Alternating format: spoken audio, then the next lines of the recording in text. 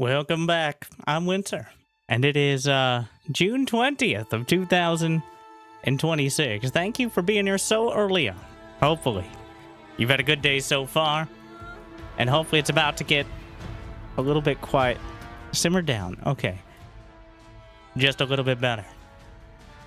Today, we're casting the highlights of what I've been told and have seen is quite an ordeal so far. The King's Gauntlet, with a lot of kings and a lot of gauntlets.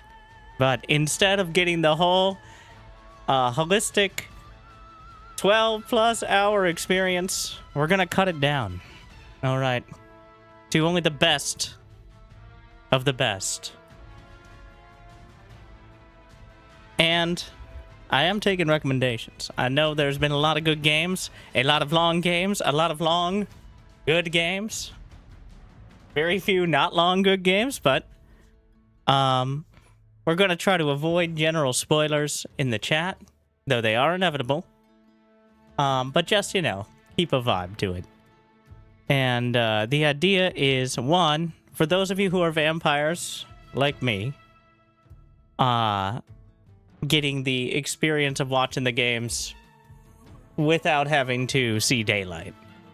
And two, because I want to cast them. And I have a little bit of a different style, a more incompetent style, and I like casting. So thank you to Hera for putting it on and allowing me to do so. And thank you for tuning in. And hopefully we picked out some of the best. So right now, the plan, assuming we have the time and ability, is Uthermal versus Sing Sing. And then Grubby versus Pig is last. And then Sing Sing versus Wagamama. And then Grubby versus Pig. And, well, first, what I'm looking for, if I missed any from day 1 and 2 that are worth going over, because it's not just day 3. You're getting in on the ground floor, which means you probably already watched some and have some recommendations. And by the time we're at the other end of this, there's going to be a lot of people who probably didn't watch as much live because, you know, it's a completely different time. Is Viper playing? I think Viper is a little overqualified. So the King's Gauntlet is a gaggle of non-Age of Empires 2 streamers and competitors from other games, including such small indie names like Loco and Grubby and Pig. And no, these are not just nouns or Spanish translations, but instead, gamers you may have heard of. Why don't you want to see Day 9? I do want to see Day 9. I did not see any Day 9 games recommended. I do know that, well, okay, we can get a full list. Here's the players in order of their peak ranking as of the end of the ladder race. Grubby, Uthermal.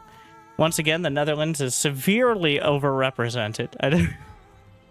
Captain Lance, Sing Sing, Pig, Wagamama, Atrioc, Noff, Death Note, Loco, Mr. Llama, SC. I do like how he still has SC in his name, despite...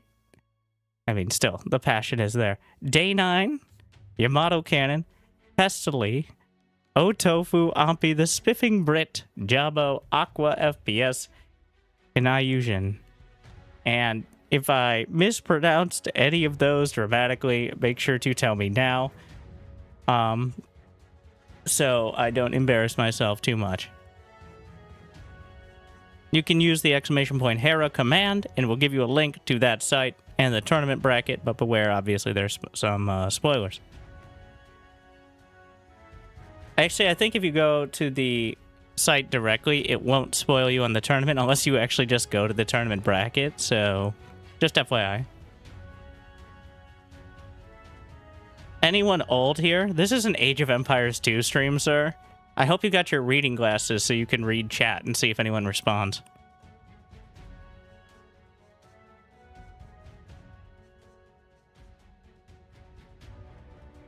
Like and subscribe. Now, you can find that, but... Yes, this game is older than most of its best players. Talk louder. Just, lean closer to the screen, Grandpa. You're like, you're right, that's correct. I am using speakers on my television.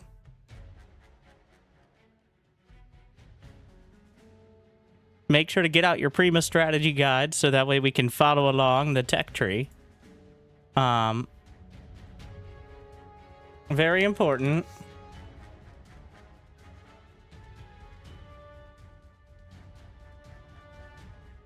Where is my...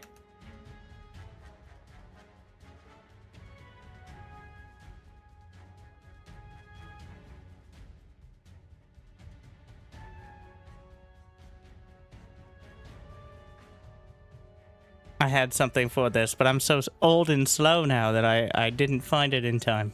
I'm gonna spend 3 more seconds. Ah, there it is. That's all I needed. Everybody, you got all your tech trees out?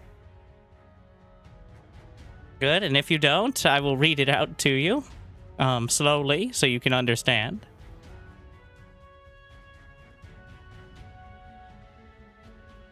Remember this? If you do, congratulations, you're old. Remember these? That's called a CD-ROM. Nowadays, people just would rather prefer to CDs and downloads.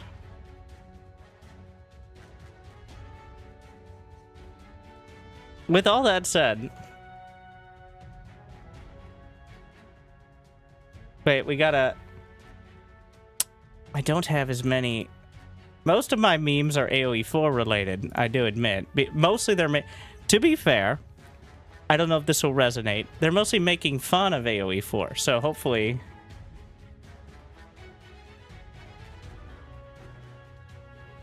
that will suffice.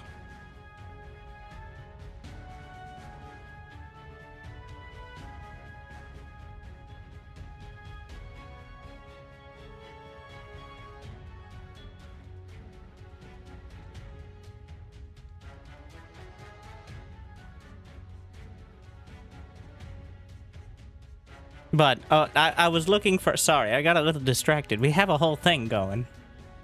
And it's not... do you remember the war? The horns? Dun-dun! Dun-dun! I remember. When the battle elephants came crashing in and my monks had all wandered into their death. And... it'd been years since I'd last heard. Whoa-la-la!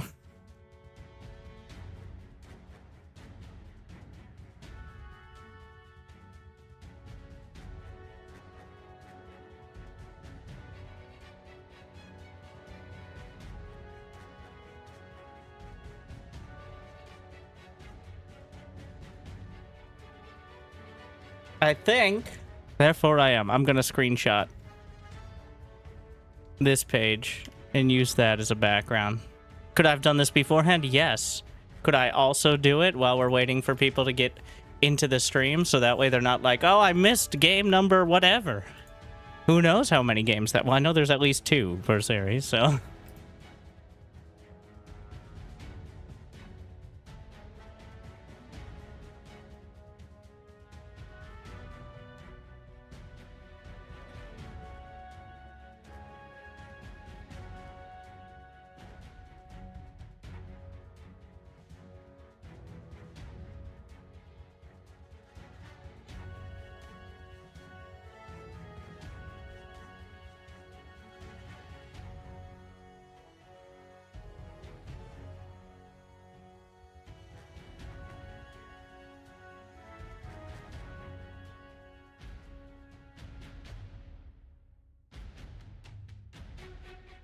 There we are.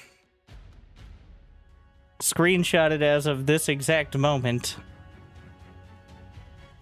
Wait.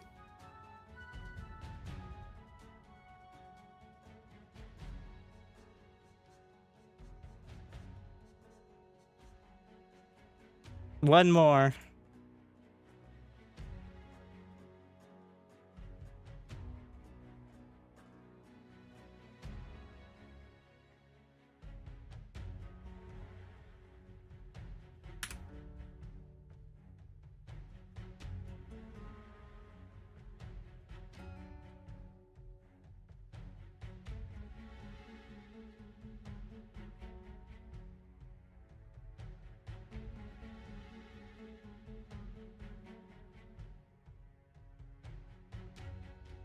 I think Times New Roman is good for casting old Romans. What do you think?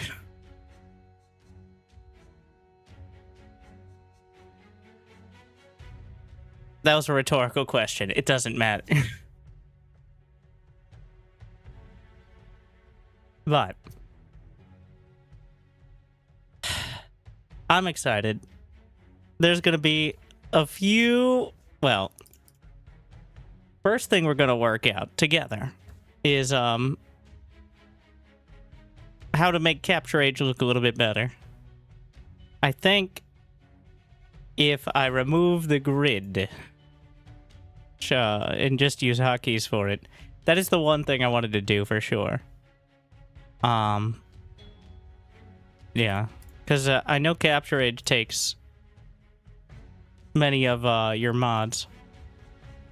I see. Ah, yes. So I get why the every game one was on Regicide Fortress, because get it, the King's Gauntlet.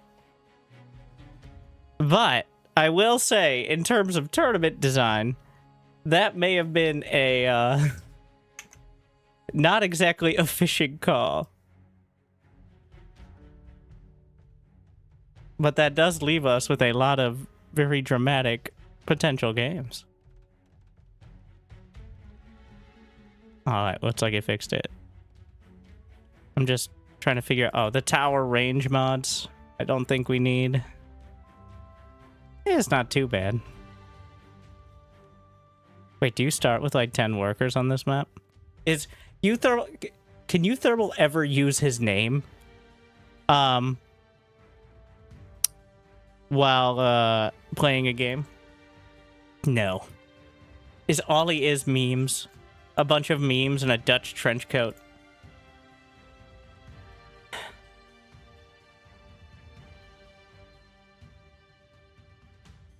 I mean...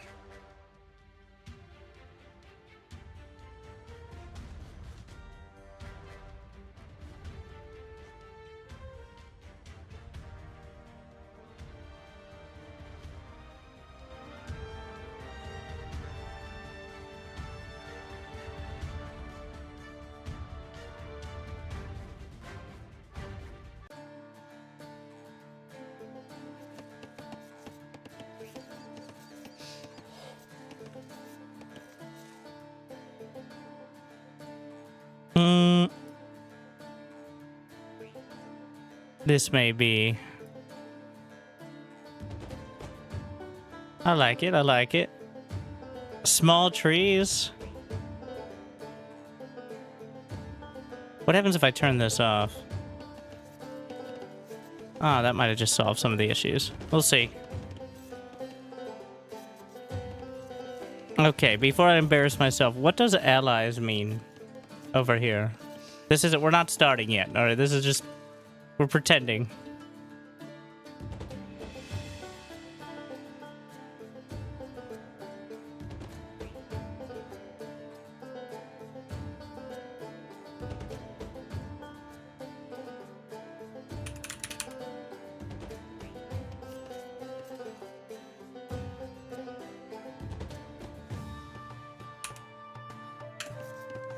There we go. I didn't realize I could just change it. So, if the king dies, you lose. Correct? I am not misinterpreting this basic fact. And then, what are the allies? There's like a list of allies over here.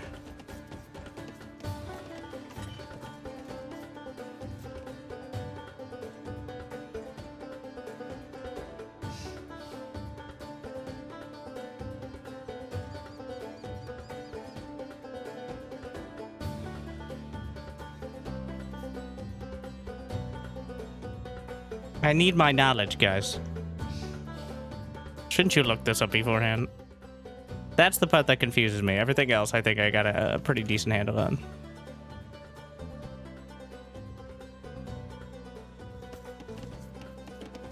Does anybody know what the allies mean? Your scout will not harass them.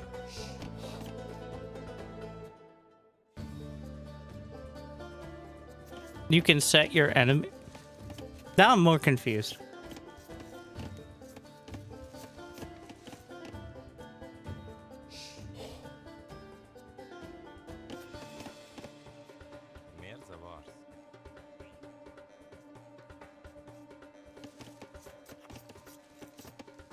Hera had chat in front of that the entire weekend. He had chat in front of the score? I guess score is misleading anyway.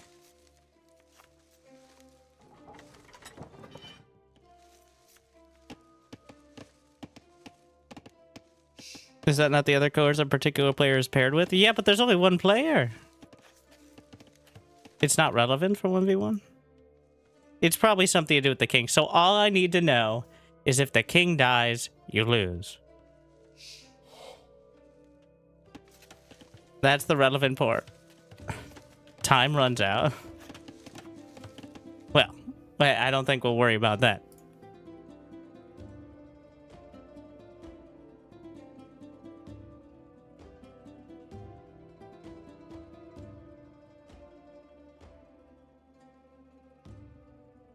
It's time. There's a 90-minute game time limit. All right. let's worry about that. Let's cross that bridge when we come to it. Just hopefully never. I'm gonna put on my caster pantaloons now. I don't know if you... It's a subtle change, but you might be able to spot the difference. I'll try to make it very subtle, though.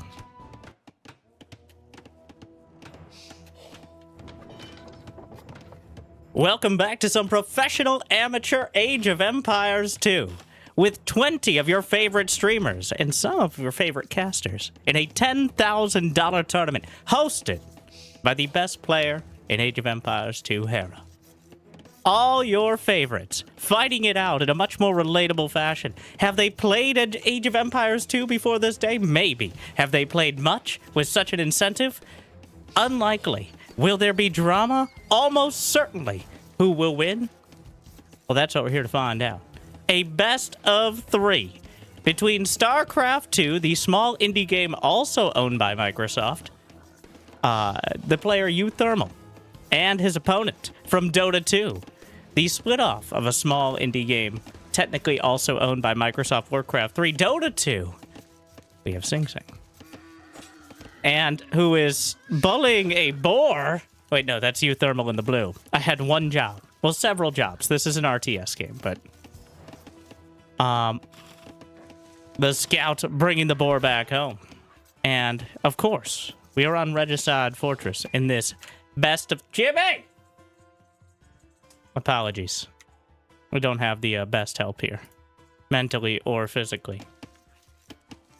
Alright. Before we get started, make sure to check out Hera, of course, for all the highlights and much more competent commentary.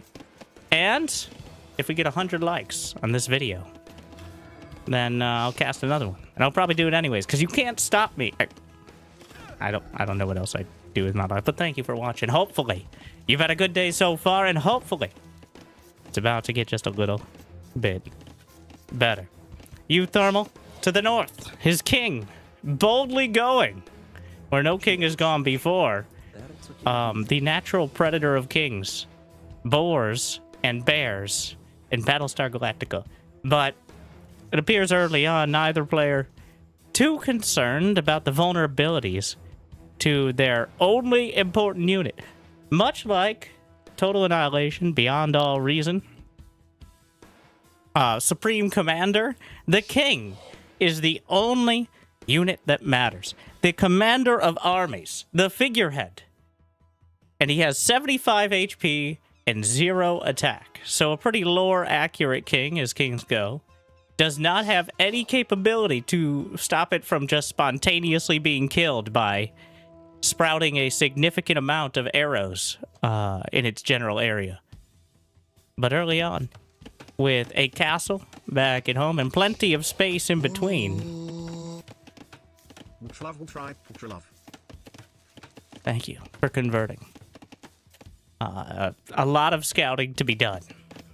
And of course, they start in the Dark Age.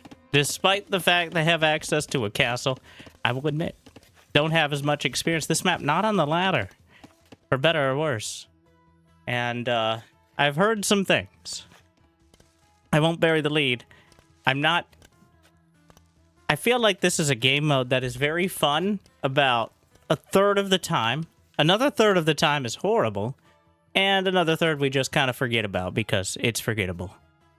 But I guess it stands out more when it's something that's not played quite as often.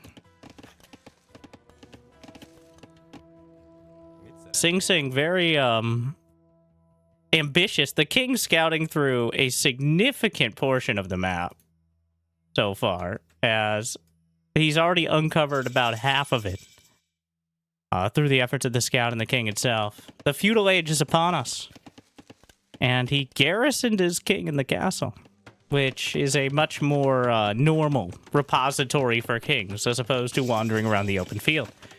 Uthermal is the Bohemians. Gunpowder, monks, drama, I've heard of. They made a pretty well-known Rhapsody, but I don't believe that was a king. I think that was a queen. But unrelated. Mining camp technologies are free. Blacksmith and universities cost less. Spearman lines do more damage. Just the one spearman line. There's not multiple. I'm not that incompetent. Fervor and sanctity. The monk upgrades affecting villagers, which I believe HP and movement. And they get some guns quicker, which is very much in line with Uthermal's more regular Terran play. They have the Hussite wagon, which is one of the most annoying units to most strong, individual, unique units, and requires a pretty direct response.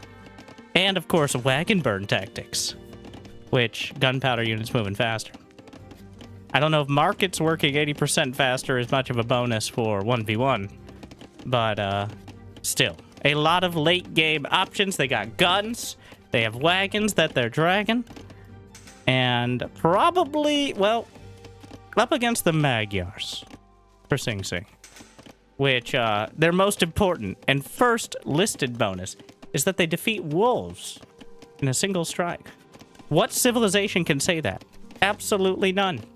Which is actually kind of convenient when it comes to more open maps, but also silly things like scout cavalry casting less, costing less, melee upgrades being free. You do have to buy the blacksmith though. And the Magyar Hussar, which is like the Hussar she tells you not to worry about.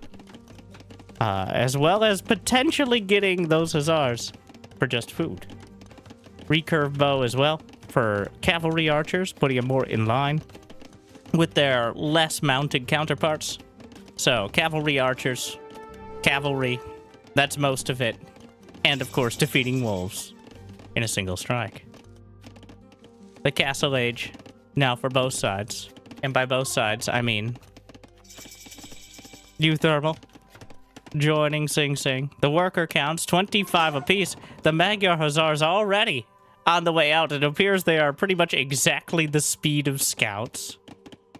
Which, the chase is on. Taking control of the map, what's like 4 relics? Was one already picked up? Or just 4 relics to go around? Keeping control of it. Now, relics, probably the most important thing if the game has a tendency to go on. Ooh. A single villager heading out. The Hussars clearly taking control of those relics. Uthermal opting for the economic upgrades as time goes on. Looks like Sing Sing has preferred to get the unit count up beforehand. Second town center on the way. Uthermal's already at not 1, not 2, but 3. Ah, yes, that was a scouting villager, obviously. If you look very closely, you could tell. Instead of worrying about doing silly things like mining or chopping. But the relics being clearly controlled by the Hussars. These scouts trying to intercept, and, well, the buildup will continue. When will it end? That remains for the players to determine. But Uthermal, with 3 town centers this early on, will pull ahead dramatically in economy. But what is better economically than gold trickling down through the religious... Ah, yes, another scouting villager from Uthermal. Not well known as the ideal for scouting choice, but making sure. Well, I don't know if you could wall in relics. I'll admit that most of my experience in this is from AOE4. So I did reach a pretty respectable, I think, 1500 playing some games before the tournament. Though I will admit to focusing on some specific strategies to do so. In almost all of the games on Arabia, I don't think I've played or seen a single, well, before this tournament, a single game here on Regicide Fortress. But so far, it appears to be quite similar to Arena in that there is a significant build-up phase, thus challenging not only the player's build orders, but the caster's ability to fill time for... now, this needs to be pointed out. Time is fluid. It's all relative. Specifically here in Age of Empires 2, where time actually passes 70% faster than time passes. AKA the speed at which the game is played is 1.7 times real time. So 16 minutes is more like 10-ish minutes. Or 9 something, because that was relatively easy math. But still, it does pass. And so far, a significant amount of it as 1 kill to 1 death.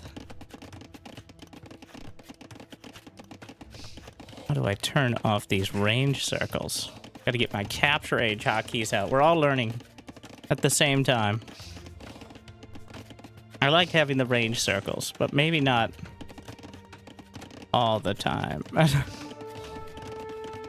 Wood chopping ASMR, of course, is 10 hours wood chopping to chill/relax to. Can I get enhance? It does not get louder when you zoom in. I don't know why it would. Oh, I found the button. All right. Alt Q, for those of you wondering.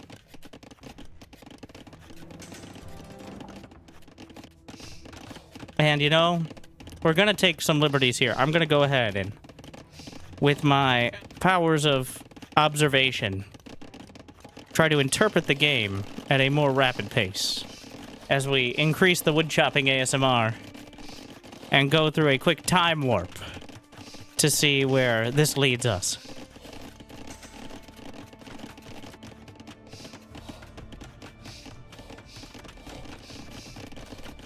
Uthermal with yet another scouting villager. The 3rd time's the charm, though.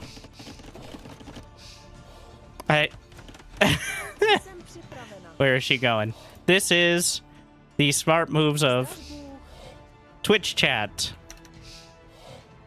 We'll see if Twitch chat can survive the journey there and back again. An unexpected one.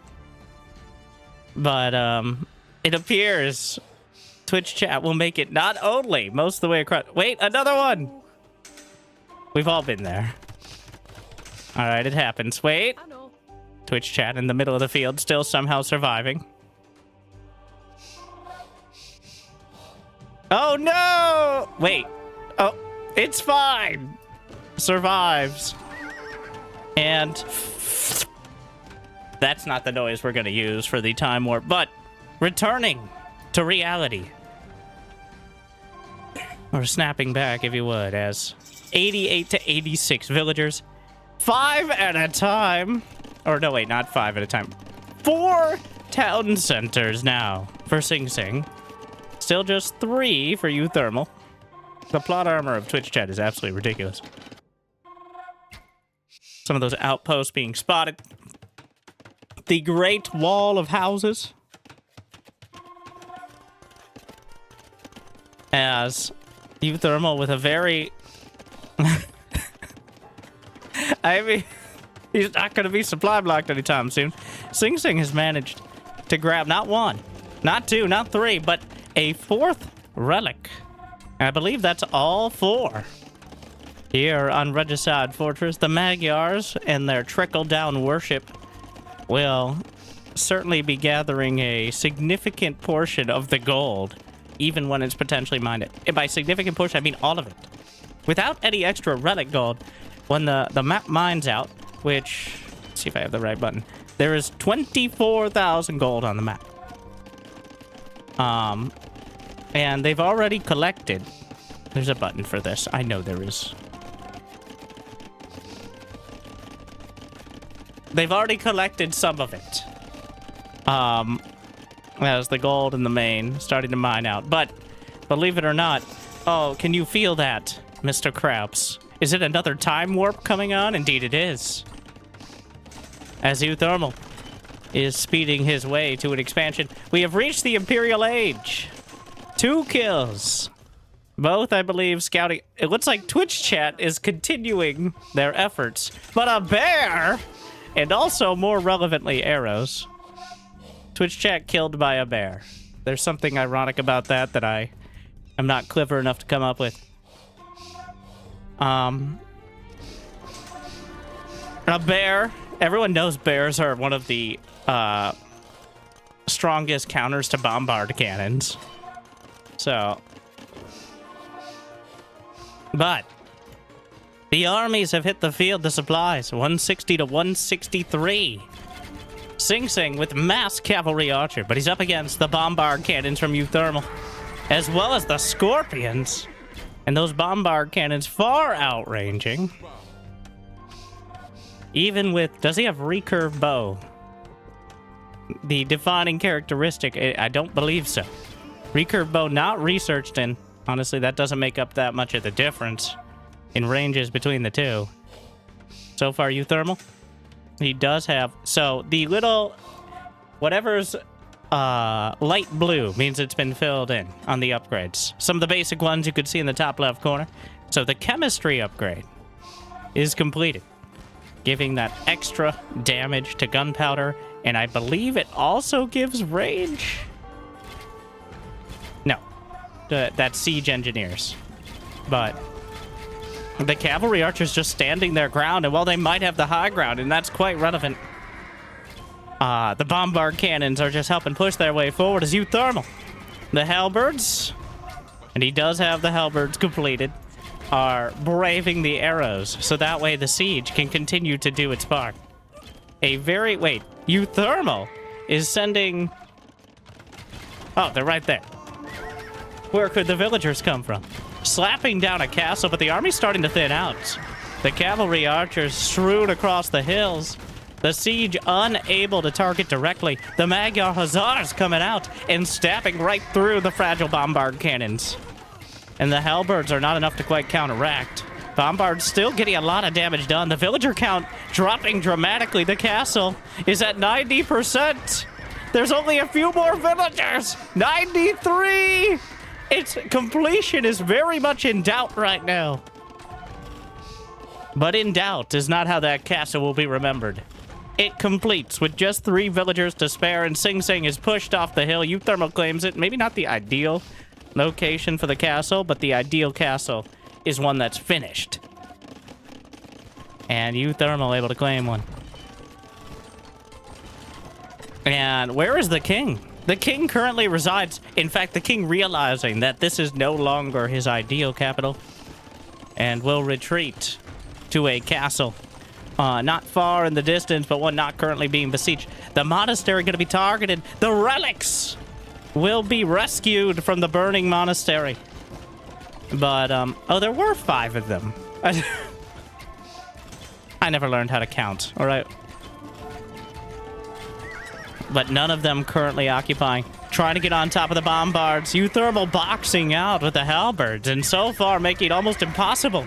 The cavalry archers will snipe off another one. Another shot. Just 1 bombard cannon remains, but Uthermal pushing forward. A trebuchet to try to break through.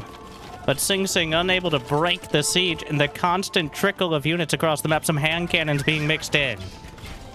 the handheld version of the bombard cannons to help deal with the Magyar Hussars and really anything else that gets particularly close. The Magyars with no access to the BBCs, if I'm not mistaken. No bombards, which means reliant on trebuchets, which are just not as reliable. Easily sniped off by the BBCs of Uthermal.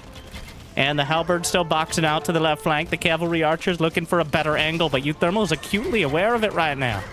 The cavalry archer count dwindling rapidly as massive cannons are raining down huge rocks directly into their faces.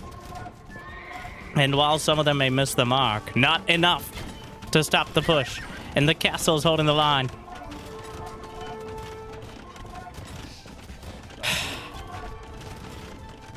The score starting to heavily favor the Dutch player, which doesn't narrow it down, as they both are. But in the blue, 4 bombard cannons now, some villagers here to repair. And cavalry archers and Magyar Hussars, the two arguably strongest units for the Magyars. But not strong enough to counteract the coherence of this push. Continues to push through. The wood line itself is boxing out. He could delete some of his walls to maybe open up another angle. The hand cannons are becoming too numerous to contend with. The Hussars cutting off the reinforcements, but the bombard cannons shelling the castle. And finally, we'll break it down. The king still resides in the castle, not too far away. The walls can be broken down. Uthermal is maxed out. He has 147 to 148 villagers.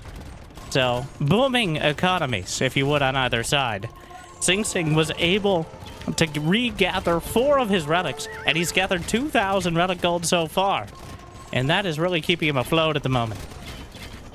Meanwhile, the gunpowder from the Bohemians, overwhelming. The cavalry archers, just technologically outmatched. The Hussars optimistic in the face of so much concerted literal firepower.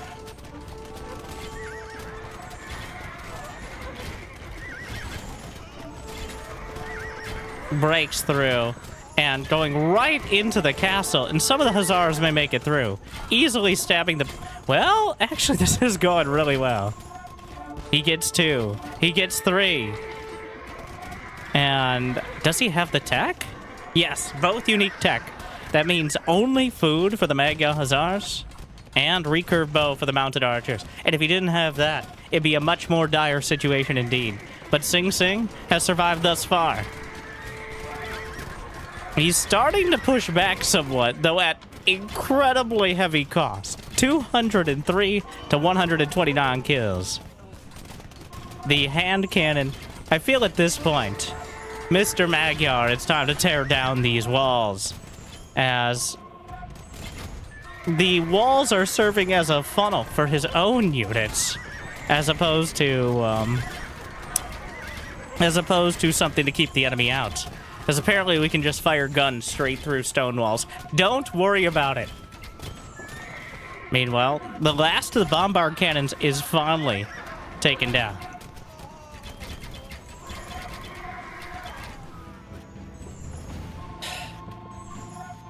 And peace in our time. Quite a buildup, resulting in a much more dramatic explosion. But Uthermal's push has been maybe not stopped, but stalled, at least for now, as he did not break through the walls, though he's looking to remedy that with an attack over to the left side. And the king, remember, the king is everything. Without the king, your whole civilization will crumble. And in this case, well, the king is in the castle. And that's all that's needed. Some villagers, the Hussars, have finally broken out. And that is a lot of cavalry archers. In total, there's 29 on the field, with 20 more queued up. And the hand cannons are not enough of a match. Abandoned. The mobility of the Magyars. Enough to open up some space on the field.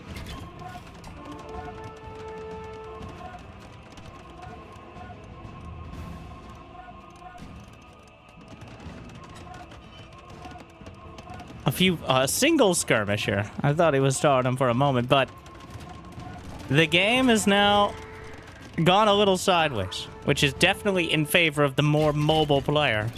And cavalry archers and hussars are two of the most mobile units in the entire game. Uthermal needs to push through. The focus down the center has abandoned the flanks. Though the villagers... Sing Sing does not know about this. He has no idea. Just the weird graphical glitch of Capture Age right now. The gold and stone being mined by dozens of villagers.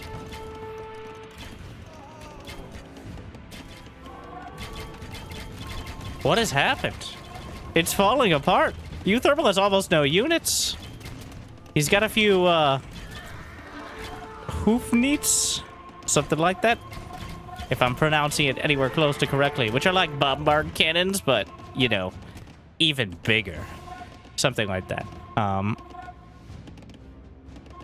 Yeah, super bombards. So, upgrading to the ultimate form. The Magyar Hussars still sneaking around the corners and cutting down the villager count, though it still remains relatively high. Units under attack across the entire field. That lack of relic gold. Sing Sing still has 5 relics, which is powering this push. Uthermal isn't repairing with all of his villagers. The trebuchets, one of them taken down. I don't actually. It looks like a bombard was able to help out with that. Almost loses the castle that's been holding it all down. And more Bohemian bombards over to the left side, targeting the cavalry archers. Great micro from Sing Sing, or fortuitous micro, either way. Meanwhile, no murder hulls, which means a single Magyar Hussar is able to slowly but surely stab through the castle until it runs away. Units cut off. And the position is failing. It's the economy. Sing Sing with 3,000 relic gold and counting, as Uthermal has mined most of it on the map, but how much remains? 2,000 gold! And when that's gone, you just have to rely on the absolutely disgustingly inefficient market prices. Uthermal... Oh no, he didn't have ballistics, which means that his units didn't know you're supposed to aim at where the units are going, as opposed to where they are. I believe that affects hand cannons. I'm not sure if it affects bombard cannons. It might not be nearly as big of a deal as I'm making it out to be. I know it does affect scorpions and skirmishers, though. 2 units of which that Uthermal is now starting to favor. The unit's moving in formation, which means they're struggling to get to the front line, though. And a lot of the hand cannons will pay the price. It doesn't work on gunpowder, which doesn't make any sense. I'm starting to think this game is unreal. So, Uthermal, focusing on the techs he needs, knowing his economy, despite being so strong for so long, is starting to falter. But he's been unable to break through. The king still sitting in his secondary castle. The production stalled out. And it's starting to seem like grabbing those 5 out of 5 relics is going to be the defining characteristic of the entire match.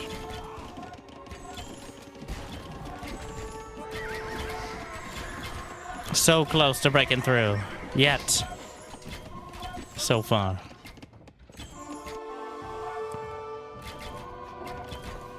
The BBCs removed. The hand cannons deleted. And now, Uthermal is almost entirely out of gold. He's still got 28 on gold. I don't even know where. The last few patches. The last gasp. 153, but Sing Sing's now at 200 supply. The Hussars and the cavalry archers have carried him this far. And they may be able to carry him a little bit further. Very optimistic. Upgrading crossbows maybe a little on the late side for a crossbow transition.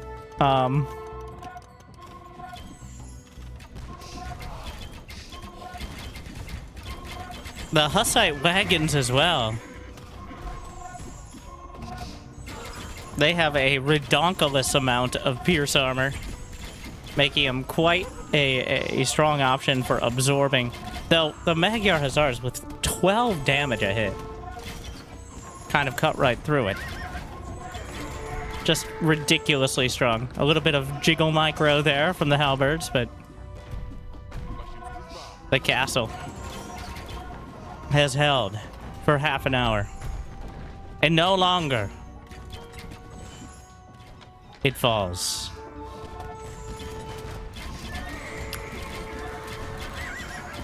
The Hussite wagons.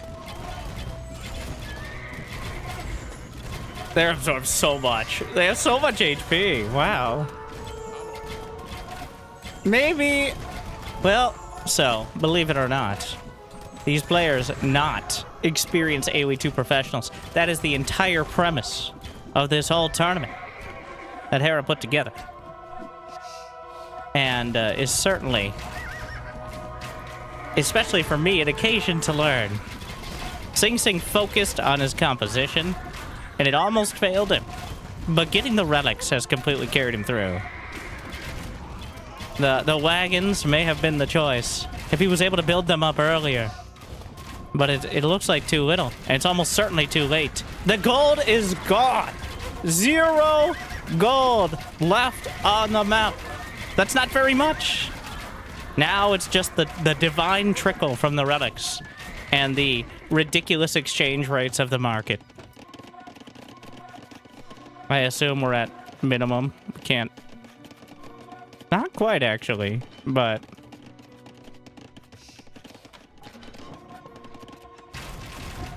the production rate. He has 68 Magyar Hussars, 90 on food.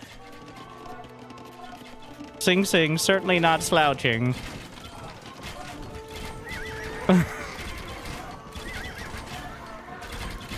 I just, at this stage, I don't think there's a chance of challenging the army on the field. The king still just...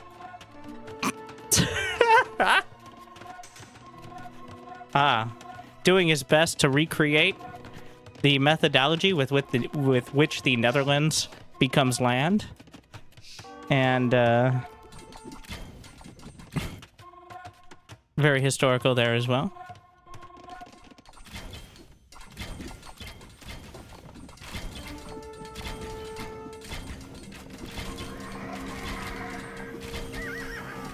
Making sure there won't be a run-by? Yes.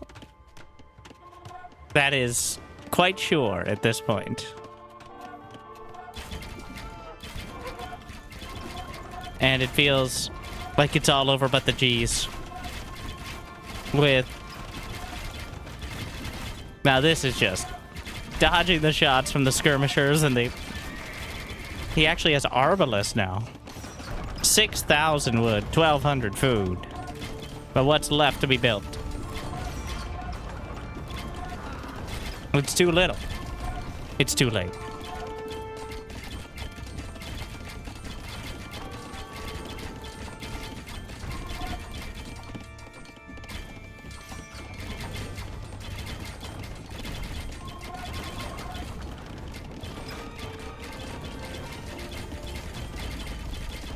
What is that? There's a... the kind of conundrum of late game buildings that survive for so long because it's actually so hard. Believe it or not, some dude with a shiv can't easily take down a building. Though he can build it much more quickly, which... Okay, the whole analogy, or whatever it is, kind of breaks down pretty quickly. Unlike buildings. Sing's King ungarrisoned voluntarily. And he regathers inside of a town center. But why? Will we go until Uthermal loses his last castle, and with it his king? Only this time warp will let us know more quickly. But a hard-fought battle The wood line was chopped through and the walls never shored up.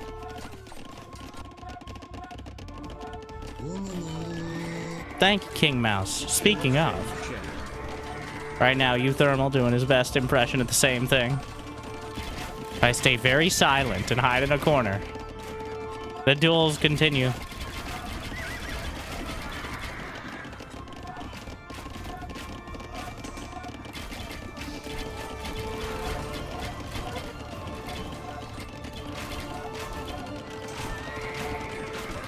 Crop rotation, maybe a little bit late, but better late than never. Well, actually,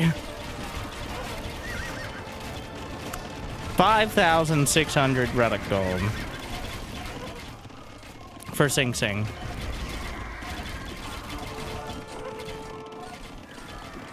Uthermal trying to slap together enough production, but it's not going to be enough. 200 supply. He's got 31 cavalry archers. He's got 70 Magyar Hussars queued up to Sing Sing. The villagers being run down by just a few of them on either side.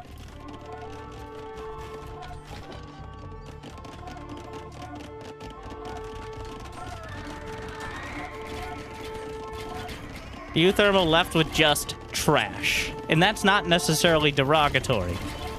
Just the sort of units that don't cost gold. Which for the Bohemians are, let me use a technical term. Sad.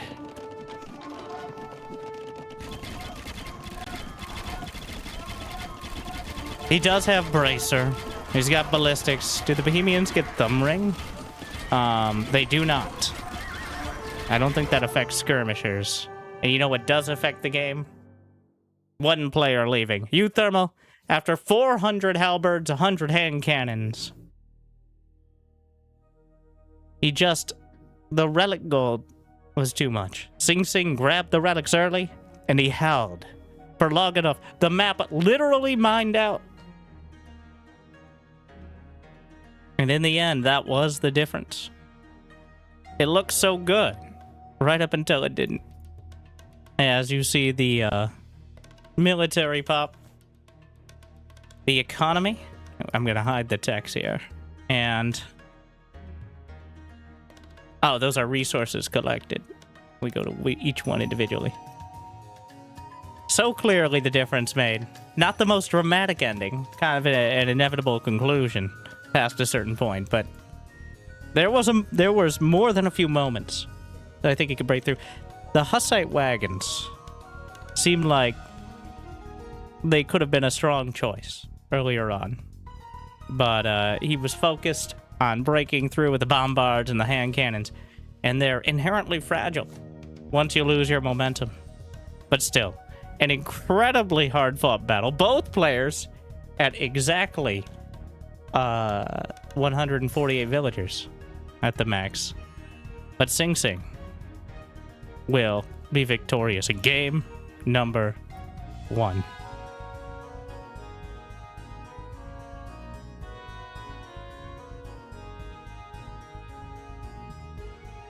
And now I just need to figure out which one of these was played first. But the King's Gauntlet by Hera. These are where the players ended up as the tournament started after the ladder race. The thing is, there's a big difference, I think even more than StarCraft 2, which obviously is the relevant experience for Uthermal. But there's a big difference in this sort of tournament that between playing the ladder and playing the tournament itself. Especially when it could all rely on a best of 3. There is such a variation of builds. Your micro and macro will only carry you so far. Like, Uthermal is well known for his obscenely creative strategies. And I can only speak to our StarCraft 2 players, really. He's known for his obscenely creative strategies. But let's be honest with ourselves here. A lot of the reason that they work is because he's just so much better than most of his opponents. Which is not his fault. You might be like, is he smurfing? No! Uthermal is easily a top 30 player in Europe, which is the server he plays on. which, because of how matchmaking works, means most of his normal opponents are just not going to be that good because the pool is so small. But here, it doesn't quite come through for him. Bringing us to game number 2. Thank you, Jimmy. Sing Sing holds on. And with it, victory. As we move to something a bit more recognizable, Arabia. And in the top left is the Portuguese. We have Uthermal. And in the bottom right, as the Mongols. Sing Sing. And I was gonna break down the civilizations, you know, good time fill there. But Sing Sing sends his scout across the map right off the bat. And is looking to... certainly not looking to go about his business, but instead meddle in his opponents as much as possible. So far, has not been able to nab any of the sheep, nor, I would be... Well, one, because there's no sheep. It's a cow map, which does change things a bit. But in that, cows have more meat to them, and there are slightly less of them on the map to balance it out. But so, we'll see if he ends up laming the boar, or at least trying to... I don't know if he'll try to drag it back across the map, and this is a Javelina map, which... Are you crazy? Is he gonna do it? Well, here we go. Place your bets. He grabs the boar, such as it is, and he's gonna try to biker across the map, but Uthermal's very well aware. He saw the boar. He saw the boar moving. He knows. Oh, here we go. The chase is on. And he drives the scout away. That's enough. Stop right there, criminal scum. And, well, all right. He tries to dictate the pace of things, but now Uthermal is able to drive it back on the other side. The boar will be lured in. The villagers, a bit of a smorgasbord of meats on the ground here, but... Well, the attempts to take some control of the game early on, not sure if it was worth it. But it certainly was entertaining. But Uthermal easily deals with it, and will go about his business just fine for now. And in fact, Sing Sing did not... He's busy luring a deer. You might be like, that doesn't look like it's a deer.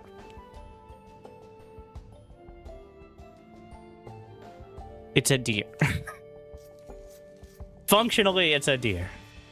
Meanwhile, he grabs... One of the cows is grabbed by Uthermal. I don't even know if it was intentional, but he's just gonna throw it across the map here. And Sing Sing gonna be in an awkward spot. Body blocking out. The scout is already damaged from its aggressive intentions early. And this is just not a great start. Very, very... So, thankfully for Sing Sing, Uthermal did not find the other two cows. But it's a rough and tumble start here economically, as the food is just running off and potentially not coming back. And that early food is so important. Just to... Oh! Villager living life on the edge, but does survive the attacks of the Javelina. Javelina? I don't know how to say it. The boar equivalent. But the reason... Oh, this is a bit of a mess.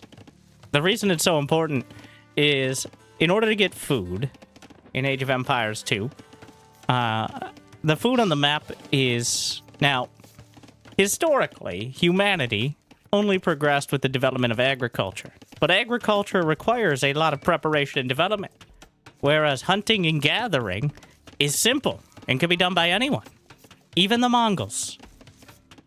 Which, feels needlessly derogatory, but the Mongols especially, with a 40% faster work speed on hunting, which includes boars, deer or deer equivalents, not cows. All right, so when you're herding cows or your mother, it really does not affect this. Oh, here we go again. The scout on scout action. And the open maps with a little bit more of a... close enough, he says. Within the range of the town center is close enough for now. But the very simple version is that the early food from the cows, the deer, the boar they don't cost wood. There's no wood investment. So the longer you can hold off getting farms, the better your economy is going forward, and allows you to be more efficient with everything else. So every bit of food, every 100 to 175 to 300. So deer or deer equivalents are usually 100 to 175. The rhea here are 140. Cows are 150. Boars, 300. Actually, I think they're 400. The javelinas are 300. But all of those, like a single farm, is 175 food. And it costs 60 wood. Right? 60 wood? I'm not wrong about that? Like baseline. There's a lot of modifications to it. So, as time goes on, well, that 60 wood could have been invested elsewhere. Because it's not just 60 wood. It's the time it takes to gather that wood. And then, you need another villager to gather from the farm. That's multiple steps. Whereas, herding a cow and chopping it up only takes one. Though usually you want to have more than one because of other details. But so the early game is so critical. And actually, I would argue, way more nuanced than StarCraft 2. The amount of APM you need in the first 10 minutes is probably higher than the amount of APM you need in the next 10. And Sing Sing falling a little short on that front, as struggling to win the scout battle. Already takes some more damage. There's a spearman over here. A wall is being built to keep the scouts out. And we're going to get some hot spear-on-spear action. Though, I do think... Now, I know Sing Sing is a top-tier Dota 2 player. And Uthermal is a top-tier SC2 player. And I think actually both transfer very well. Anyone who thinks Dota 2 isn't an RTS is a fool. Who just wants to feel superior. Dota 2 is one of the most intense RTS games out there. But the mechanical prowess required to keep up with the Dark Age and keep everything else going may favor Uthermal as time goes on. I know, so I changed his name to Uthermal. Though his actual name in-game right now is Arena Enjoyer, smiley face. And if you know Uthermal, you know that doesn't mean he enjoys Arena. It means he, pardon my French, fucking despises it. And Regicide Fortress is just another fancy look for Arena. So, it's not too surprising that he tried effectively a kind of all-in strategy. And when it didn't work out, it faltered a bit. But here on the open map, Uthermal doing quite well so far. I don't know why I'm saying that, though. It just felt like Sing Sing had a bad early start. But looking at it, can I back that up with any sort of facts? Sing Sing has two more villies. He's got an army on the door. It does feel like Portuguese is better as time goes on, but I don't have nearly the knowledge or authority to say these things with confidence. But I'm gonna do it anyways, because otherwise it sounds terrible as a caster. So, just trust me, bro. Like and subscribe. Archer's on the way across. The scout's still hunting for an opportunity, but Uthermal, he's sneaking across with archers. He has a couple spears to protect them. And what is there to deal with it? Scouts are quite good if they get to the archers, but Uthermal has the triple threat, the Destiny Cloud Fist build. He's got a barracks, he's got an archery den, he's got a horse production facility. And, okay, that one wasn't as clever, but And that means he has all the options early, even if they're quite difficult to manage. There's no easy answer to the archers here. I don't think Sing Sing even has an archery range for skirmishers. He's going to start one now, but the spearmen could easily get taken out, which means his scouts and spears can box out for the archers, though he's just running past. The town center is not enough to stop him. The archers can fire over the top of the palisades. A quick wall from Sing Sing doesn't actually come together, but the idea of it intimidates them. Citizens arrest, and villagers on either side. Chaos, butchery, massacre on either side, and Sing Sing. Well, the villagers will surround the scouts and shiv them to death. And what looked to be a pretty coherent attack is now a confusing exchange. And Uthermal has lost all of his non-archer units, which leaves the archers somewhat ridiculously exposed. And the scouts can maybe come back across the map. The scouts instead focusing on the aggression. Uthermal, well, the attack bungled. Though castle is on the way, whereas Sing Sing is not particularly close. He has not yet clicked up, as they say, for people who don't use hotkeys. What's wrong with them? I don't. And the scouts might find another kill or two. Both sides have killed 2 villagers so far, which I need to point out and need to stress for these StarCraft players out there. There are dozens of us. And for the StarCraft enjoyers who don't actually play but pretend to because they played 10 years ago and now still pretend like being High Diamond, Low Masters, and Wings of Liberty is relevant today, and they have some sort of authority on that experience. And you know what? You do. And that's many more people. But it's not like losing workers in StarCraft. In StarCraft, there's a lot of macro mechanics, which we're debating so much right now with the new patch and extra workers. You cannot chrono boost villagers. There's no mules. There's not larva inject.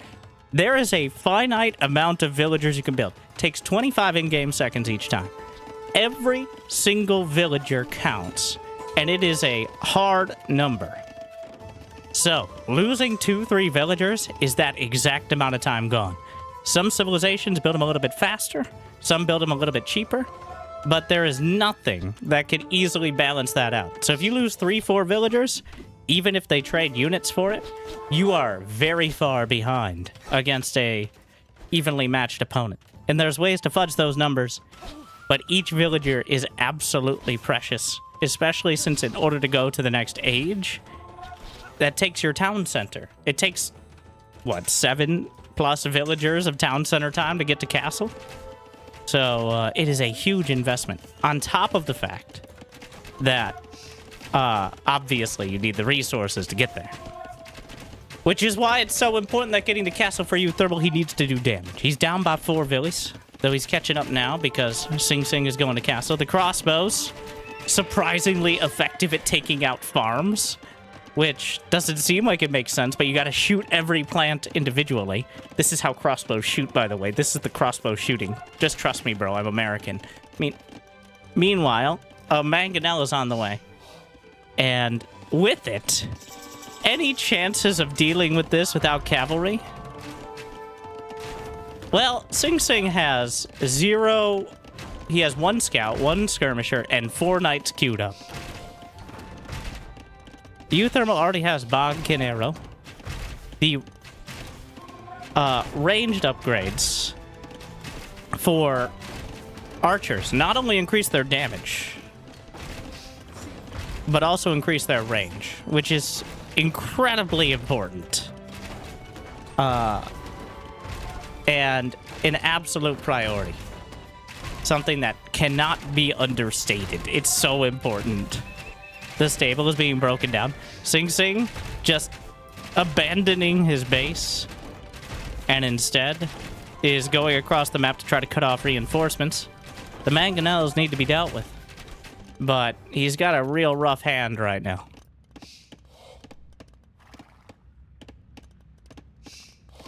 Uthermal? Well, where's he going? I think he noticed the scouts and got a little bit caught, but the mangonels can outrange the town center.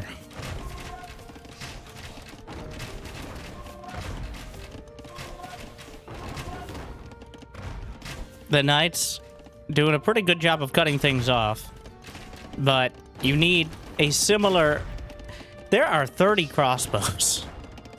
That is... I don't know if there's an amount of Knights that could deal with that realistically.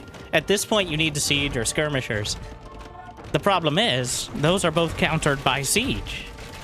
So, Sing Sing is in a troublesome spot here.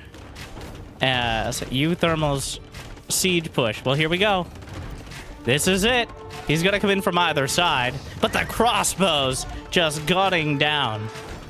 The Knights, oh, the towns that are still targeted. The siege not on top of the Knights. But a couple of them boxed out. He's trying to at least deal with the mangonels.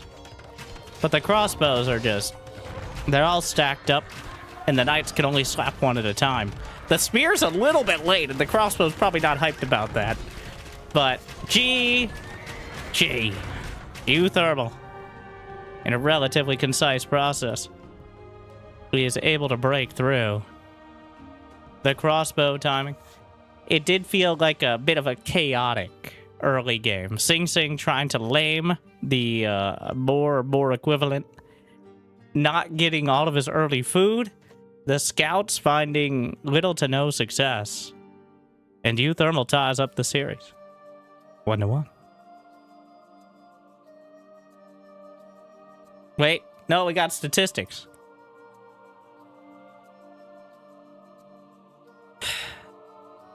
So, archers. What is the best equivalent here in StarCraft 2? Well, they're kind of like Marines, which is probably why he like... That was the closest equivalent of a Marine tank push as you can get in Age of Empires 2. Without splash damage or overwhelming numbers to deal with it, they're just almost impossible to deal with because you're limited on tech, limited on economy. Sing Sing had lower tech, so we needed more units. He just didn't have it. And eventually able to push through. We never... Wait, I want to go back because I forgot what the exact Portuguese bonuses are. All units cost minus 20% gold. So, foragers generate wood in addition to food. Isn't there only one set of berries for foraging on the whole map? I guess that's still a decent bonus. And tech research is faster. So, relatively small bonuses. Well, minus 20% gold on every unit is not a relatively small bonus. Just a small 20% discount on every important unit. Small bonus. Skim it off the top. Definitely helping in building up that crossbow count. And now, are they allowed to just pick Arabia again? Because they did, apparently. Then again, that's... if we're going to do an accurate version, the latter is also mostly just picking Arabia again, so... And here we are. Welcome back. For those from StarCraft 2, or other RTS games, I hear they exist. What civ is that? Inca. You don't know Inca? What? Don't worry about it. But Arabia, so maps are just like a vibe. Okay, that's not true, but they are a procedurally generated version. Like, you're always going to have some certain things. Like, you're always going to have your gold in a certain range, your sheep in a certain range, etc., etc. But the exact placement, like how Uthermal's gold here for the Malians is further forward but near a woodline, whereas Sing Sing has his gold tucked away in the back but relatively open. Stuff like that is determined each game. So, honestly, one of my favorite parts of the game itself, because while you're playing the same map, you're not playing the same map. You can't have exactly the same build. You put your house here, put your barracks there, and shake it all about. No. You have to adapt each game. Though you can still quite easily have very similar build orders.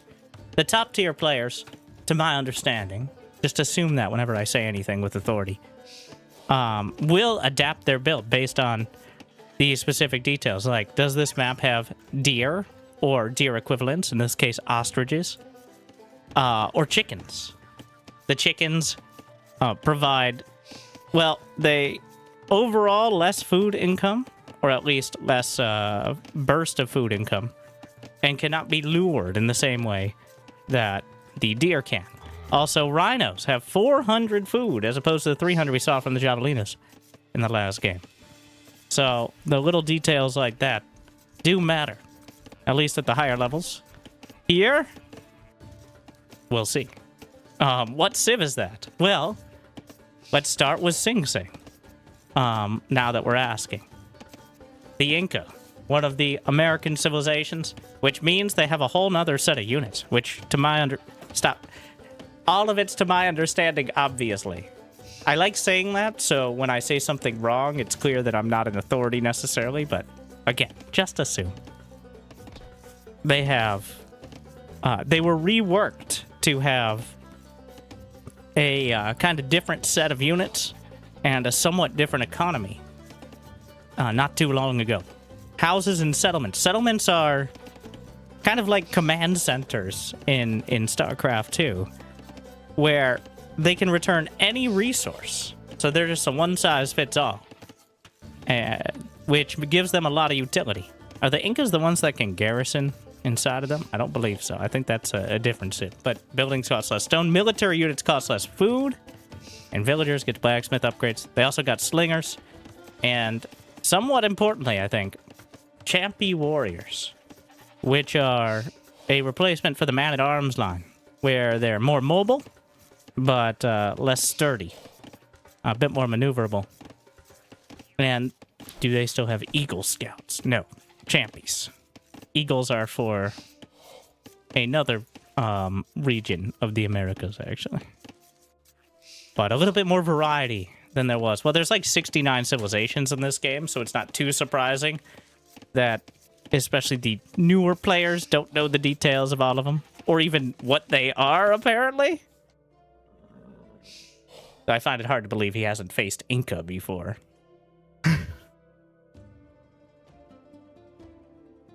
Uthermal is the Malians.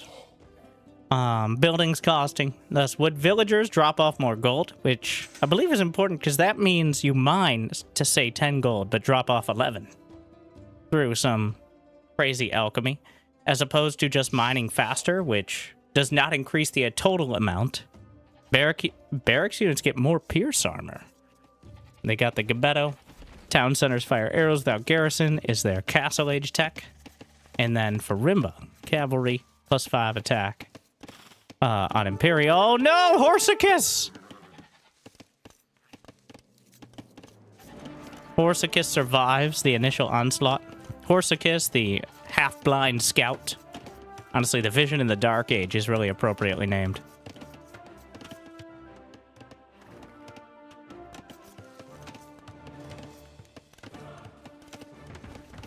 Barracks on the way. The scout still working its way around. No clearly aggressive intentions to start things off. But that could change. Well, what it means is no early man-at-arms or infantry push. Haven't seen... Well, if anyone was going to go for it, I think the Incans. Incans? That sounds wrong. I think it's just Inca. The Inca is the plural. Incan sounds so right. There's no way that's right.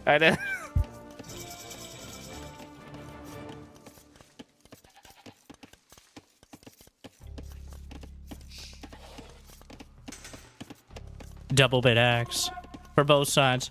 Probably the most important economic upgrade. It's so cheap and so important. Like getting 20% immediately. So the reason it's prioritized over the other economic upgrades, to my understanding, is because it pays off now, this second. So horse color increases the amount of food that farms get. And for those just returning, I watched the Spirit of the Law video, I'm an authority.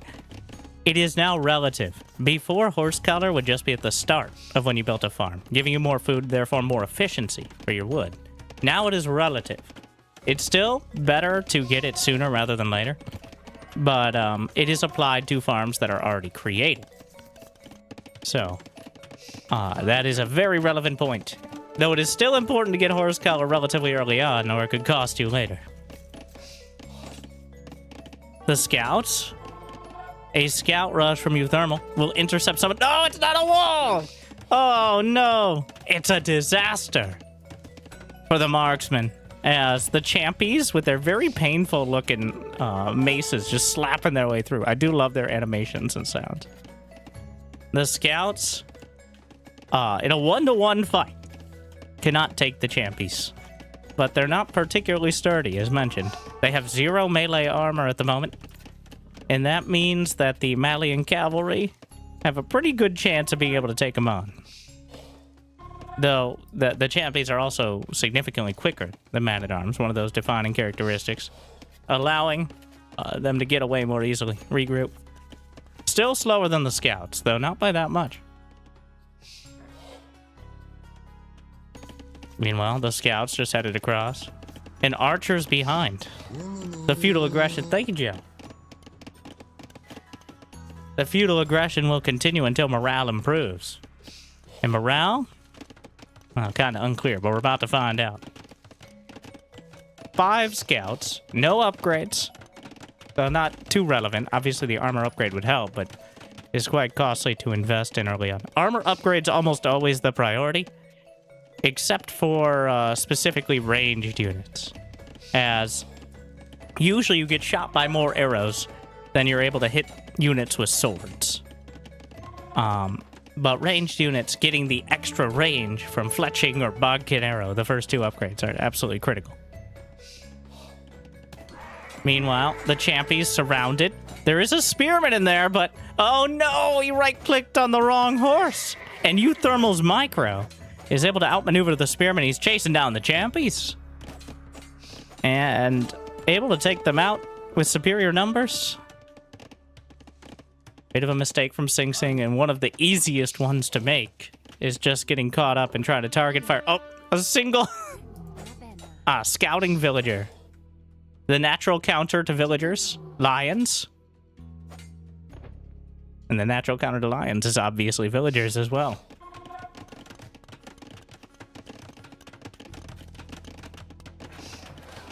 A market on the way. Sing Sing with 700 gold, which may be a bit high, as clearly looking to balance that out somehow. Uthermal, on the other hand, spending quite religiously. Mild puns intended, but... So, with an investment in some food with the market he just got, immediately buying it. And Sing Sing should have an opportunity to go up to Castle Age momentarily, though is in a very awkward spot dealing with the archers on his woodline. Meanwhile, the spears chasing down the scouts, but the archers... No fletching yet, but if your opponent doesn't have any ranged units, I don't know how much that matters.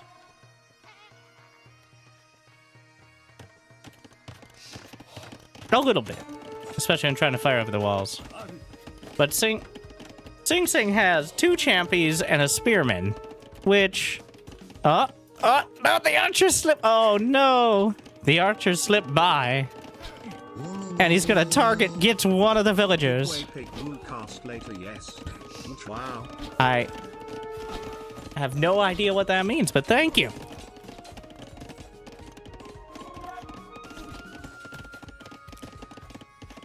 Castle is on the way for Sing Sing. The archers just running by and shooting villagers at near point blank range, which is kind of required with this level of accuracy. The archers will go down, but 40 to 32 villagers is quite a disparity. And Uthermal only a minute behind on Castle as the archers are still waltzing away. The champions will catch up eventually. But at what cost?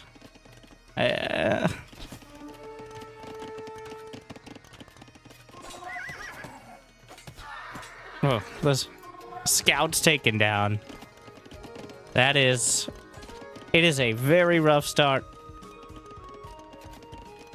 Still, now fletching for Uthermal. He gets that +1 range and attack upgrade.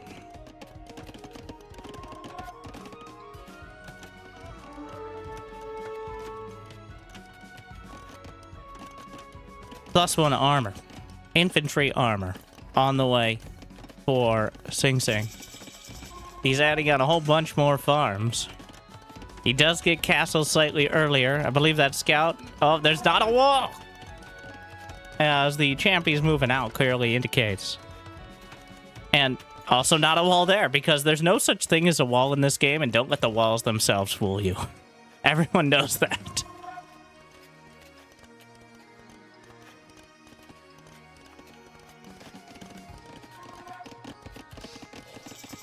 Uthermal hits castle. Immediately starts a town center. And while, as observers, we may be able to see the decisive advantage that Uthermal has, it's not as obvious on the field. It's unclear exactly how much damage he did. He knows he killed some villagers and took exactly 0 economic damage back at home. But with 8 crossbows, he does have them tucked in back at home. One way to compound your advantage, of course, just basic strategy gaming, is when you're ahead, get more ahead. Thank you, B-Monkey. If you're talking about the SC2 patch, I'm glad for Zerg now being so overpowered it's gonna get re-nerfed again and maybe never... Anyway, speaking of Zerg, the champies trying to sprint across the field, but the crossbows are more than enough. He does have +2 armor, giving the champies 5 armor against the 7 damage from the crossbows, which is pretty good. Not enough to close the distance, especially with the threat of the town centers behind. And it is just a flat calculation. If a unit does 7 damage and there's 5 armor, believe it or not, 2 damage. I don't know if there's a minimum. I think the minimum is 1. I don't know if there are decimal points, though. So, damage will be done, just not particularly quickly. Sing Sing is all in, by the way. He did get castle and used it to get champy warriors. And is trying to find some damage. But Uthermal is at 3 TC, 51 villagers. He's got 17 crossbows. And he's battening down the hatches, realizing that all he has to do is hold. Well, maybe not taking that as seriously as he could, because he's building more villagers than crossbows at the moment, whereas Sing Sing, well, he's still on 1 TC. And is cutting back. Uthermal on one side, dealing with the champies, looking for an angle on the other, but the TCs are well placed, overlapping for the most part the range, and protecting the woodline. Meanwhile, the crossbows will find some more kills. He even has ballistics done, which means they're much more effective at gunning down those villagers.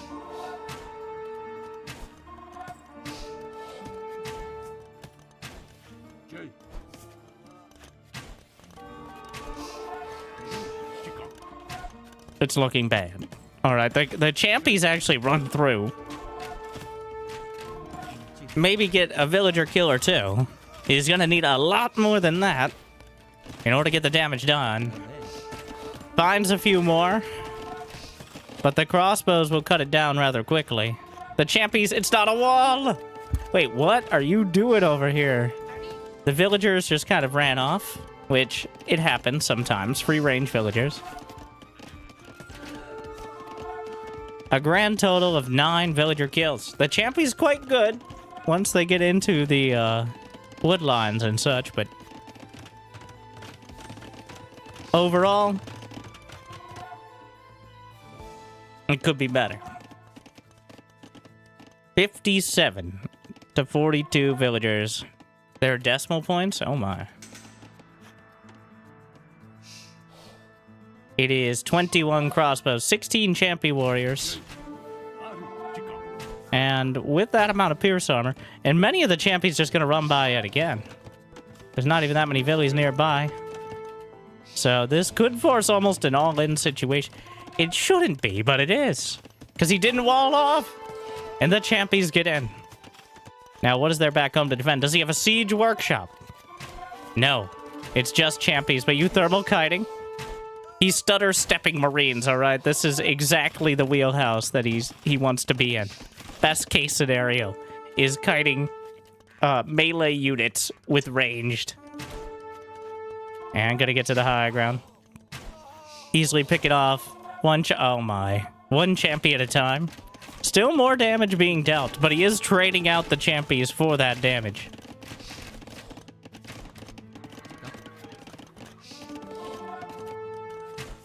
And without a siege workshop to at least threaten these crossbows, to force them not to just sit in a single ball and reach a critical mass like this. No, he's not. You're not going to touch him. And if you do touch him, he's going to get very upset and shoot the rest. Kiting back. Does lose a couple. Are there enough to overwhelm? He does not have any armor on the crossbows. Is it working? Kind of. The champies are eventually enough. And my bias is showing. Though still a costly exchange. The attack notification sound. Overwhelming noise pollution. You don't want to be notified of the attacks?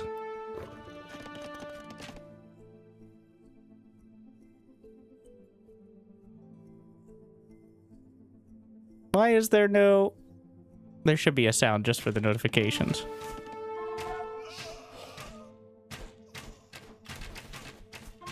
I don't know why. I thought there was a slider for that. Does that... I see where it is. I'm not going to turn it off, though. I was hoping there'd be a notification.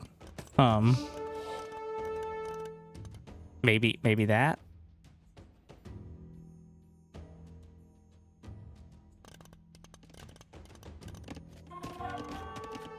Ding ding. We'll move it to current player. That should reduce it slightly. The critter volume is the most important, obviously.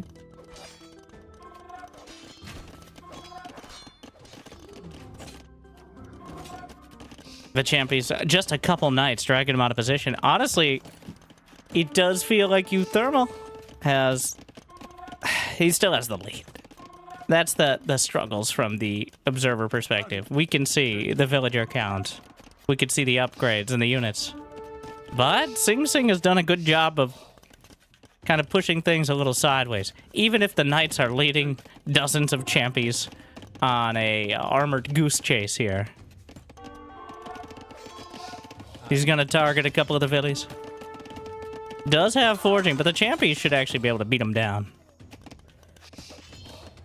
More and more knights. He's got a dozen knights already. Not slouching on the production. I hear one. As Uthermal. Now, it is always an important part. The map is dark and full of champions. And the vision range of knights is closer to night than day. Quite clearly there. As... You can only see a few feet in front. It's the helmets, right? Meanwhile, the mass champion fight with some crossbows in the mix. And here we go. The champions with 1-2 upgrades. And, there's still so many crossbows. And the knights are chasing. No siege workshop, no monastery. Oh no, the move command, he went the wrong way! And a few more champions will be cut down as they try to switch back and head home. 31 to 13 kills in that engagement from the original fight in favor of Uthermal. He loses 3 crossbows and takes out 15 champions. That was the cost. And, it's a bit of a disaster.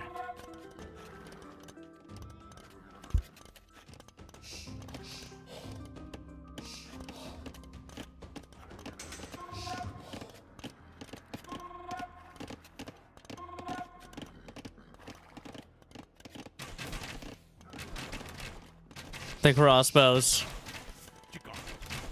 will sneak in, ensconced in this little nook. There are so many knights. Sing Sing desperate to find some sort of engagement, but while the pikemen are good, The numbers don't lie, and they spell disaster. Bloodlines is done. Extra HP on the knights. Oh, well, that's... Yeah, that was about the worst engagement possible, but... Oh, no, the right click! The move command! It's a... Oh, no! Cut down on the field, and Sing Sing coming up a little bit short. Hard fought. And honestly, in early castle, it looked like there was a chance of it slipping.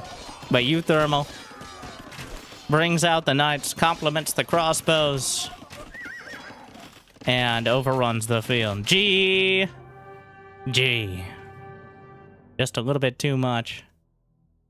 And Uthermal off to a strong start.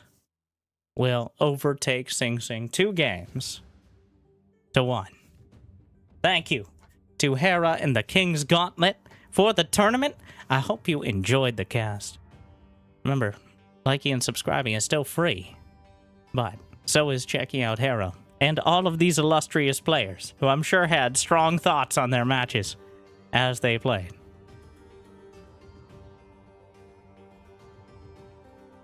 That was just for the YouTubes in case I actually decide to cut these up individually. We do it live, but multitask at the same time. It's an important skill. But our next match. So I've been recommended. This was one of the recommended from. Now, if I want to do the day 3 matches, apparently that's just going to take up the rest of my day. Though I am allowing some time warps, the speed up, that obviously you're unable to do live. So we have the advantage of being able to speed along the less intense parts of, say, the regicide matches. So we have Pig and Grubby, of course, and also Wagamama and Sing Sing again. I believe are the recommendations overall.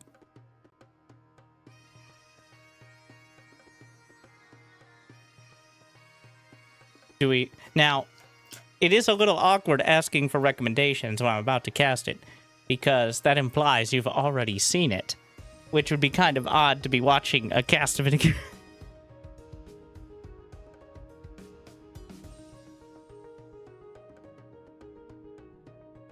But that doesn't mean it's not worth it.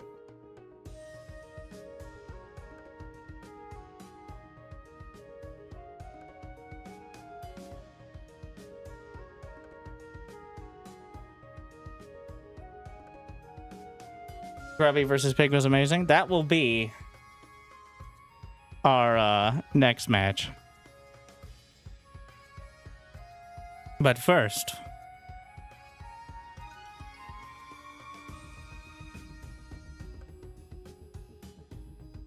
make sure we have the maps in the right order. Oh, they just played Arabia a bunch of times. Of course they did.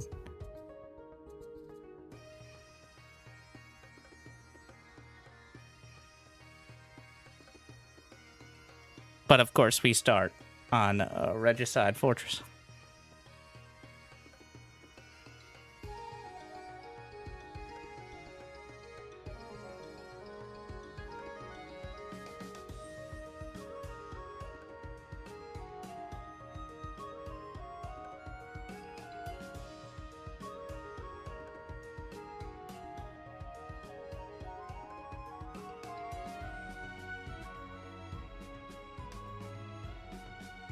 Best of 5, right? Yeah.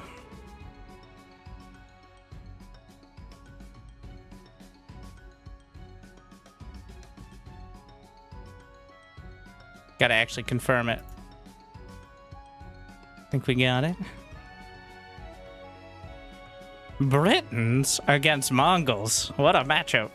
Alright. Alright. Remember to like and subscribe. One moment. Get some more water.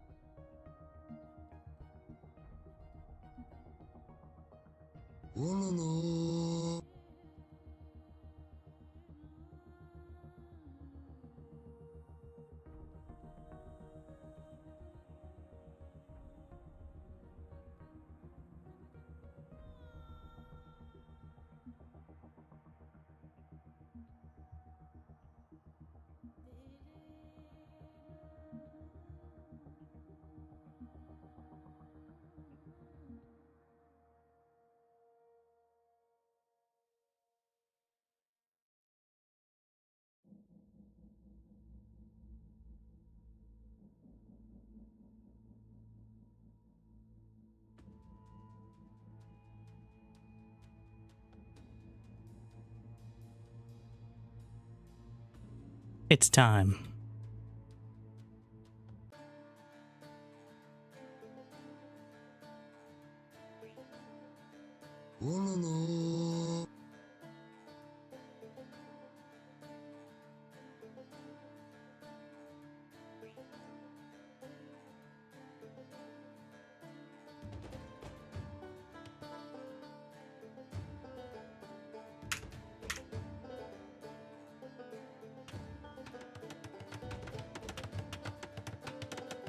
Welcome back to some professional amateur Age of Empires 2. The $10,000 King's Gauntlet tournament, hosted by Hera, bringing 20 streamers and, of course, competitors from your favorite games, and also Dota 2 together. And before we get started, it'd be incredible if you could smash that like button, maybe even subscribe. Help me counter the algorithm. And Jimmy, yes, they were able to count 300 likes on this video, on this cast. And I'll cast another one. And I'll probably do it anyways, because I don't know what else I do with my life. But thank you for watching. Hopefully, you've had a good day so far. And hopefully it's about to get just a little bit better. And from Dota 2, our two competitors here today in this best of 5. Starting things off on Regicide Fortress, the king is everything. And the Britain's king from Wagamama, Dota 2 player, and I believe commentator as well. Content creator. All around cool dude. As both players scouting out. Alongside Sing Sing, who has the Mongol King, also part of the early game scouting. Something that seems a little bit odd thematically, but since there's no... I'm not here to judge, but looks like the Mongol King has a little more gear in the rear than some of the others. Instead of destroying all your opponent's buildings, worrying about their economy, these things are important. But the most important thing is destroying the enemy's king, aka killing them. And they have no special powers. They have no extra buffs. 75 HP and 0 armor. For reference, a villager has 25 HP. Which makes the king just as vulnerable and targetable as their more real-life counterparts. So, as time goes on, and any other units join the field, the king probably going to want to be protected by something like a castle, which you start with here early on. Not every match will be Regicide Fortress. Though here in the King's Gauntlet, I think it's important to start off with the Gauntlet of Kings. Though it is known for a different style of matches. And I'm not sure how much either of these players, besides the tournament itself, have actually played this version of the game. But getting off to an early lead is, of course, very important. Now, their civilizations. Honestly, surprisingly similar, despite being from different ends of the earth. The Britons, with foot archers getting extra range. The longbowmen, of course, pretty much everything. Like, the Britons are optimized historically and practically for cowardice. Their shepherds work faster. Their town centers are less wood.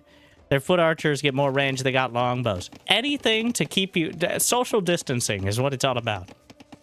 Whereas the Mongols, cavalry archers attack faster.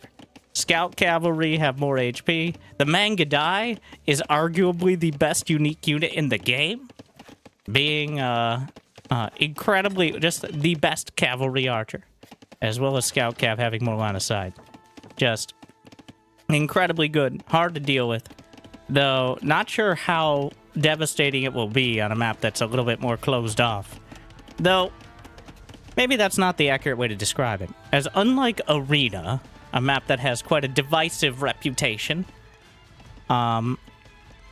Regicide Fortress does have the fortress, the walls around the initial base, the castle to start. I don't think you can build unique units till you yourself reach castle, which we're getting a little closer. But otherwise, the map is wide open. The king! What happens? Wait. Whoa.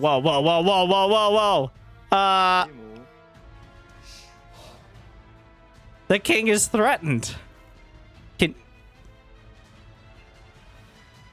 Can he just die? Like, it feels...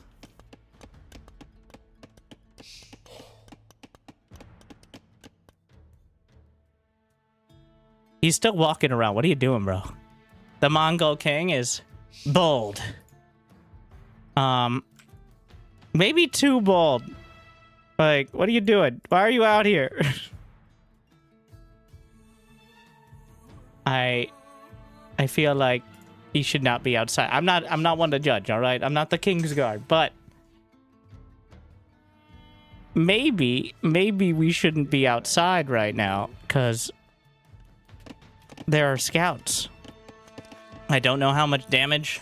Well, it's a feudal scout, so scouts, like several other units and other things, are upgraded through the ages. Upgrading is not just access to new tech, but there are some things that are built in with upgrades, like buildings get more HP, scouts get more damage and speed and line of sight, and of course you have many of those upgrades directly that you can access. And some civilizations get upgrades the moment they hit a new age, giving them extra incentive.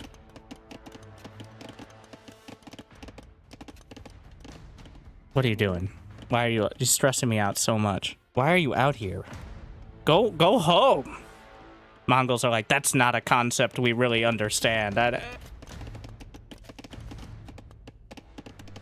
Meanwhile, castle for Waga.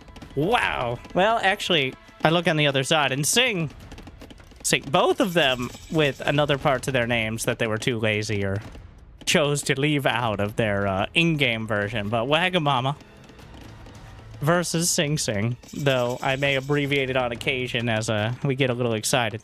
And Castle Age has completed. The king will finally come home. The Briton king has been sitting in his castle for quite a while, which seems lore accurate. And Mangadai, the very first unit that isn't a villager, is a Mangadai. They have already begun. The horse archers that they're well known for. A second town center for Sing Sing. A third now for Waga on the outside as well. A little ambitious, though. Already going for the relics. Does he have a monastery on the way? Is that why he doesn't have the resources for a third TC? Indeed. The monastery is completed, and he's going to contest the relics. And with not too many units, I don't know if Waga's going to be able to fight over them. How many can they claim? Because relics, the only way to get gold when the map mines out, you might be like 28,000 gold on the map. Who could need more? But as we've already seen in this tournament, everyone needs more gold. That's why I ask you to like and subscribe. All right, you can never have enough. And the relics are the only reliable way to get gold once it's mined out. The trickle down from the divine providence of the relics, keeping your economy going. It's not much, but it's significantly more than nothing. It's about 30 per minute, which is the equivalent of one well-equipped gold miner. But the crossbows versus the Mangadai, or the longbows rather, an important distinction. Neither side has ballistics, which means micro is a big part of this, and the Mangadai are possibly the best at it. Dancing around, the scout getting some damage, but gets away with no losses. And already, the challenge is accepted and put down. Sing Sing will be able to claim that relic. And now the third town center at the back.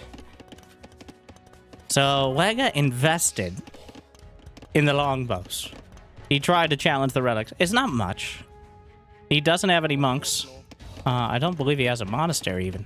But trying to keep Sing Sing from grabbing as many as possible. And failing, most importantly.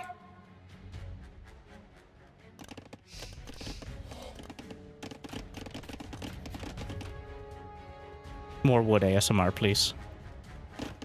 Thank you. Wood chopping.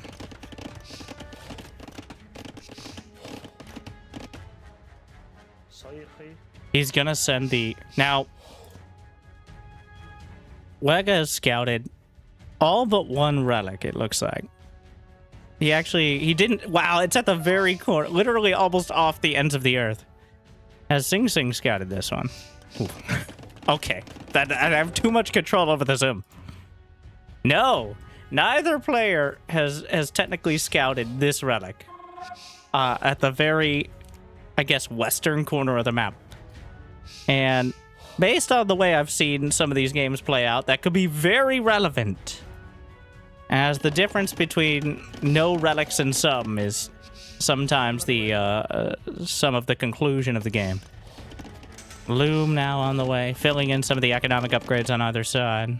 I guess Loom is an economic upgrades because villagers that are dead don't mine very fast. You can quote, jot that one down.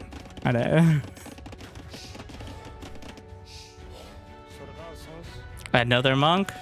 He's already slapped one relic home. Another one is in transit. A third can be grabbed, and Waga will have the vision of this.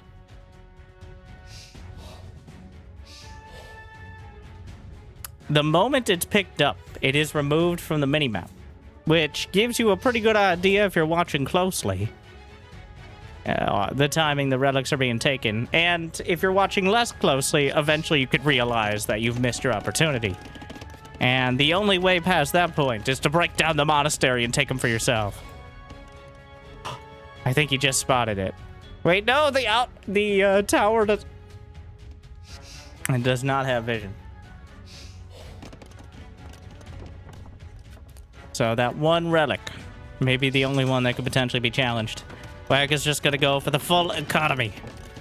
And oh no, what is that upon us? A time warp?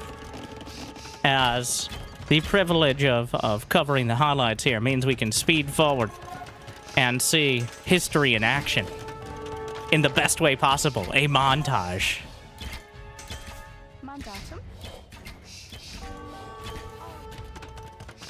The Mangadai pressuring a grand total of 6 of them. Some longbows to defend. But now that most of the relics have been gathered, a majority going to Sing Sing.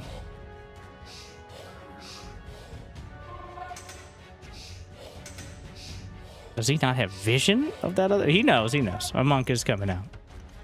Wheelbarrow squires? Squires? For infantry. I don't believe that affects archers. Though eventually he may need, especially pikes, against the cavalry. The longbow count growing slowly but surely. The last relic has been spotted.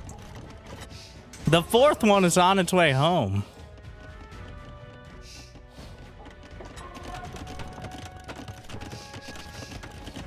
Waga putting together the walls. The house wall as well. Understanding that building walls of increasing magnitude is the only historically reliable way to keep the Mongols at bay.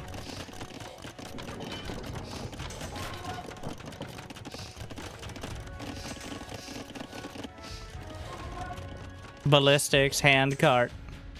And one of the blessings and curses of Regicide Fortress is at this stage of the game is, you can pretty much get everything. But the question will be who attacks first. Sing Sing with Imperial Age already in production. Waga is, well, it should be, yeah, there it is.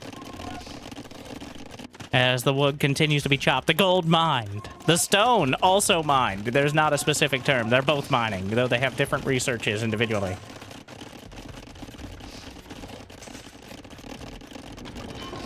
There aren't... Okay, there's plenty of trees, but there's somewhat limited trees near the base. Rams? That's what I meant. Waga's building up rams, which is certainly one of the things. He may protect his pikemen in the rams to cover the crossbows. Imperial Age for both sides.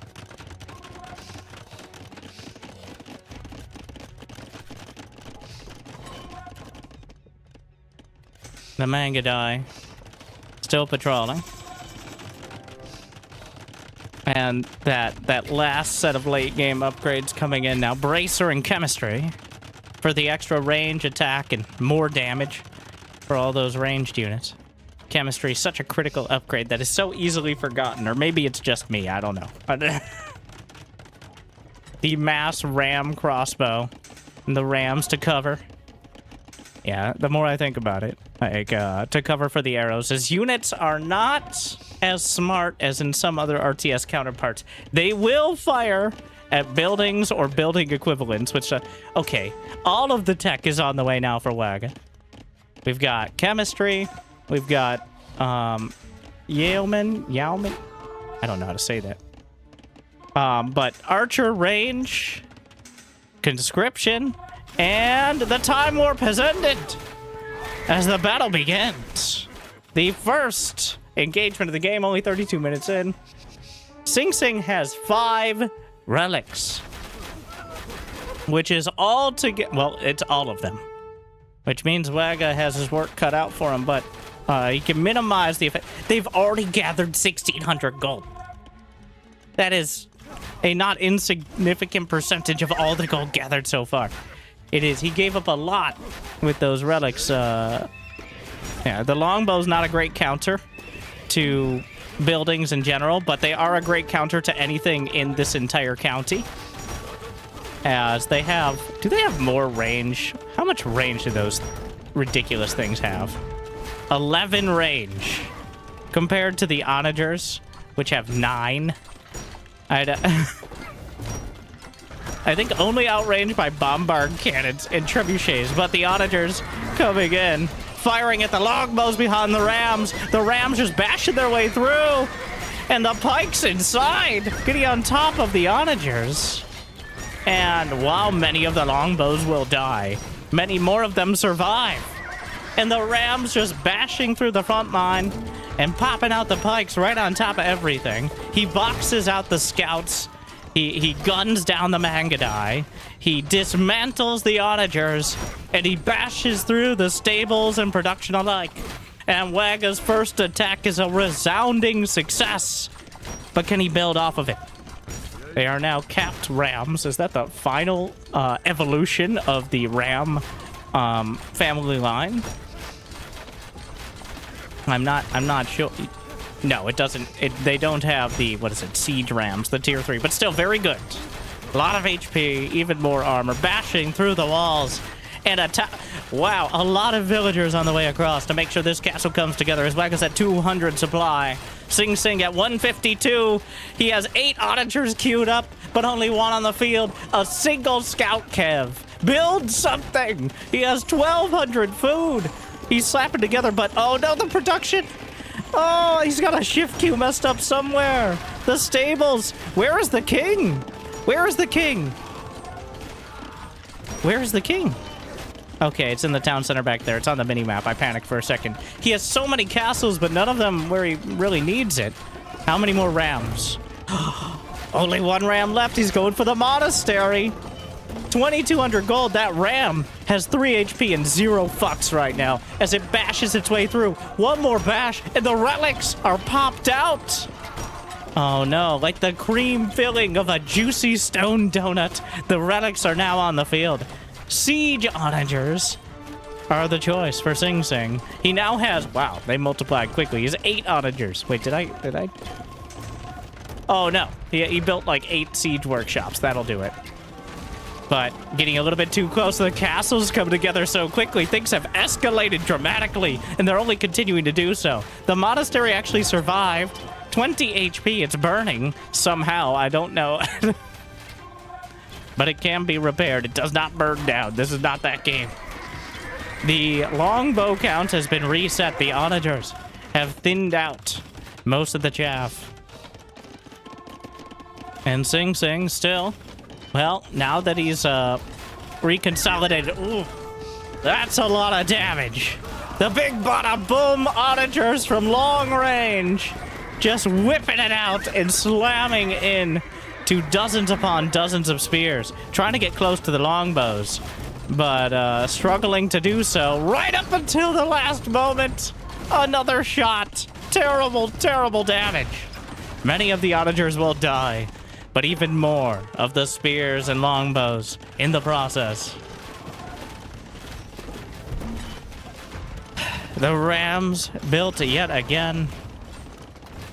That is so much damage. Another castle is built. The rams bashing through. The onager taken down. He's down to none. The stables, the rally point is less than ideal. The longbows are coming together yet again. 32 longbows on the field. 0 Mangadai left over. The rams trying to bash through. The villagers getting involved. Mostly just distracting them for now, but the longbows are in range of the castles. The castles are a little distracted. Does he have murder holes? Indeed. No, he does not.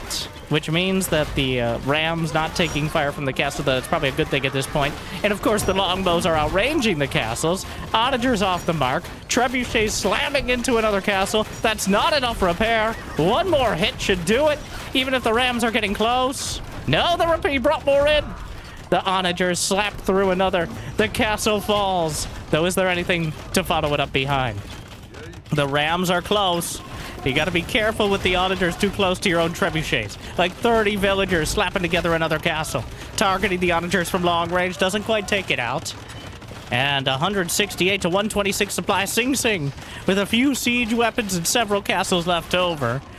Our Warwolf's done.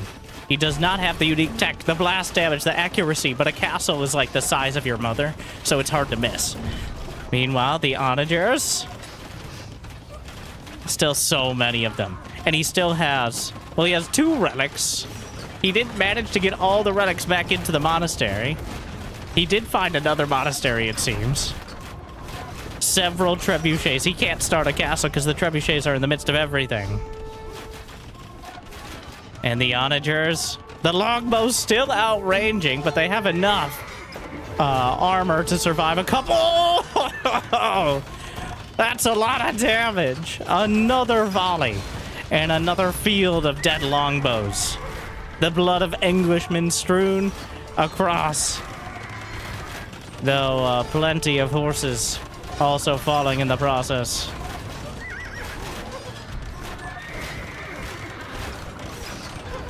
The trebuchet count. 5 trebs against 0. And the castles... How many castles?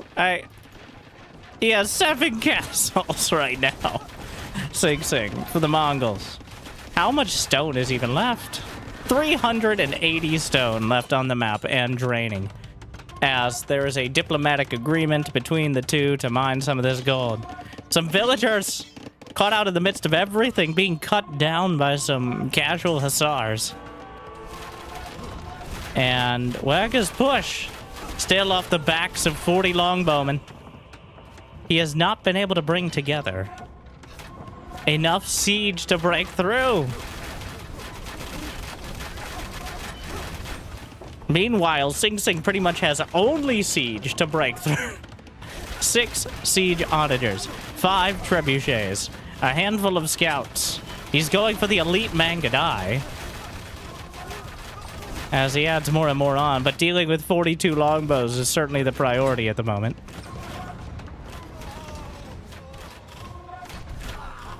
Only a single trebuchet. Waga does have the money. He's got 3,200 food.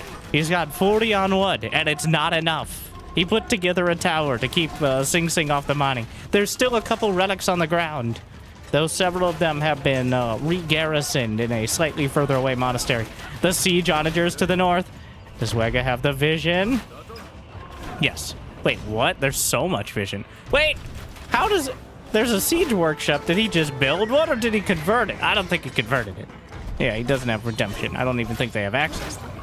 But, God, that's a lot of longbows. But all it takes... One hit. All it takes is what? The siege onagers dodging back. The halberds. The spears. A forest of them. Oh! Watch out! Everything dies. At least that gets close enough. The scouts suffering the brunt of the siege onager fire. But that's a sacrifice he is willing to make. 4 survive for now. Still 26 longbows.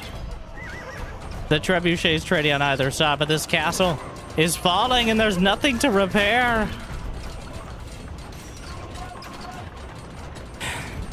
The castle falls, and with it, much of the chance to hold this position.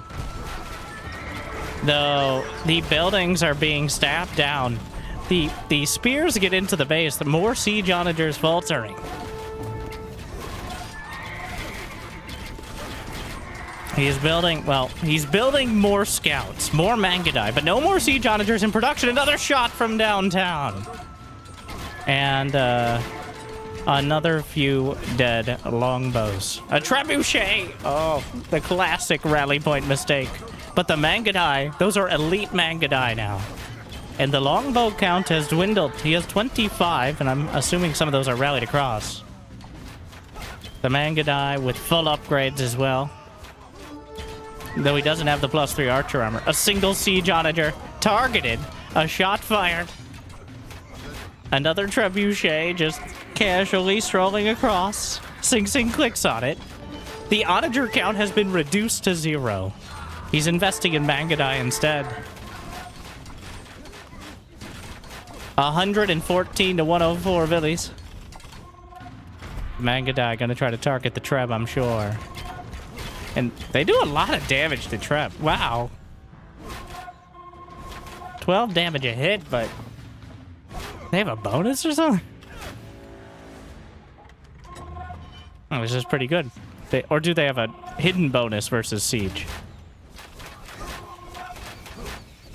+5 versus Siege weapons. There we are. A lot of units have very special bonuses that are not obvious until you just kind of look at. The reinforcements are being cut off, though. The Mangadai have reached critical numbers. Though still not loving the idea of engaging the longbows heads up.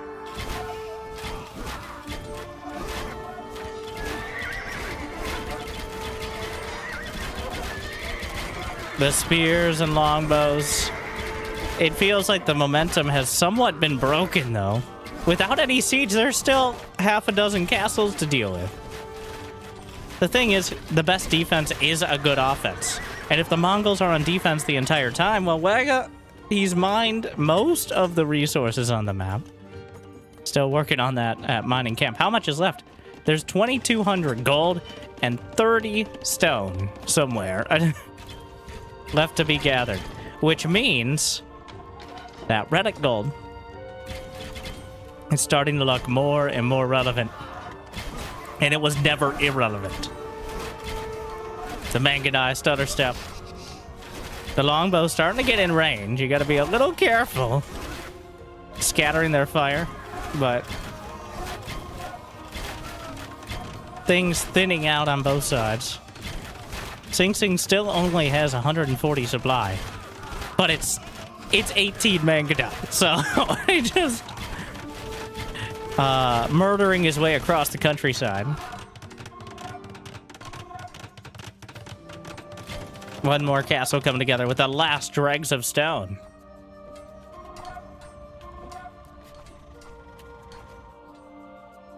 There's still 13 on gold.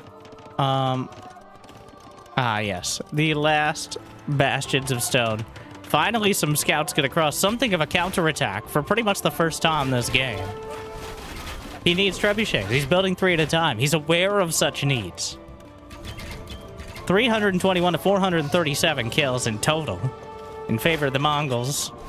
But the critical mass of he's up to 53 longbows again, 34 spears. There's 0 siege onagers left. Does he have the warwolves? No. Does not have that unique tech for...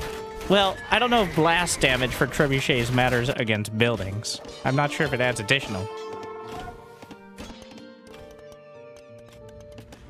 Still 1 relic on the ground, but still 4 regathered by Sing Sing. There's a lot going on. The armor protecting most of the cavalry here, though still a town center, not something you want to easily engage. Some scouts slashing through the villagers on the last gold patch with 250 left. The castle's holding. Can the longbows kill? I mean, how much damage do they do to the castle? The castle has 11 pierce armor, so they do 1 damage, or whatever decimal point. Killing the monastery may be worth it. Well, it's definitely worth it. Is it worth it for 50 longbows to sit there shooting at a stone building? Still, probably yes. Meanwhile, the scouts are breaking through, but not nearly quickly enough to make a difference. 249. Is that it? No, there's 1,000 gold on the map still. I have no idea where the rest of it is. I'm trying to select.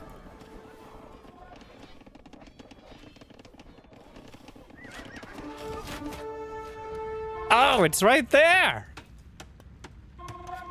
Wow, I'm blind. Which makes casting hard, so like and subscribe. Shout out to my blind viewers. Kinda have to. The pikes down the center. And it comes down to the trebuchets now. Can just 3 trebuchets be enough? There's dozens of scouts queued up. 3 trebuchets is still enough to get through the castles. 1 is enough, as obviously they outrange. But he hasn't been able to keep it together, is the simple issue. Waga has had a strong ground army, and honestly, this is one of the hardest parts of Age of Empires 2 for someone who isn't an experienced player, is how important and fragile siege is. It's required, yet it's like herding very slow and unwieldy cats. You need to keep it alive, and doing so takes sometimes more than your full attention. As back at home, scouts cutting through. He's down to 80 villagers, though without any stone or gold to mine. It is less necessary to have such a critical mass. He has 71 longbows. Stray labora. 41 pikemen. And 3 trebuchets, which are relatively quickly tearing down the castles. Sing Sing does not have masonry, no sort of health upgrades for the castles to help them survive a little bit longer. But the scouts, still, there's 0 stone to repair the stone gates. Not that they couldn't just run. He rebuilt a wall of sorts. But the Trebs working through yet another castle. Sing Sing also is the proud owner of exactly 0 stone. And I must remind you at this time we are playing Regicide Fortress, which means the only important unit is the king. So even if Sing Sing can mount a defense, if the king, who is about as well protected as possible in the town center a little bit behind, the castles on the sides don't necessarily help him. Though Waga doesn't necessarily know where the king is. Units being, unless you can actually see it, I think it just looks like a normal garrison flag, so you don't necessarily know that's the king. That is so much. 69 longbows. Nice. That's so stupidly many. 8,000 food for Waga. And yes, at this point, the market is the only source, really, of stone or gold. Well, besides the relic gold. You can research treason to sow the king's position. Well, I assume that costs gold, though, which is a deciding issue at this point. The Mangadai cutting off some reinforcements, but there's already so much at the front. Sing Sing's been struggling for production the whole game. The onagers are a thing of the distant past, though maybe they shouldn't be. He's breaking down the walls. 3 trebuchets have carried him for the last 10 minutes, and we'll see how much further they can get.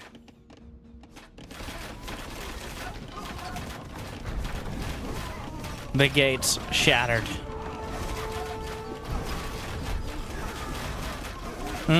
Oh, yeah, Parthian tactics. The cavalry archer upgrade that gives, is this not it? Something like that. Oh, pierce armor. Is pierce armor important for Mangadai against longbows? Impossible to tell. But the upgrade, a little less obvious. And may have cost him a critical mass of Mangadai. It is done now. But it's 22 Mangadai against 71 longbows, of which over 60 of them is part of this army. Another castle falling. The siege workshops being hit. Castles on either side. The Trebs just blasting through. And the Britons with their long-range siege push.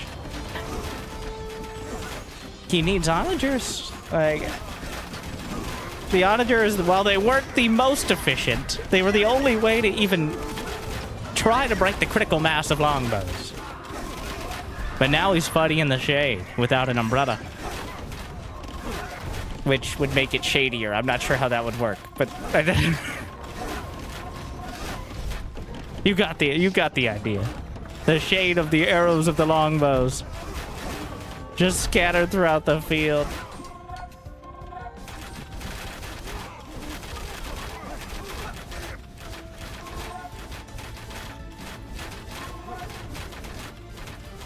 It's just too much. I think he's done it. It really looked like Sing Sing would break the critical mass, but there wasn't really much opportunity to fight back. The longbows command your attention and do not have any easy method of countering them. The siege onagers, but they can't get close enough.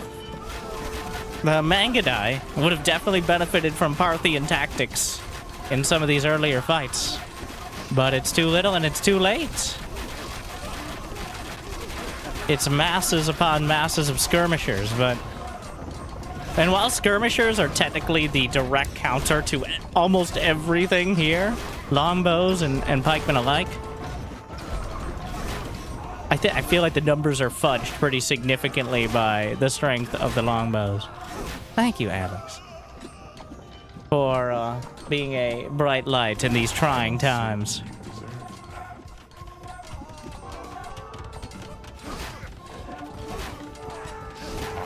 $5,000 relic gold. The only thing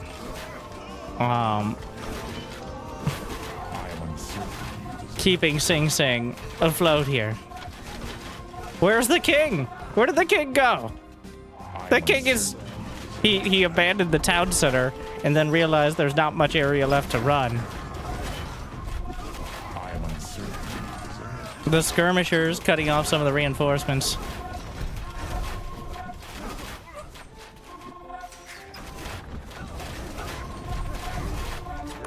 The longbows will not be stopped. They will rule this map or see it burnt to ashes around them.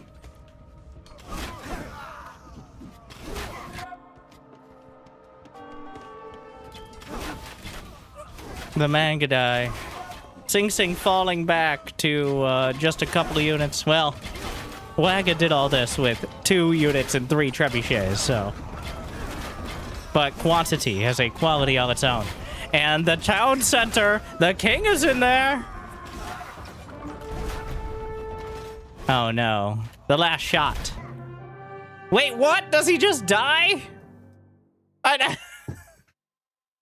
Not that we didn't see which direction this was trending. But does he not auto-ungarrison?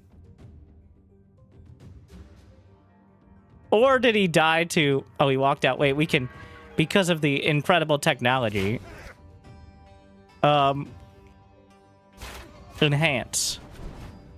Oh, there's the king!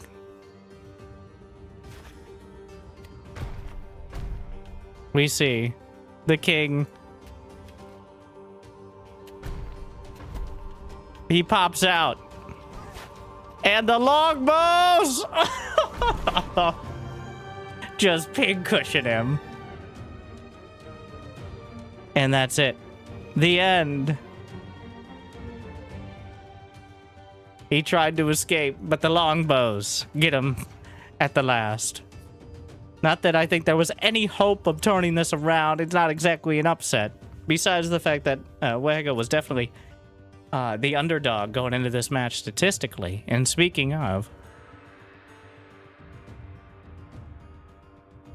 Wow. That military pop. Yeah. Quite a clear disparity here.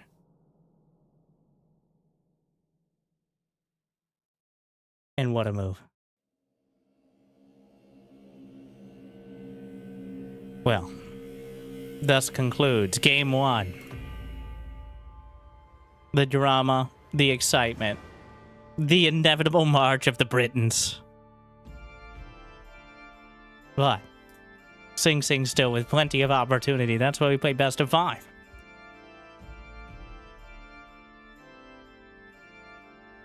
As we load up.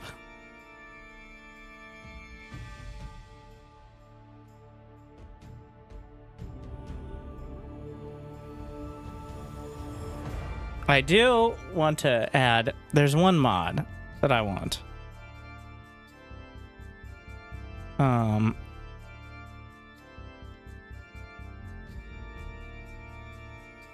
I'm doing this so I can disable the rest. But I just want this one.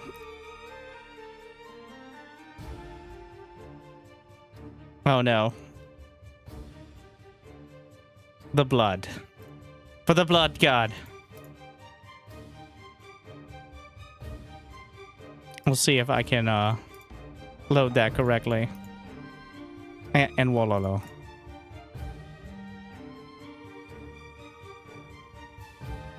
Oh, there was a button for that. Well, why would I read and use less APM when I could not read and use way more? And thus is the history of my entire career.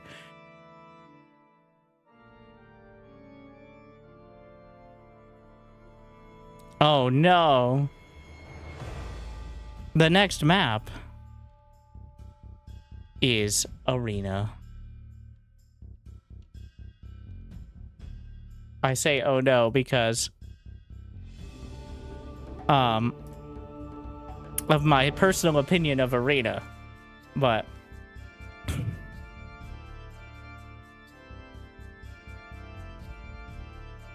we'll see.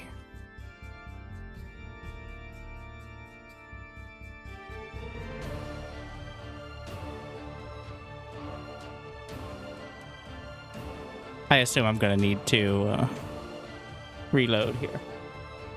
So just one more load. Don't worry, we'll edit this part out. Right, Jimmy? Maybe.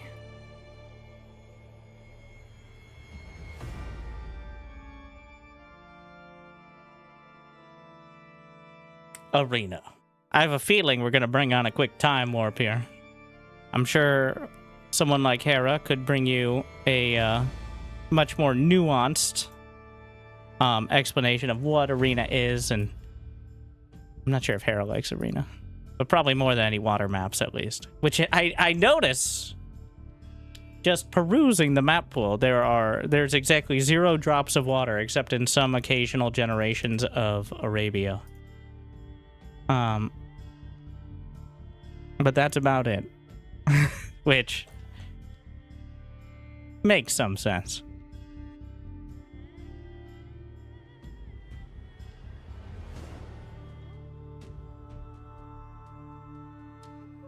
I hope I got it right. Any second now. You see, still less downtime than waiting for dozens of people to show up live. That's the real competition.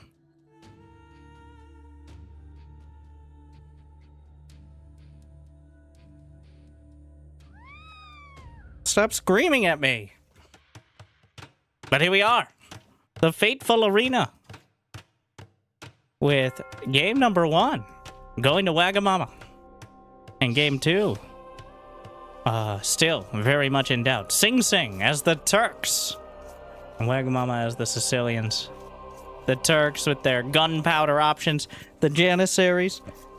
Bombard cannons with more range. A clear, strong, late game option. And a strong choice out of Sing Sing. And a strong generosity out of Alex. Gifting memberships to the people.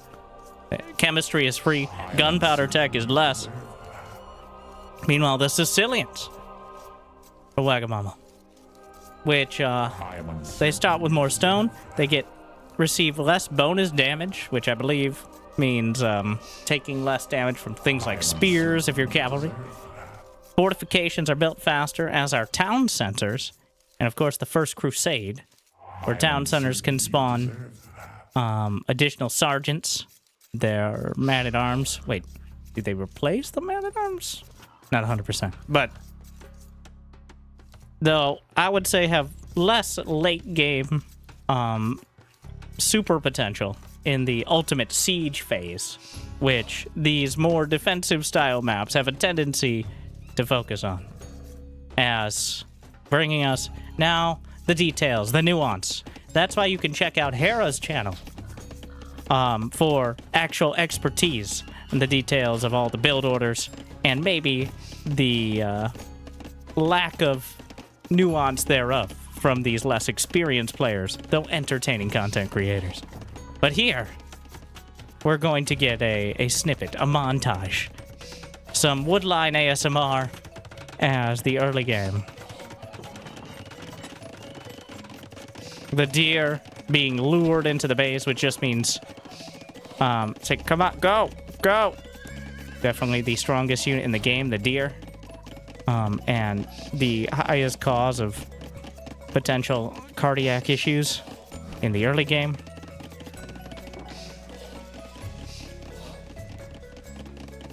I'm rot maxing so hard. The efficiency is not the focus. The focus is keeping it together for long enough you don't embarrass yourself in front of thousands of people. Which is why it's so different playing in a tournament than necessarily playing on the ladder. So it's so easy to say the mistakes when you're looking on. Sorry, the time warp ends. Oh. And the donjon begins. All DJ Wagga with a super tower. The donjon, like a tower and a castle, had a baby. And that baby is having an angsty teenage phase. It's not quite a castle. It's better than a tower. It's a donjon. And it also has some barracks in there as well, because it can produce sergeants out of it. So a little bit of everything, maybe all the time. The DJ Rush dropping the base, and Sing Sing building another wall to keep the Sicilians out. Breaking down the initial one, honestly getting through it pretty fast. Or maybe that's just the graphics of it, I'm not sure.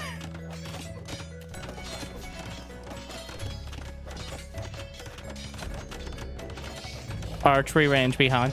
Important to note that this is in the feudal age here for Wagga, which means he's quite committed to the idea. And Castle is a long way off, whereas Sing Sing, on the other hand, is just trying to survive. He's just trying to live his life. Castle age in production, and he's mining a lot of stone. So it seems that he wants a big daddy castle to counteract this donjon. And now the sergeants have broken through. But wait, there's more donjons, I assume. As he's looking for a gap in the wall, but the secondary wall. There's another wall. Okay, Alexander. Attack on Titan, which oh, sergeants can help build. I can't believe he never expected the second wall. But wait, there's more! Yet another wall is being built. But there's only so much room to retreat to. The castle's still a minute out as the second donjon may complete. The wall's not quite done. The villagers pretty vulnerable to arrow-type attacks. Though the walls are done. And now probably the most viable target is the market, as the 8 melee armor and 10 pierce armor of the stone walls is certainly not going to make it easy to break through. But castle is nearly complete.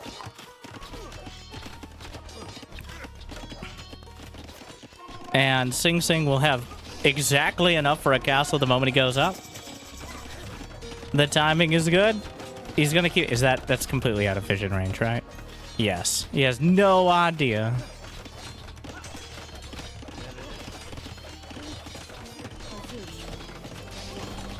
Breaking through the market, but the repair was easy enough. He's got a couple archers behind, but what's the long-term plan here? There isn't one. He's got 1 on food, which seems a bit low. He ran out of berries. He ran out of sheep, and he's got plenty of wood apparently, so he's gonna start farming, but no horse collar. The plan is starting to come up against a literal set of walls here. And Sing Sing, with a pretty collected, calm defense, does a great job of stopping this in its tracks. And now with the Turkish castle, the Janissaries on the way. Even if he does get through or get close to the walls, the Janissaries can blast right back. And do they have the range? Yes, they do. Janissaries done. Now, the accuracy leaves a bit to be desired, but eventually they'll hit a shot or two.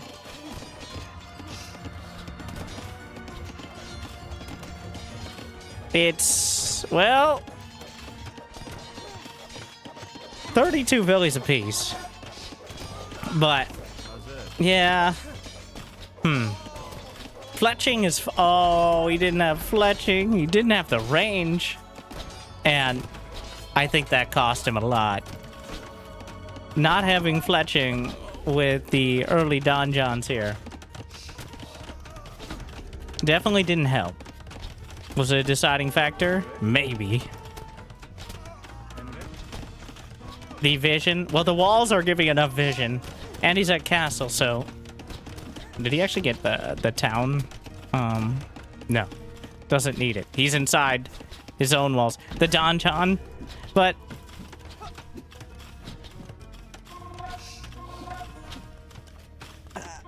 it's... Well... Here we are.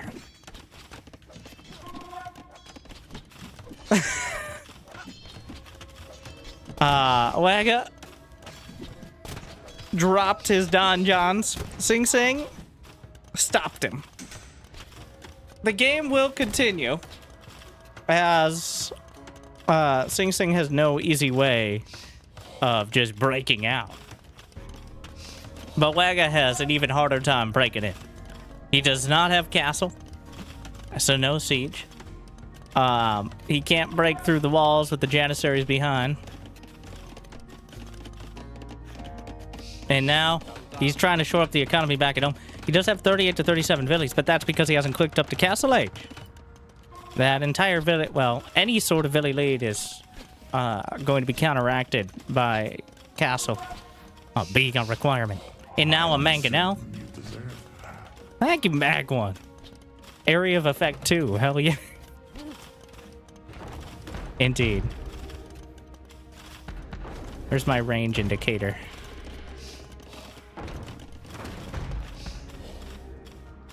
Well, apparently not enough range to hit this.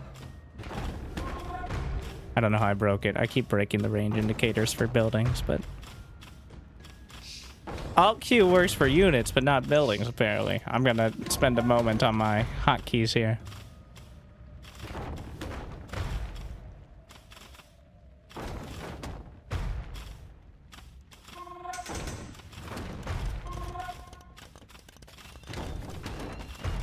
Well, here we are.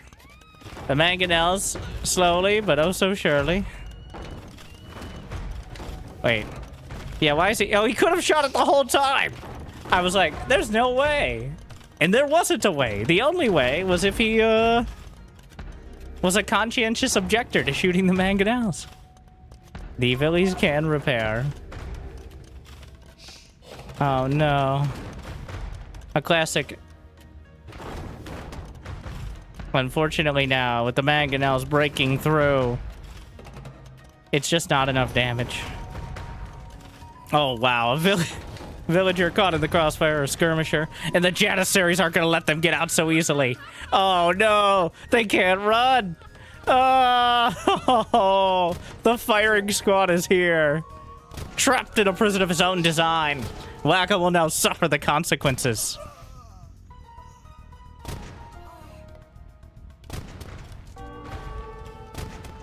A disaster. He's going to castle. And the mangonels, the donjon doesn't have enough damage to really matter.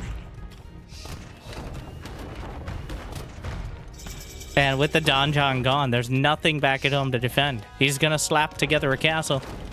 A desperate, desperate defense. But does he have time?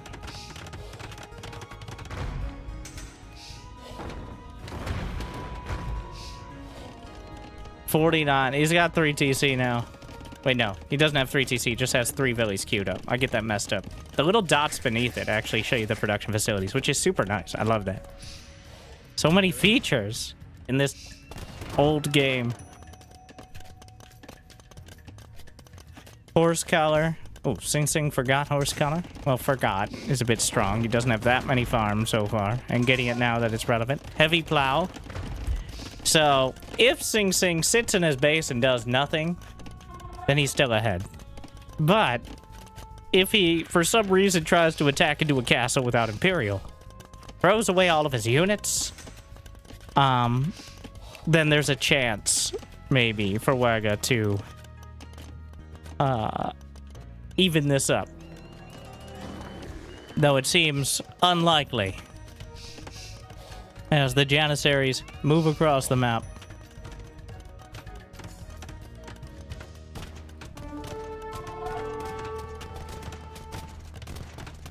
And they're just gonna shoot the walls until... Good thing they don't run out of ammo.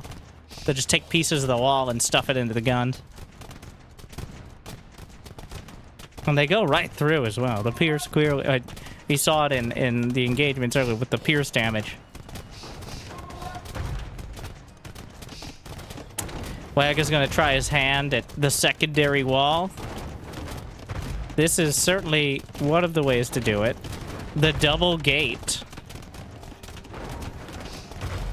As they're breaking straight through, just avoiding the castle entirely. He has no more stone really behind it. The Janissaries are in the base. There's a single mangonel. Oh.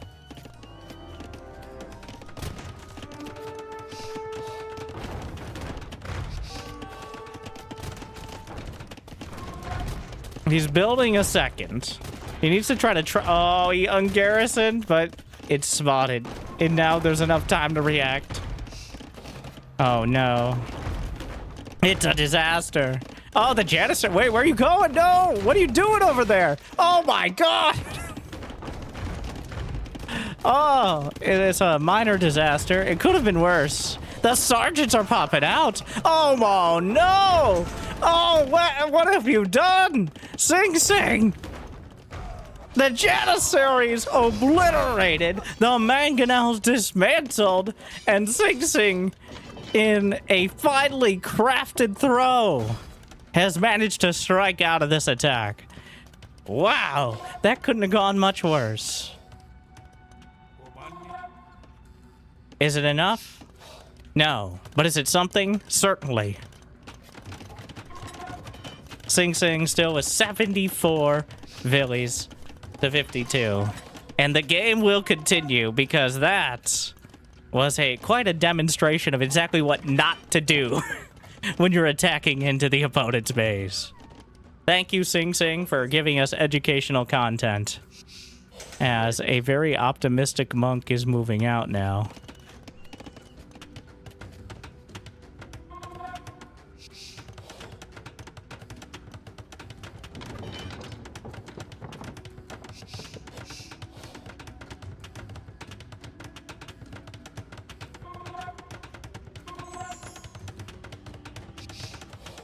The walls have not been rebuilt, which means the sergeants will get in. He's putting a very optimistic donjon. A single mangonel. Hey, stand very still. Sicilian vision is based on movement. It appears that is true. As the monk just hanging out. Sing Sing. His food production was a little lacking, but he shored that up dramatically. Dozens of farms. He's got a house wall as well slapped together. What? Wagga just now getting wheelbarrow, whereas Sing Sing finishing handcart. So those increase the carry capacity and movement speed of villagers. It is the best economic upgrade in the game. It works across the board. Because the more time your villies spend gathering things, and the less time they spend walking around slapping them into a town center or something, the more income you get. And it's a little bit of a survivability upgrade in a way, too. So those general upgrades, while kind of expensive, are a huge boon at a certain point, and usually well before 90 villies. But another time warp upon us, as Wagga has a lot of work to do in order to bridge this gap. But make no mistake, Sing Sing still has a overwhelming economic lead. He is the Turks as well, with a strong imperial age. But he has blundered before into the mangonels. And I guess there's a dream. Wagga has survived this game. And despite how strong the economy for Sing Sing, Imperial Age is going to be almost at exactly the same time. Some cavalry archers added in. These houses still providing vision for Wagga, which is quite nice. Ballistics, archer armor as well. Imperial Age complete. Though not that much gold to invest in those upgrades. Siege onagers are the choice. Which, against cavalry archers, and almost exclusively cavalry archers, with a few janissaries, not a bad one. And I believe they do outrange the cav archers, even with their full upgrades. Do Sicilians have siege engineer access? They do, and he hasn't even upgraded it yet. So that means we're gonna be looking at 9 range, I think, on the siege onagers, or just basic. And they do have all upgrades for them, so ooh, that's a lot of potential damage. Sing Sing still 127 to 81 villies. But Wagga has shown a tenacity, to say the least. And oh no, what are you doing? He's getting too close. The onagers, a single scout, not going to be enough to deal with this. Some rams thrown into the mix. Even a couple monks in there as well. Wagga, wait, whoa. Wagga claimed Waga? Is it Waga or Waga? Please tell me I haven't been saying it wrong the whole time. Nobody said anything. He claimed 4 relics not too long ago, as he hasn't built up the gold yet. Waga?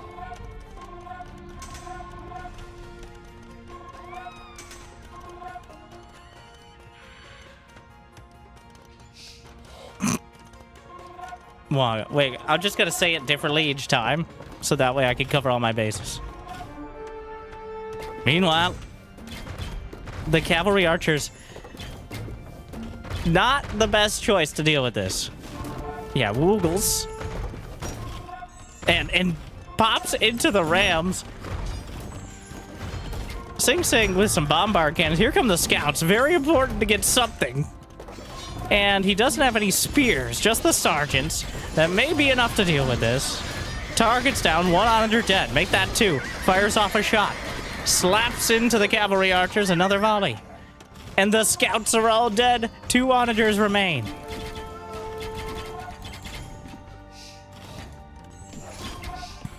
Waggles is continuing his march forward. Sing Sing unable to muster a direct response, but an indirect one might be enough. The scouts fires a shot, actually lands some of the damage. The sergeants boxing out for the onagers. Still a lot of damage being done. Fires off a shot over to the cavalry archers. Another couple targeted down. The last onager, a scout, and the cavalry archers will be enough to stop it for now.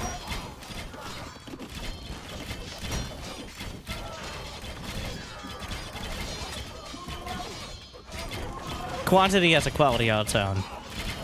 And despite having maybe a less than efficient composition to deal with this, the numbers are not there for Woolies. As a couple monk conversions on Scout Cav are not going to make the difference. The monks cut down. The cavalry archers backing it up. The bombards behind.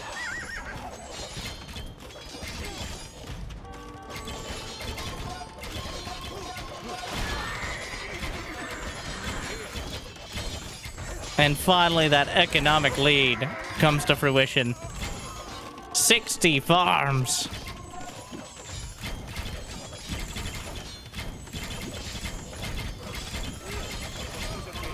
The Rams looking for a target.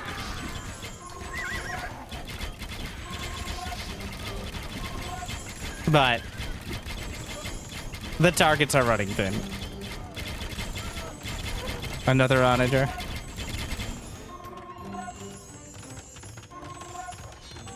Enough to scare him into backing off for a moment.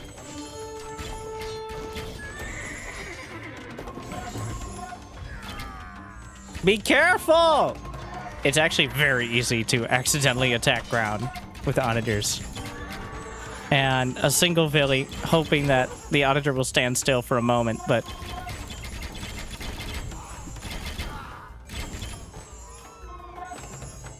meanwhile, the scouts trickling through. We're still in a scenario where, like, 3 good onager shots could still turn the game around because Sing Sing is insistent upon cav archers. But the bombard cannons find their mark. And both onagers are taken down. The bombard cannons, the BBCs making all the difference. Slamming the point home. And it's 200 to 120 supply.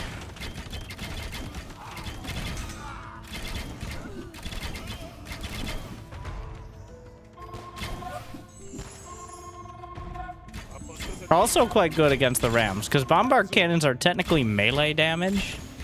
Or at least they're not ranged. I'm not sure if they have a special damage type.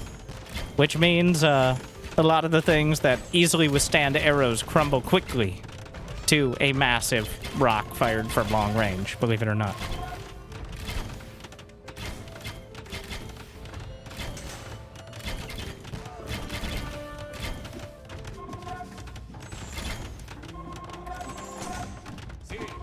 Wag.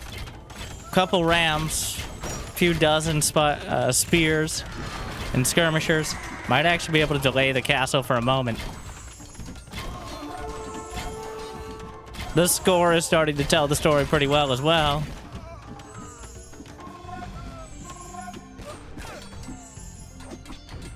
Gotta be a little careful with the bombards that close to your own castle. And I'm not sure if they... Yeah, they definitely do friendly fire. Why wouldn't they?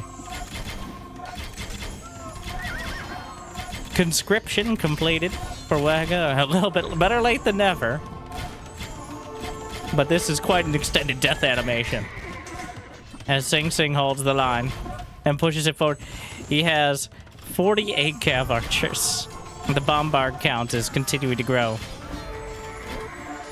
The scouts right on top of it, but machine gunning out those arrows.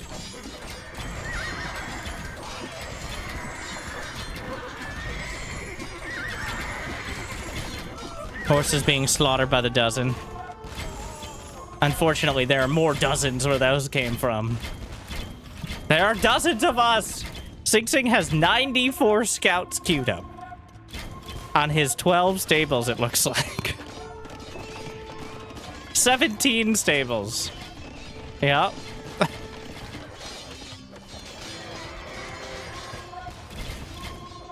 $67 on food. Waga playing. So this is a very hero-like strategy where you've lost the game, but you drag it out for another 20 minutes so your opponent gets tilted. I mean, 20 minutes is not really plausible in StarCraft 2, but here in Age of Empires, he still has some walls. Technically, in order to win the game, you must destroy all your opponent's buildings or unit-producing structures. Not every wall. I don't think you need to destroy all the houses. Which could take a while.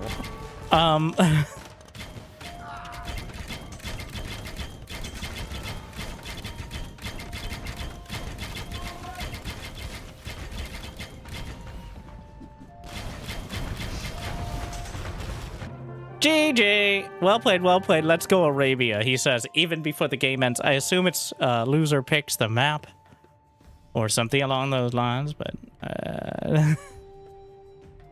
it's like, none of this. These stupid walls. The fact that he won on Regicide Fortress, I think was maybe not a fluke, but it was still not his ideal playstyle. As Wega, during his foray onto the ladder, a big proponent and relying heavily on infantry rushes. On this, if you watch me, you'll know the sword. Well, who do you think was the inspiration? And I don't think that's going to change as we go into our first Arabia match. Sing Sing able to tie things up. But can he withstand? In the blue, the Armenians. Waga with one of the best infantry civs in the game. Sing Sing choosing Vietnamese, which is just overall one of the best civs on Arabia.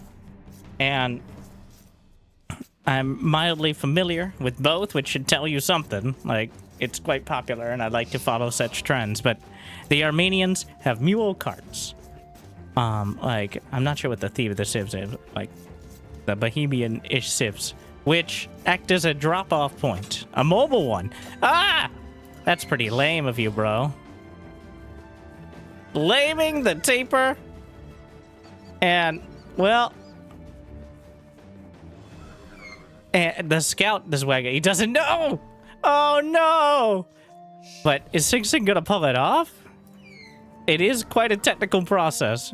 By that, I mean you have to stay close enough that it doesn't get distracted, which is about 2 tiles, which is not very far. But also it does enough damage that it'll kill your scout in like 5 hits. But he makes it all the way home. No, wait! Oh, it's close! The successful lame! Perfectly done. Well executed. And he grabs it. Oh, and I don't even know if Waga realized what happened yet. Wow. Well, okay, so Sing Sing, they're using, I think, the Vietnamese bonus, which is one of my favorites, even though it seems kind of... You can see your opponent's starting town center location, which severely narrows down where their boar could be, making the early game anything but boring. as he uses that information not just for scouting, but oh my god. What are you doing down here, bro? Well, he didn't want to get counter-lamed, so there are boars all over. What's for dinner? Bit of trash talk. Not pig. He's later in the tournament. As I hear, he's been doing quite well. Though, on this map, removed from the... As we're realizing, far too late to do anything. And that's a lot of extra food going to the Vietnamese. I don't know why the chat is doubling. I don't think that's how it happened. It might be because both sides are seeing it and somehow because of vision. I think that's why. But know that they aren't just typing and pressing enter twice when they're in game, though that would be hilarious.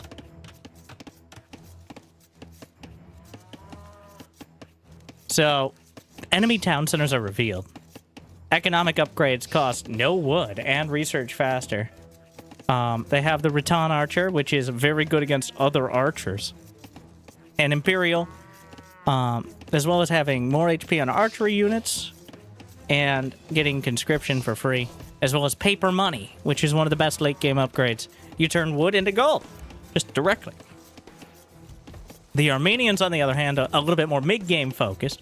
Mule carts and mule cart tech. Is that just economic bonuses? I believe so. Are strengthened. But the major upgrade is quite literally the upgrades. Spearmen and militia upgrades are available 1 age earlier, which means you have access to Castle Age swords and spears, mostly swords, in the Feudal Age. And then potentially champions in Castle, giving you an incredibly strong infantry army a lot earlier, though at quite an expense. So I'm sure Sing Sing is aware of that, and he's got that extra food to work with early on. But we will see.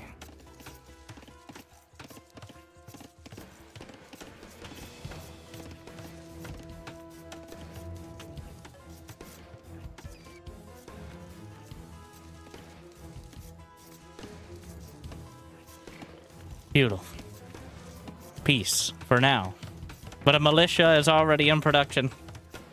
We're not going to be playing a passive game here, but instead focused a lot more on the early aggression. And it's all about keeping up the pressure.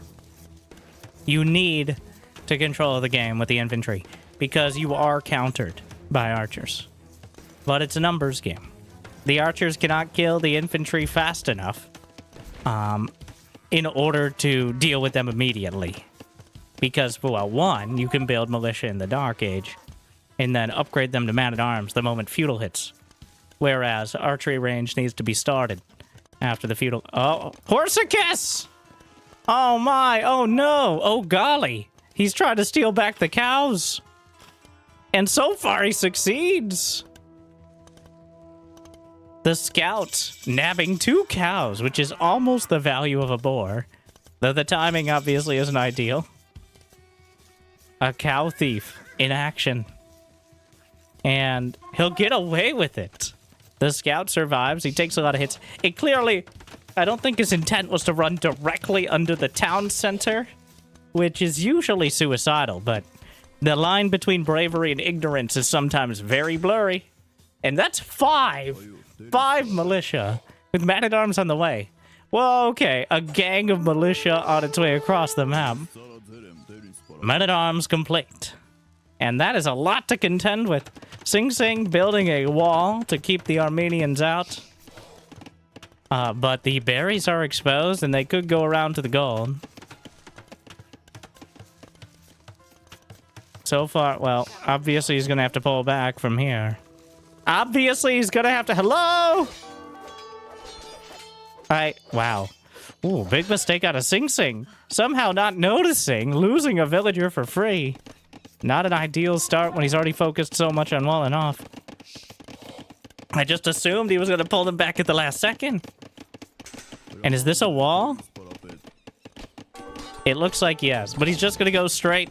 Arson begins. That extra damage to buildings. And one way to solve the problem of archers in large numbers... it's not a wall! I told you there's no walls in this game! That bullshit right there, every goddamn time. It's like the plot development in every single, like, medieval TV show. It's like, oh, we're gonna sneak through this gap in the walls no one else knows about. It's just like that stupid...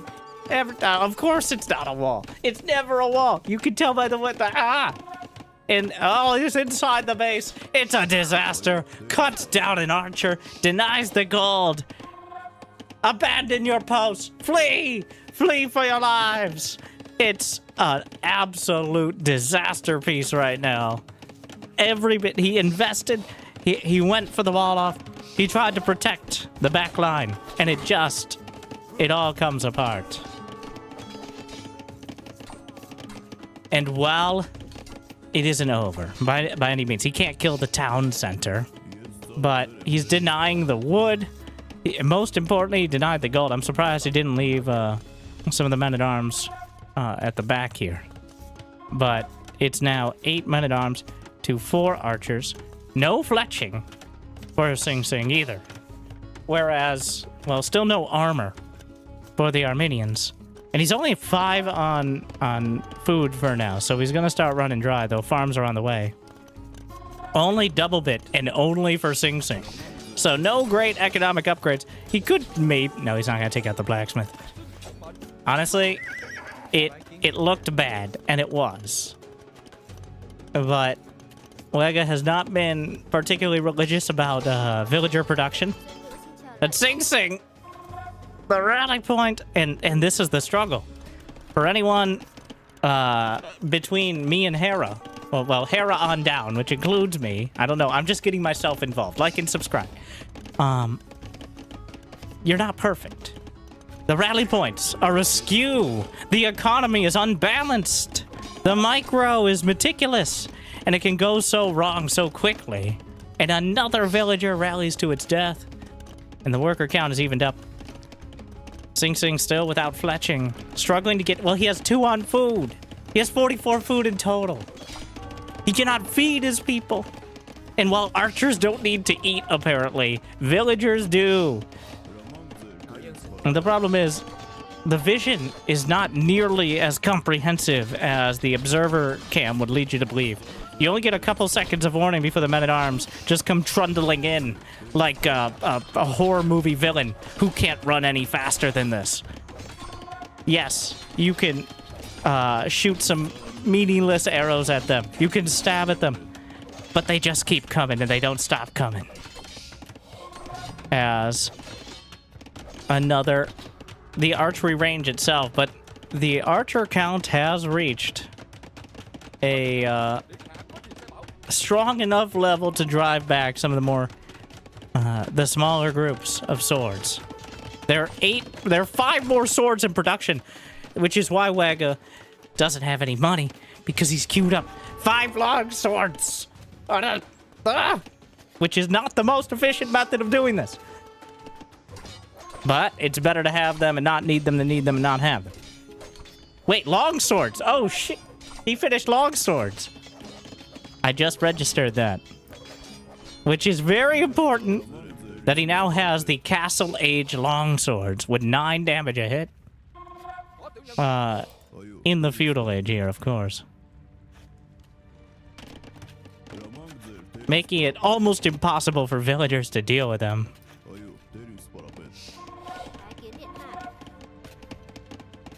Sing Sing now finally has fletching completed. 33 to 31 villies. The damage has been done. How much time has been spent walking around? Really? A lot. Well, 27% of the time the villagers have been walking. Their total time between all the villagers. Which honestly is less than I expected. Also includes just normal farming and such, but... they break through another wall, the palisades, easily chopped apart by the longswords. And they break down a house. The archers know he lost track. Oh no, the longswords just carving through. And they just They just don't stop. They just keep going. Another villager cut down. And the archers are not enough. They can't be everywhere at once. The longswords can't either, but it seems easier to pull it off. Some longswords gathering, considering their attack plans. Enjoying a nice dip in the oasis in the center. But the rest of them, murder!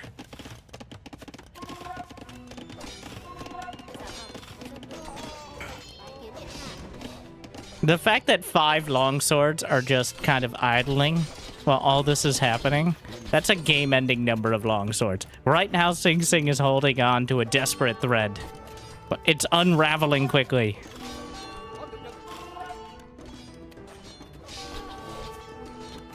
And another burst of units might be enough to completely put it over the edge.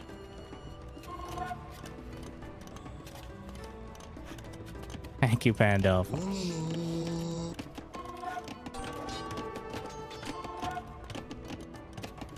Wagga getting closer to being able to go castle. Not sure if that's the intent. He does have 500 gold, slapping together a market. The troop of longswords still waiting for their moment. The Sing Sing starting to stabilize. The blacksmith taking the hits. They're just everywhere. Gonna try to... Oh, gets cut down. Partially ignoring the town centers. Villagers just... It's a disaster. Oh, where are you going? They're everywhere. The blacksmith is taken out. Villagers are rallied into the swords. This seems like a opponent gets castle into GG scenario. Still discussing.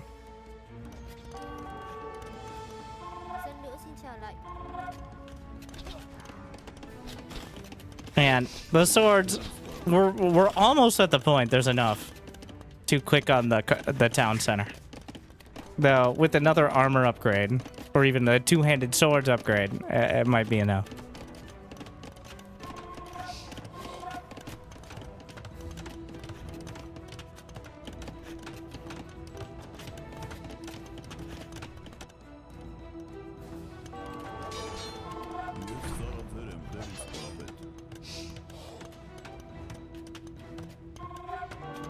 The palisades, they do nothing. Castle in 1 minute. And finally, after long deliberation, the swords have gathered. 25 long swords, with more on the way.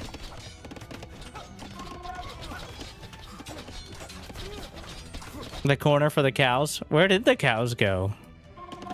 I think oh, they're here. They made it all the way home, and now they're grazing peacefully. A couple more taken down, but Sing Sing trying to go castle. Good luck.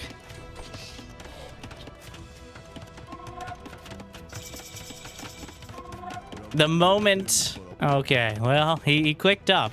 Another Villy caught on the wrong side. So many swords! Well, this villager is actually serving a very important purpose of leading like a third of them away. He's gonna have gambesons for the armor, two-handed swordsman for cooler swords, chainmail for more armor. And, oh no.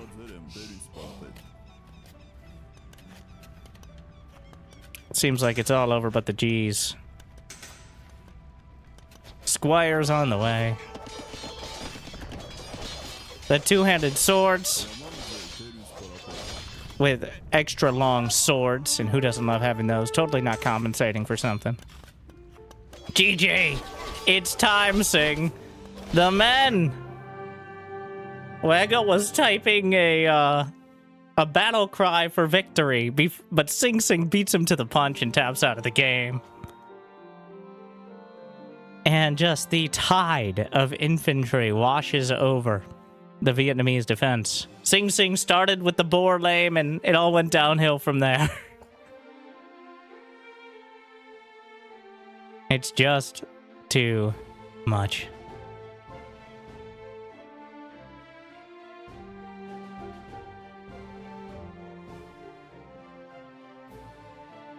And now, Wagamama is on match point. Oh no, there are still plenty of infantry civs.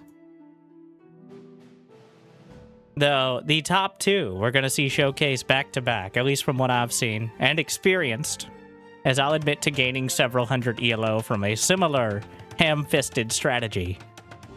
You've heard of Time's New Roman. Now, the civilization inspired by it. We have the Romans for Waga up against the Magyars for Sing Sing. Magyars, one of the best at controlling the map with their early scouts, their cavalry. Whereas the Romans, with some of the strongest infantry. The scout cav costing less. You get free melee attack upgrades. You do still have to remember your blacksmith. Kind of important. Not that I would ever forget, but... Whereas the Romans, their villagers are just better. They're just cooler. They're more handsome. They're better educated. They gather, build, repair 5% faster. And now, also very important, infantry armor upgrades are doubled. So, even though they don't have access like the Armenians to those early long swords, you get 2 armor for the price of 1, making archers even less of a counter to early infantry. The Magyars, well, with if he can get to cavalry archers, which Sing Sing very clearly likes cavalry archers. I think every game we've seen of him so far that has gotten that far, he's gone cavalry archers, whether or not it seemed like the situation really called for it. And they're very good, but they are a Castle Age unit. And I have a strong, raging suspicion that the Castle Age is not something that Waga is going to easily let him get to.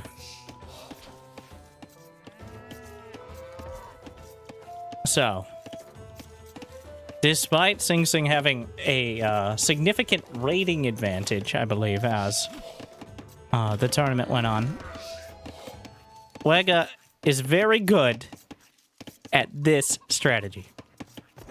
Which, I think part of the strength is simply, even if you know it's coming, you can't necessarily stop it efficiently.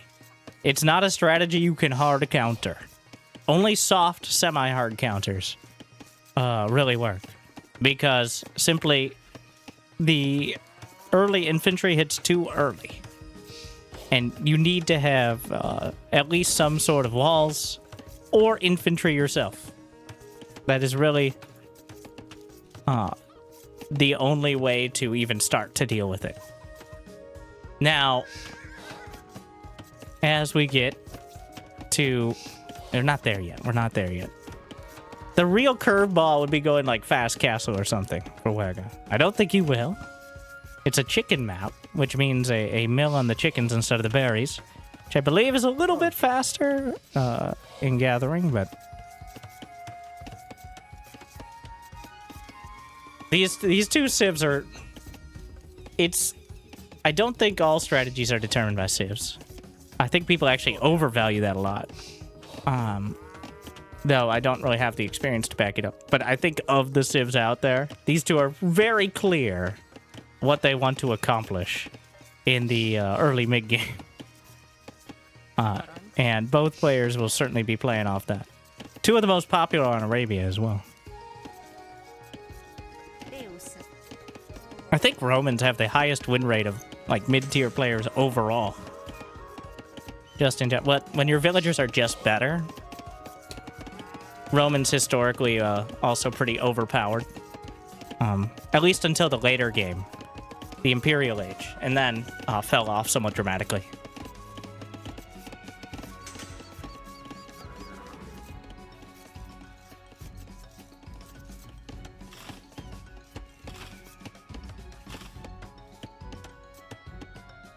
I wonder if I enable tower range on AoE. Oh, I do have it on AoE. I'm gonna have to enable it on the mods. I want my tower range. Oh, but it works now. I don't understand how anything works. Just don't touch it. 800 ELO, capture age user.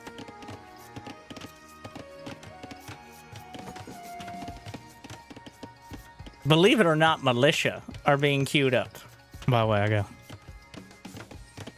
What an absolute shock. Infantry. Actually, no, shock infantry are a different classification, which militia are not.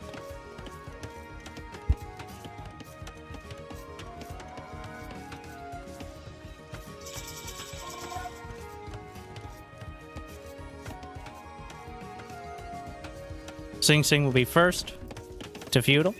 He starts his stable, shocking no one. Meanwhile, the militia garrisoned, hiding their numbers, which is an interesting mechanic as well. But once you can't go back in, all right? Once you go out, once the militia are born from the barracks, there's no putting them back in there. Which I think there are some civilization-based exceptions to that, but overall, well, the scout will scout all of this. The militia not being distracted. Not quite enough gold for men-at-arms. Yeah, but clearly angling for the upgrade. Oh, watch out, watch out, watch out! Oh, no! Oh, not even close.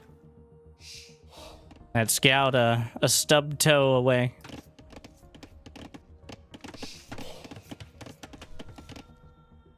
Meanwhile, the greatest counter, the dingo, eating the barracks babies. Honestly, in infantry wars, I found the animals on the map could definitely tilt the scales. If you get hit by 2 or 3 as you make your way across, you are severely weakened. Because that's enough to usually do decent damage to at least one unit. But are the scouts going to be enough? He has the high ground. And scouts do not... Men-at-arms finish mid-fight.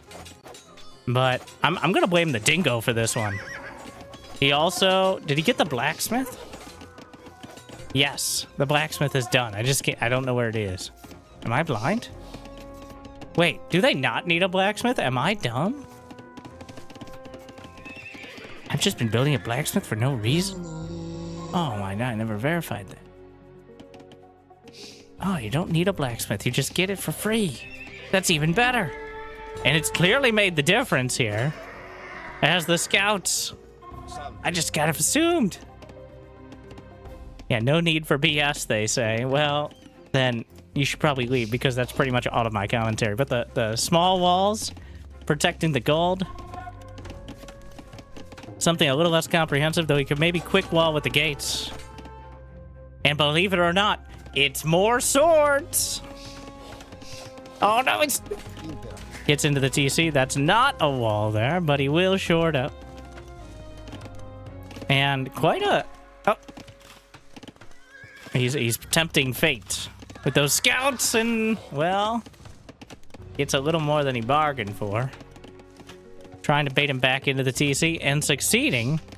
But at the same time, he's so focused on the scouts, he's not really looking at the men-at-arms on the other side of the map. The Villies! Oh no! Sing Sing so worried about his opponent. He's not worried about the home front nearly as much. And believe it or not, it's more swords. The long swords trundling across. He has that +1, make that +2 extra armor, giving him 3 pierce armor early. And +2 against the scouts as well. Which is enough, I think, to turn the tides here.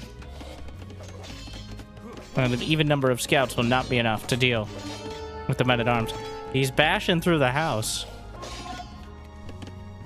A single Villy pulled to repair. That's a slight drain on the resources. The rally point from the barracks is not perfect.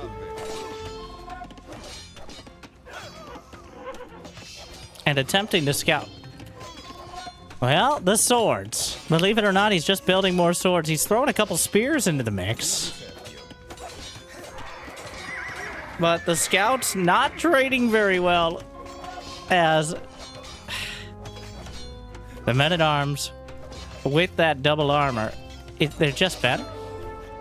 He's trying to hit between the attack animations or something, but the scouts, it's a painful trade.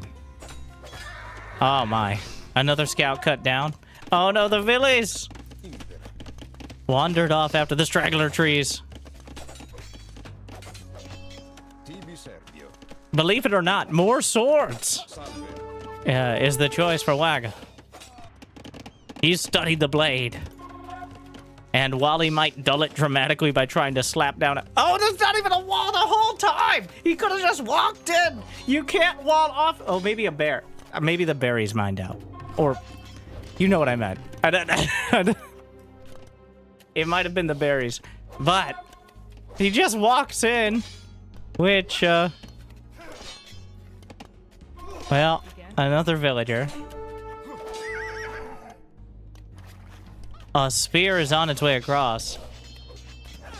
Neither side has lost a villa yet, but with even a single spear in the mix, the chances of actually trading here are slim to none.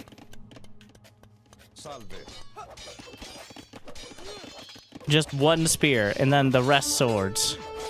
Unfortunately, well, didn't have the spear with it, but now it joins up. Sing Sing clearly, the rally point so strained.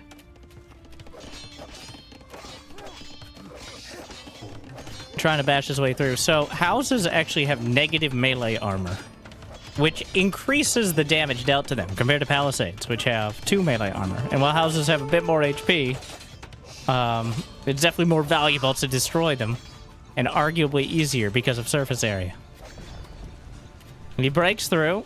Horse collar just now finishing. Wega has 0 eco upgrades. His eco is all going into swords. He does not have double bit, does not have horse collar, which is gonna come back to bite him if the game continues too much longer, though. As this is, that is a lot of farms he's already invested in. And that's gonna be a lot of wood he has to catch up with. Sing Sing has 44 villies to just 38. The swords have not cut through enough. The scouts are holding. The farms are already drained, which means the wood economy is going to be... It's a trickle-down disaster, a cascade of economic instability. Though, he's trying to balance that out by simply building more swords. He has 10 swordsmen. The men-at-arms here, to be clear, long swords are a different thing entirely. Well, not entirely, they're the evolution, but... He's decided, what if I keep building swords? Which, you know... You might want to talk softly, but if you carry a big enough stick...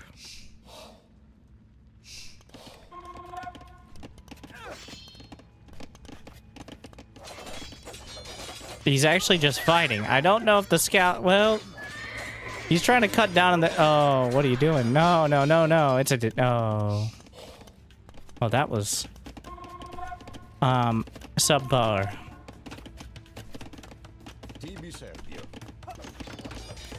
The stables... Well, there are 2 of them. He's building more scouts. He's got 25. Sing Sing has 25 on food right now. Repairing the stable. Waga has more swords.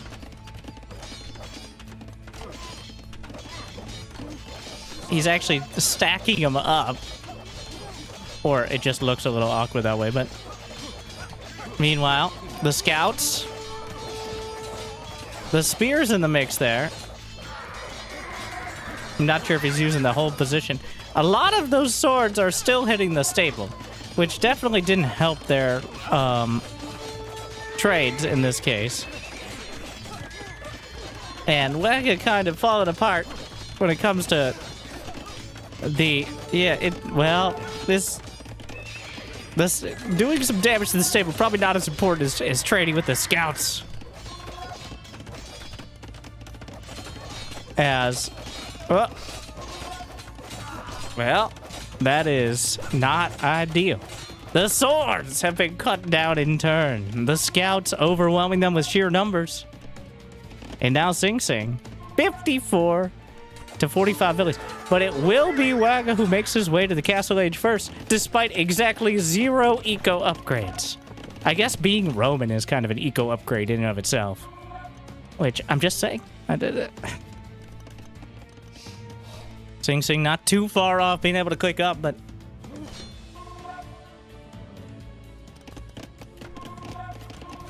That's so many farms. More swords on the way. And still enough of them to threaten. A tower to help protect. Which... He doesn't want to just sit at home with all of his scouts. Which, can you blame him? But... Yeah, Romans do not have the arson upgrade. Otherwise, they'd probably be too good at this phase, which means they don't do they can't get the upgrade for bonus damage to buildings, unlike the Armenians in the previous game.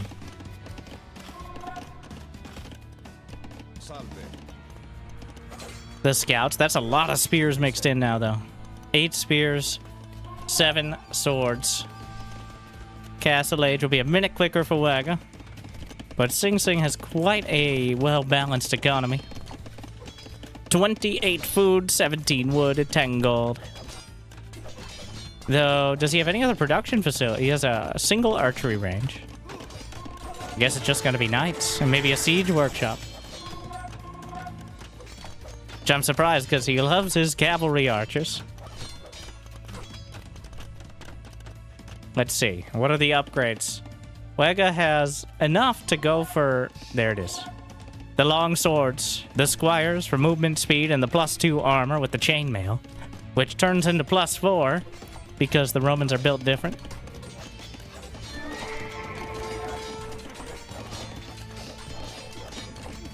Cutting through the mill.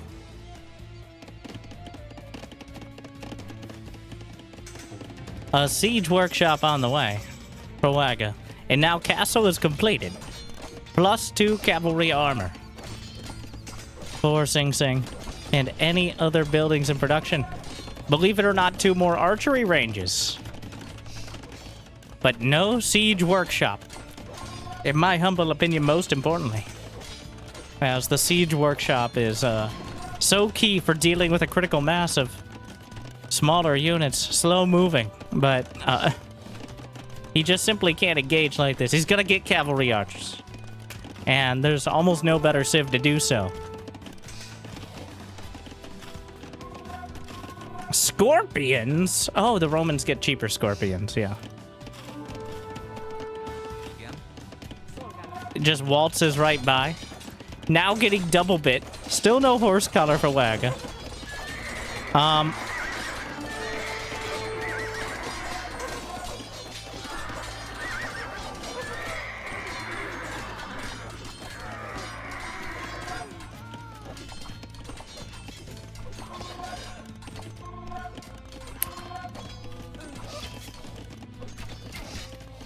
He chooses to fight into mass spearmen before any cavalry archers and with just a few knights. And he just did quite a unit tester battle, explaining why you do not do that. He thought with the numbers, with the position, maybe he could overwhelm. But again, there's a reason why the siege workshop is so important and why just waiting for cavalry archers might be the play. But he ain't no Shakespeare today. Oh no. What a disaster. 69 to 36 kills. The swords and spears cleave down all of the scouts and all of the knights, leaving just a few cavalry archers behind. And now there's scorpions on the gold. Did he outrange the tower? No, not quite, but... It's a disaster.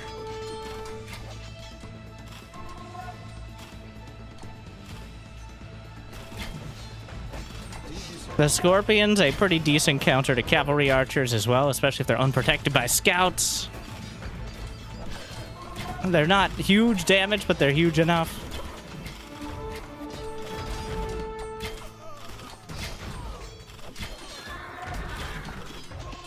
GG. And he died on that hill. Wagga, with the swords, cuts through. Sing Sing, feeling the pressure, took the fight. And, well, let's look at the military graph.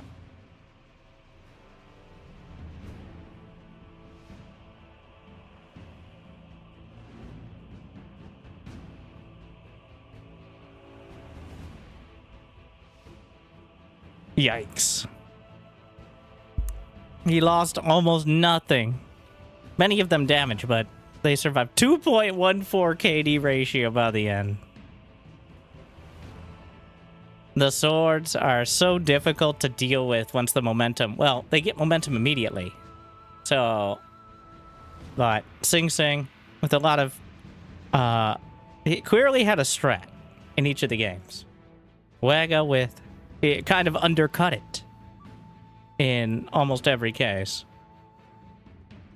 The sword's just too much, and he powers through. And thank you to Hera for bringing it all together. Thank you for watching. And remember, liking and subscribing is still free, whereas replacing dozens of your cavalry is not. So, I hope it made your day a little bit better. Hope to see you next time. Stay chill. And scene. All right. We'll cut that there, and then we have one more match for tonight.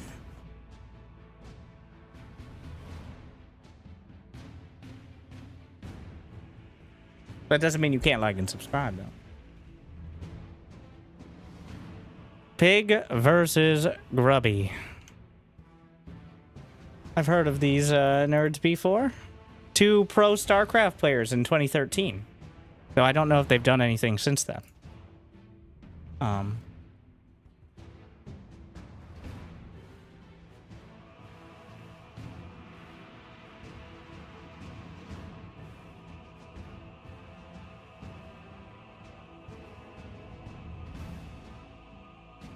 Yeah, this looks like quite an extensive one.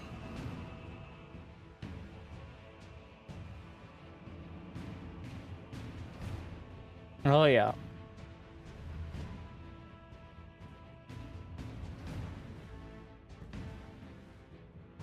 As we load it up.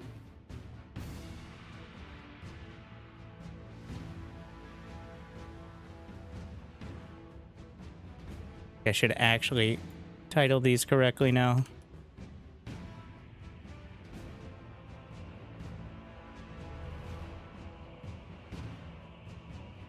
No spoilers.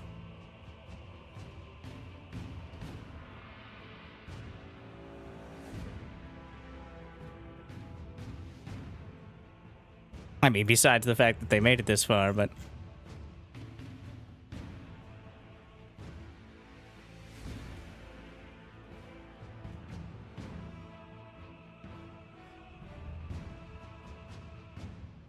Oh shit, they're not in the... Look away.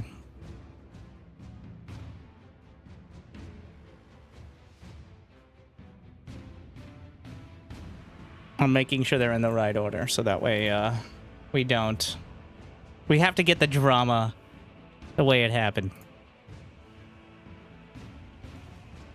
Wei versus Wu? Wait, no, not that game. Different game. That's gonna be it. Okay.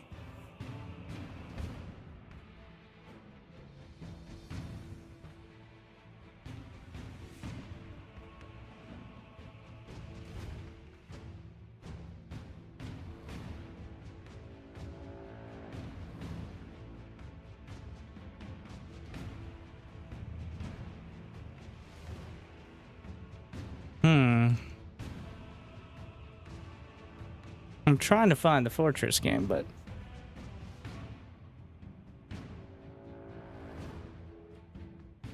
It has the same name as the other ones, which is problematic.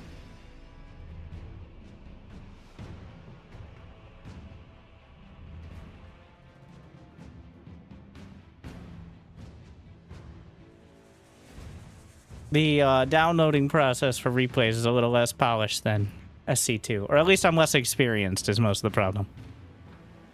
Though it still works fine. Like, I could play it off like this was live if hundreds of you didn't know that wasn't the case. And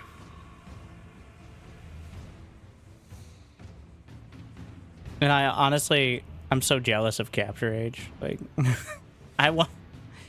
Somehow we don't have anything. Well, SC2 observing's really good, but you can go backwards in real time. The crazy technology. You could technically go backwards, but it's like scrolling backwards. With SC2. Not scrolling. It is in chunks, but you can't literally rewind time or slow it down. Which is disappointing. Yeah. I'm so jealous. No, making great use of it here. Well, making okay use of it here. I like to think. Occasionally I do some of that thinking.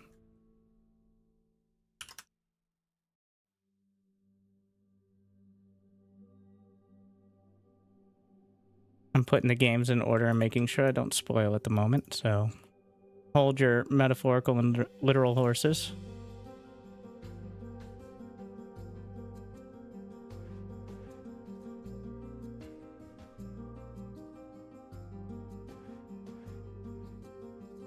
But thank you for watching.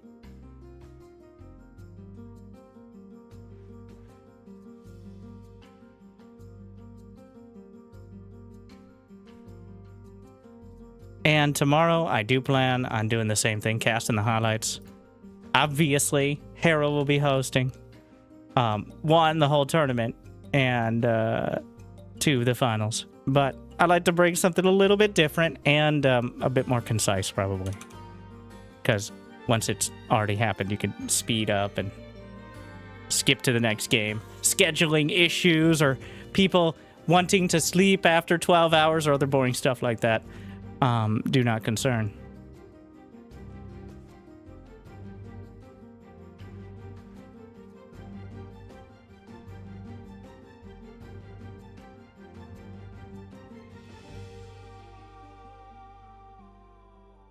All right.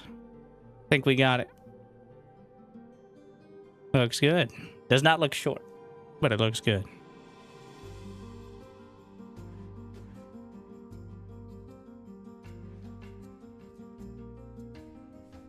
What? There's a winter edition? I like it. How perfect.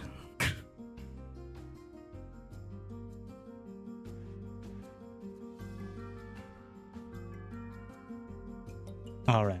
Get some more water. And then we have our highlight of highlights.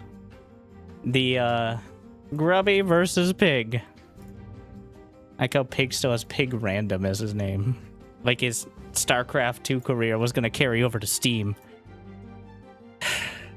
Maybe someday. Maybe someday. One moment. Be right back. One second.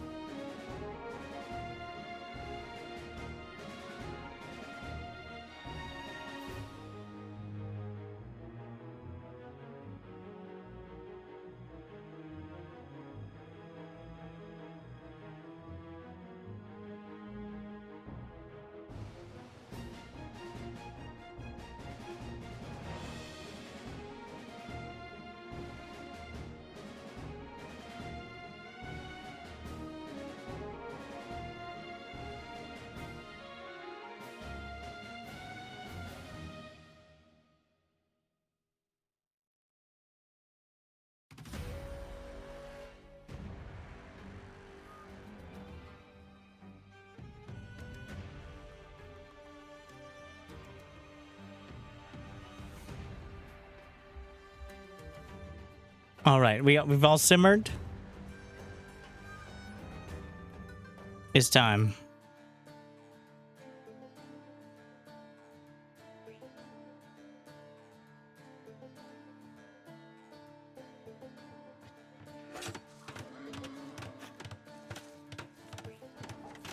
Welcome back to some Age of Empires 2 Definitive Edition with two of your favorite StarCraft 2 pros from the year 2013. Also have a little bit more experience in some other things. But for Hera's $10,000 streamer invitational, the King's Gauntlet, with two kings out on the field. The first one belonging to our Portuguese player. We have Pig. Up against one of our many Dutch players, though probably the most accomplished. As the Malay, it's Grubby. And before we get started, it'd be incredible. You could smash that like button, maybe even subscribe. And we kind of the algorithm. And Jimmy, what are we at? 369 likes on this video, on this cast. And I'll cast another one. And I'll probably do it anyways, because I don't know what else I'd do with my life. But thank you for watching. Hopefully, you've had a good day so far. And hopefully it's about to get just a little bit better. Thank you to Hera for bringing the people together, putting this all together. And the King's Gauntlet begins here on Regicide Fortress with the most important and honestly the only unit that matters. The King. If the King dies, you lose the game. The King has as much HP as like a couple villagers. Has no armor. Plot armor, otherwise. That's it. That's all that matters here on this beautiful winter map that's incredibly bright, which is usually an adjective it's associated with winter. So, meanwhile, the king, the Malay king, with his umbrella ready or something like that. I don't know if that's a hat or an umbrella. Turn around, please. Thank you. It is an umbrella. Though it doesn't have any servants holding it for it. Self-sufficient. Scouting early on because there's very little risk of dying when your opponent has no units, so. But it is a best of 5. The map pool includes the fortress. I don't know if they can pick it again, but after that, the loser of the match can pick from Arabia or Arena. Or I think they can pick fortress again, but I don't think anyone did. Though maybe this is the exception. But that means we have plenty of time to build up. The Portuguese have some very strong late game options. As you have the Organ Gun, one of the strongest unique units in the game. Technologies research faster. The Arquebus upgrade for gunpowder. Gunpowder in general, historically and practically overpowered in the later ages. As well as all units cost less gold, and technically you have the Fitoria, which is infinite money for a very large investment and some of your supply cost. Meanwhile, Grubby with Malay, advancing to the next stage is way faster. I mean, you can get some more villagers in between. Infantry armor upgrades are free. The battle elephants cost less. Fish traps are not relevant here. They have Zergling warrior. I'm sorry, Karambit warriors. You can build 2 for 1 supply, which always fun to watch. And the militia line, instead of gold, is just food. And I believe that's the late game upgrade for Malay that we're likely looking at here.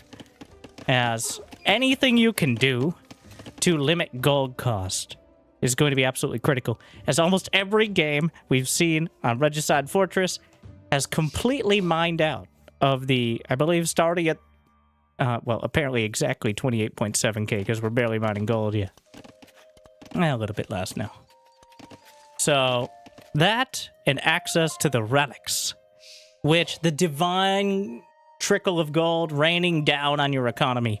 A golden drizzle, if you would, that allows you to get a constant form of income as time goes on. And controlling those is increasingly important and can completely tilt the entire outcome of the game. So, we will see as both players, obviously here on Regicide, you have a castle, you have stone walls. There is no killing your opponent, though if they're particularly I don't know if anyone in the tournament ran their king into a castle, but I would hope it's unlikely, as the premise of the tournament is players who have not really played much AOE2 before, though enjoy other, especially competitive games, like a small indie game called StarCraft 2, or other things like Warcraft 3, and its much more well-known counterpart, Dota. The Spiffing Brit did it? Well, that's an exploit to make Regicide Fortress not take an hour. Is simply lose your king. Spoilers, by the way. But speaking of, what's that? A time warp, as the Castle Age is upon us for both sides.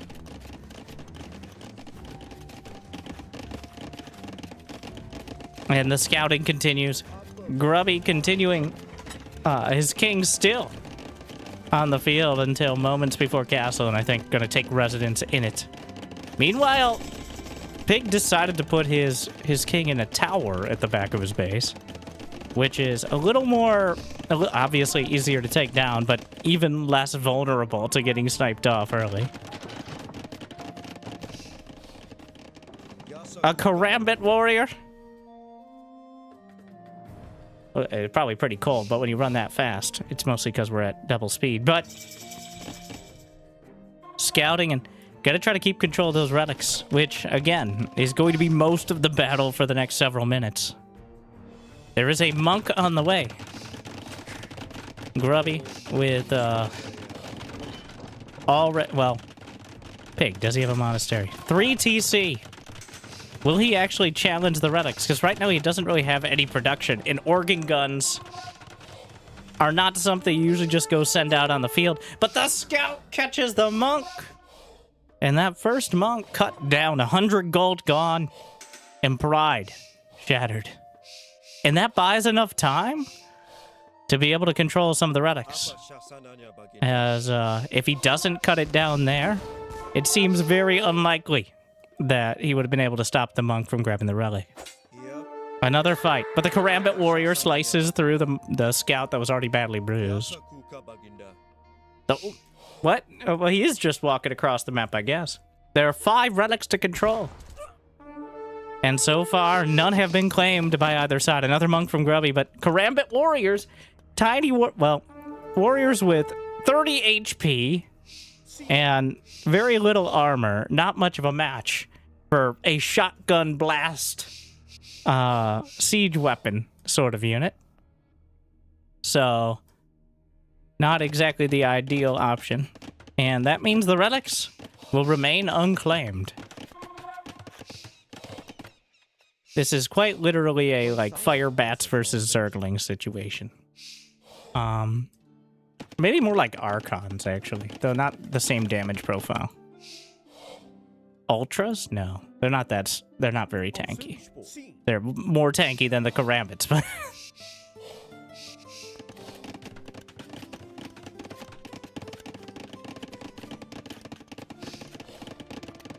Players just focusing on the eco upgrades. It's blasting time. And the organ blast through the scout. Pig with 3 TC, not bothering with a monastery himself. Just now starting it. And I guess having the castle means you could rush up to Imperial if you were so inclined, or had the economic prosperity to do so, but neither player investing in that early, because that's such a... It's not cheap, all right? And it's doubtful the bonuses would pay off in time. So, wait. Somebody have... Wait, does Pig have vision? No, that's not how you... No, you just... He does not see. This is his fog of war. I believe he noticed where the relic was. And now he might notice where the relic wasn't. But he doesn't know where it went. And hasn't noticed that Grubby managed to nab one from the middle of the field.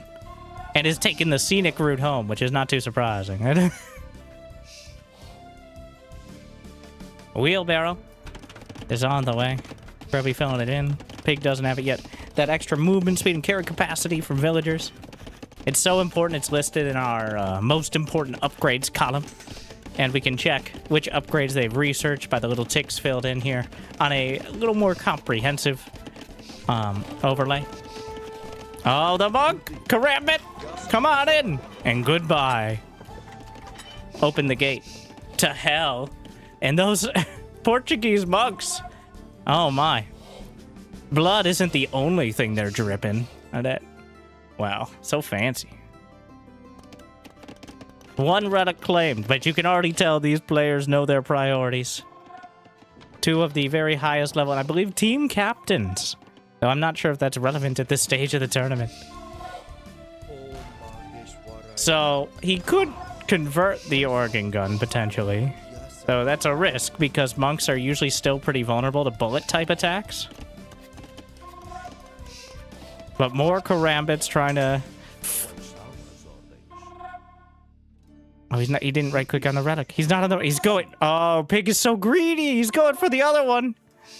Grubby's not gonna let him have it that easily. The organ. Blasting.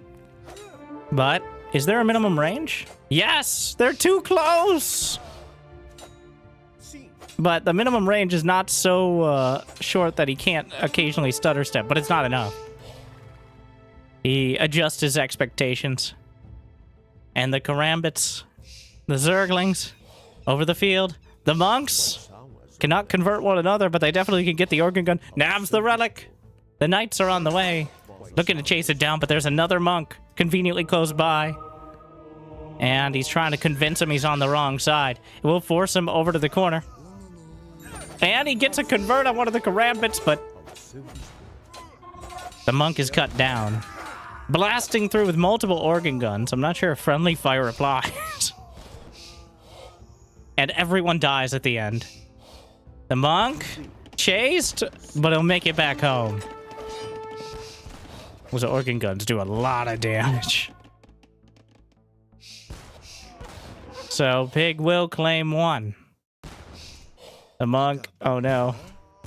As mentioned, very vulnerable to bullet-type attacks. The organ guns do so much damage. Grubby is getting the upgrades. Which ones? Yes. Town Watch. Husbandry for cavalry movement speed. We got Hand Cart for even faster villagers with more carry capacity. Imperial Age, which goes without explanation. And more cavalry armor. Level 1, which is the most they can get, apparently. As the Malay capped out. Portuguese, on the other hand, have access to all of the upgrades. All 3 attack and armor upgrades for both infantry and archers, including Bracer, which allows you the maximum amount of range, because each one of those ranged attack upgrades gives you +1 range on the top of damage. Chemistry, also more damage, and unlocks access to the gunpowder. I mean, besides the organ guns, which they already have, but everything else, too. So... the relic count is 2 to 1.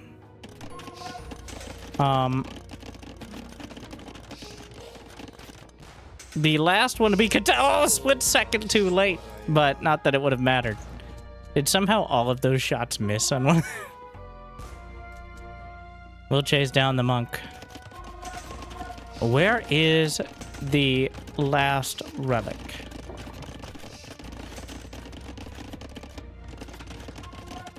There are 2. And then there are... Am I blind? Oh, it's in the hands of the monk. What am I saying? Oh, he hadn't brought the other one home yet. That's what we were waiting on. So Pig will actually claim 3 relics to Grubby's 2. Giving him a small but noticeable advantage as time goes on. Meanwhile, Pig, also filling in all those tier 3 eco upgrades. The Relic War has ended. But now, the final war can begin. 4 town centers for both sides, as the villager count has already reached near maximum levels. As usually 130 to 150 villagers are the normal counts for the extreme late game.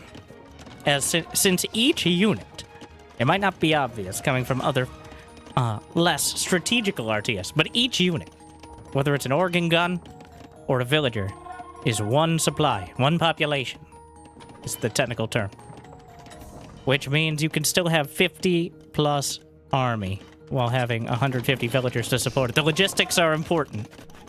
Having that much economy, especially as all the minerals on the map have not yet been mined out. The gold and the stone is the thing keeping you going. But the build-up continues. Pig, a little bit more in the dark, though he has some outposts coming up. Grubby, on the other hand, has done a great job of lighting up the map. The outpost covering like 80% of it. But Pig, with 28 hand cannons, he's got 3 of the bombard cannons. I wasn't sure if they were the, what is Hoofniche? Nietzsche? It's definitely not half nice, despite what... Wait, is that even the Portuguese thing? No, that was Bohemians. Get him all turned around. All Western European civs look alike to... Meanwhile, though, Grubby is moving forward. The battle elephants, how many monks are behind it? Just 2. Probably the thing they're most vulnerable to is conversion, and a whole lot of hand cannons and organ guns, so... Thankfully for Pig, he does have both of those. The bombard cannons are moving forward, trying to get some shots, and the battle is joined. As enough spears on the front line to stall it out, and the guns behind are blasting through. The trebuchet is firing over the top, but if the bombards get in range, they can easily be taken down. He's holding the front line. One hand cannon strays too far forward. Bombards trying to find the shots. The castle itself is getting involved. He only has fletching. The armor is as good as it's gonna get. The battle elephants just have a lot of HP. The organ guns chunking through. The hand cannons on the back line. A few of the battle elephants split off to stop the repair. The hand cannons are holding, and I don't believe there's splash damage from the elephants. They just have a lot of HP. He overruns the field, but Pig is able to retreat. And he maintains the majority of the critical mass. He doesn't say, I cannot. He says, I can. And he has it well in hand. The bombards still helping to hold. The villagers take it out. But only one trebuchet remains. I'm not sure what happened to the other one. A bombard is joined in for Grubby. Oh! And it's enough! Finishes off the castle before the villagers can repair. But there's barely any units on the ground. He's got 7 elephants. And 10 skirmishers on the way. But they aren't on the front line. The trebuchets are taking down the bombards, snipe them easily. And the critical mass isn't there. Grubby with a castle to the north, but only has 1 more backstopping the south. And Pig, with a very coherent push, he knows what he wanted, and he's gotten it so far. The bombards trying to snipe off the hand cannons to mild success. And so far, ooh, almost eats the shot. Firing at ground. So many shots coming out, and he lands it. The final hit.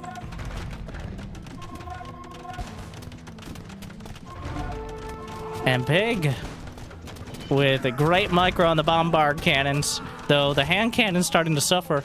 The elite skirmisher is still pretty well suited to dealing with it. That's 5 bombards, though he gets a little distracted. And Grubby's picking off one after another.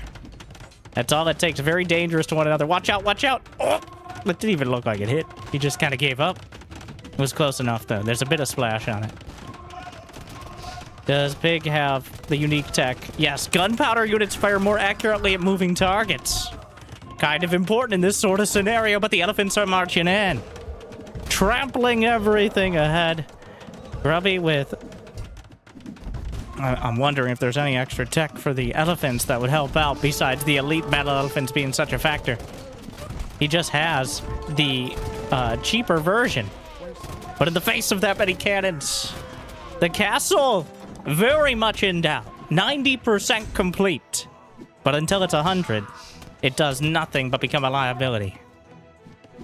Grubby 185 against 190 supply. They both got plenty in the bank. It's 149 to 127 villagers in Grubby's favor. But is that favor? As that means Pig's army is significantly larger. The gold cost of his army as well. Or is that the total? Something like that. Value percent. Yes. As Pig with 5,000 gold in his army to 46. Or 34, rather. I don't know why I said 46. That was just wrong. Or maybe it wasn't, and a bunch of elephants just died, which is also kind of likely. Oh, the shots! The bombard snipes from Pig! From downtown, the karambits will cut through one. But the hand cannons protect the rest. And the Portuguese gunpowder continues to slam the point home. The trebuchets. And Grubby unable to break the core of this army. The hand cannons.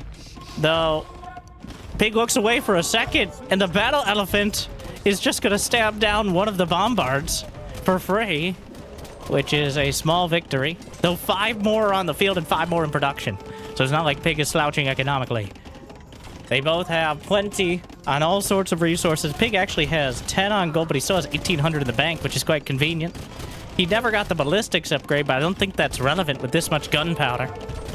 Handcart also missing, but again, the push is strong, and right now a lot of the villagers are in the midst of everything. The hand cannons are fighting skirmishers, which is not their ideal target, as the explicit counter to them.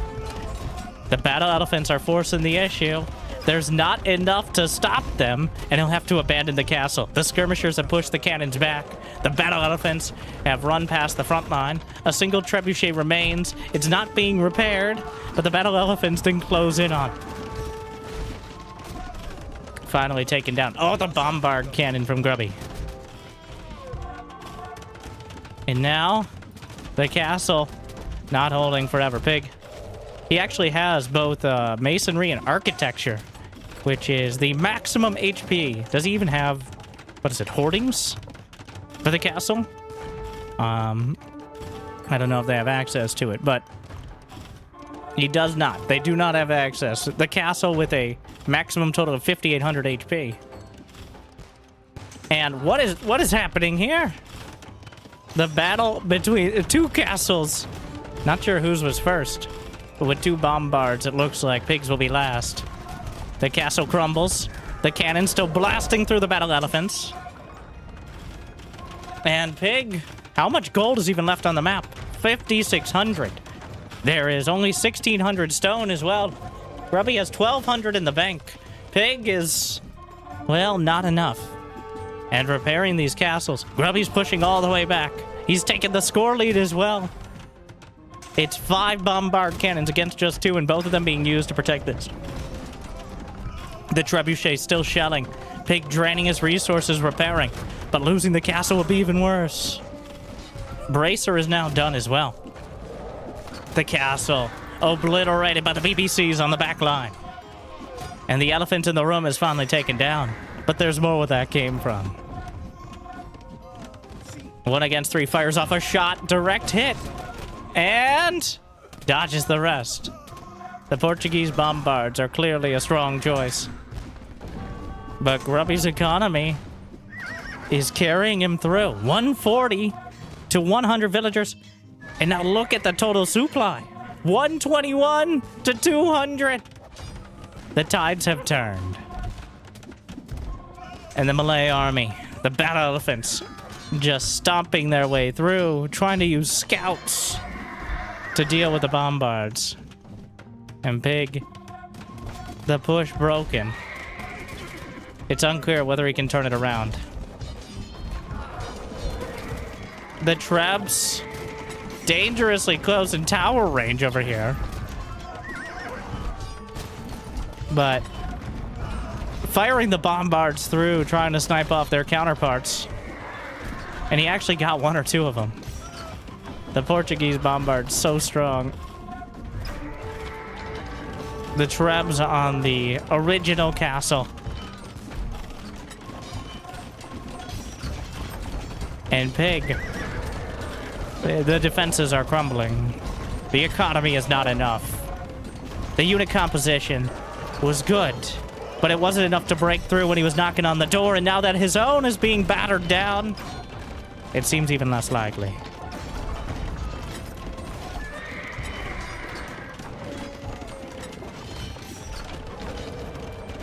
Grubby researched treason and revealed the position of enemy kings. Chinty now knows the king resides in a lowly tower in the back corner of the base like a coward.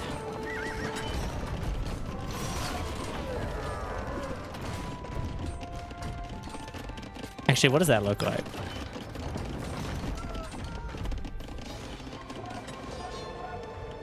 Ah, okay.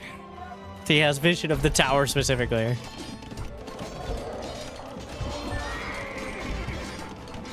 The Villy is getting into position. Pig is mostly stuck on trash units now, as the gold, especially on his side of the map, is mostly drained. There's some more, but it's under Grubby's castle. Even if he's not buying the resources himself, he's controlling them. And the skirmishers that kind of built up silently. Thank you, Sams. Grubby's score. But the skirmishers eventually breaking through the hand cannons. With the elephants covering. Then it's all over but the cheese. Unless he can somehow... You're not sniping the king. Alright.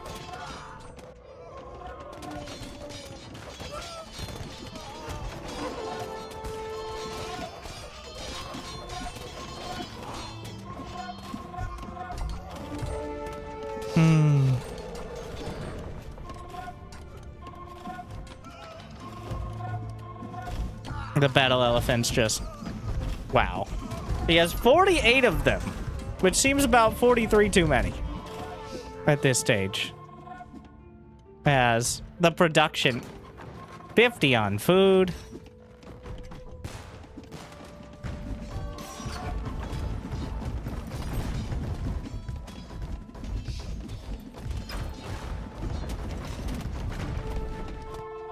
You're gonna need a lot more hand cannons to deal with that. Pig, what does he have? 8 racks compared to, I don't even know how many stables for Grubby. 12 stables of battle elephants, and he can't build anymore because he's suffering from success. He's maxed out. Pig's still fighting it out. I think he's going for a king snipe. Is the best he can hope for at this stage, as anything else is not going to be enough. But a hard-fought battle, and by far the closest game I've seen on this map, which is not like a long list, but the fact that they contested the relics so heavily, Pig actually got the advantage, but it wasn't quite enough. Grubby ends up with 15,000 more resources collected. Though, well, no. Okay. No. If he had a castle or something to hold, maybe. But killing a dozen or even 30, 40 villagers at this point.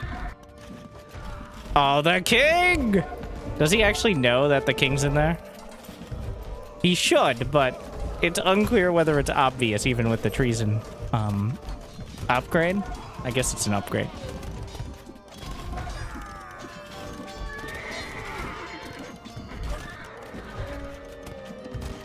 Though, with the scout cav dragging the army back, Grubby is mining the last of the stone outside the base, even while the halberds are about to stab those villies to death. Oh, treason is instant tech. Ah, interesting. So he can hunt it down again.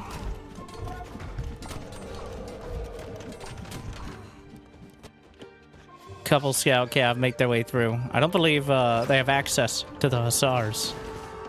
So, nope. Capped out. Pig, unwilling to tap it out quite yet. Though, Grubby about to force his hand. That 43 elite battle elephants.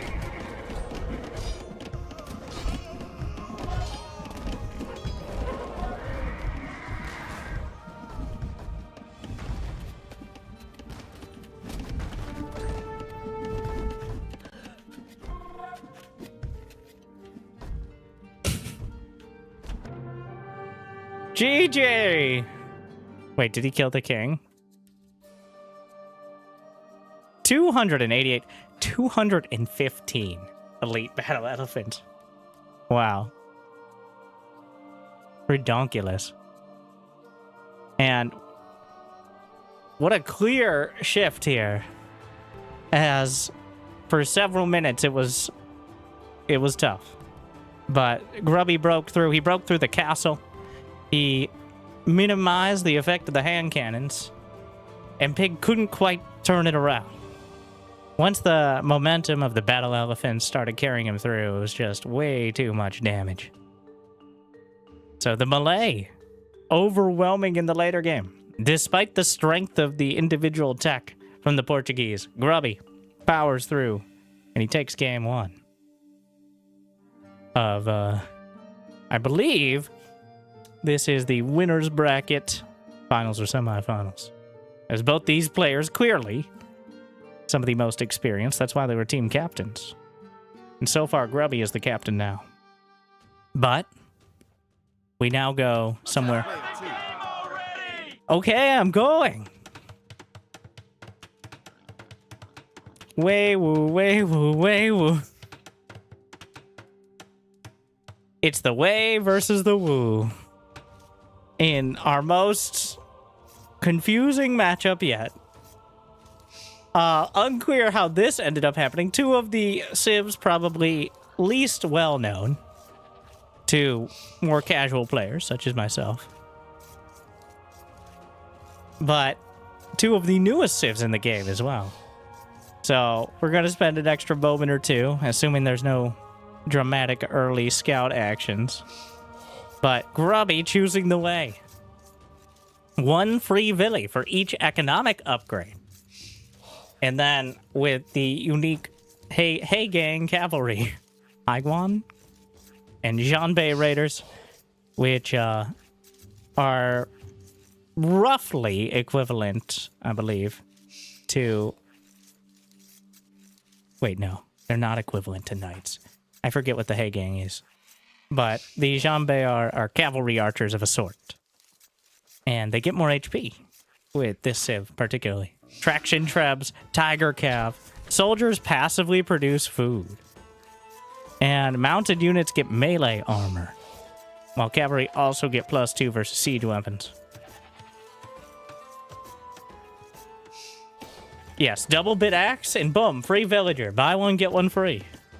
Meanwhile, the Wu are of the same, I believe, Chinese dynasty sort of ilk. They also have the same set of units. So, not a mirror matchup, but a lot of similarities. Military production buildings and docks provide +55 food, like when you build them. Infantry regen, swordsmen, and cavalry gain +2 at Imperial, and ignore everything water-related. They got fire archers that do extra damage against buildings, which I guess makes sense. They got Jian Swordsman and Sun Jian. They got Hero. Cavalry hero that increases the movement speed. A limit of 1. Wait a sec. Demolition ships and fire archers deal fire damage to ships and buildings. Houses build faster, which is something, but... They have a hero unit? Huh.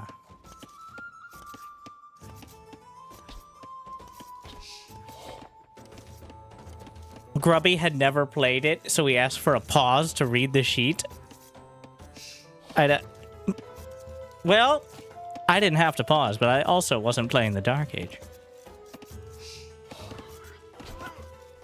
And even after reading, clearly there's some more interesting. As we get into the dozens upon dozens of civilizations in the game, there are many upgrades and opportunities that have already been explored. So we're definitely coming up with some new, more detailed ones, is how I'll phrase it.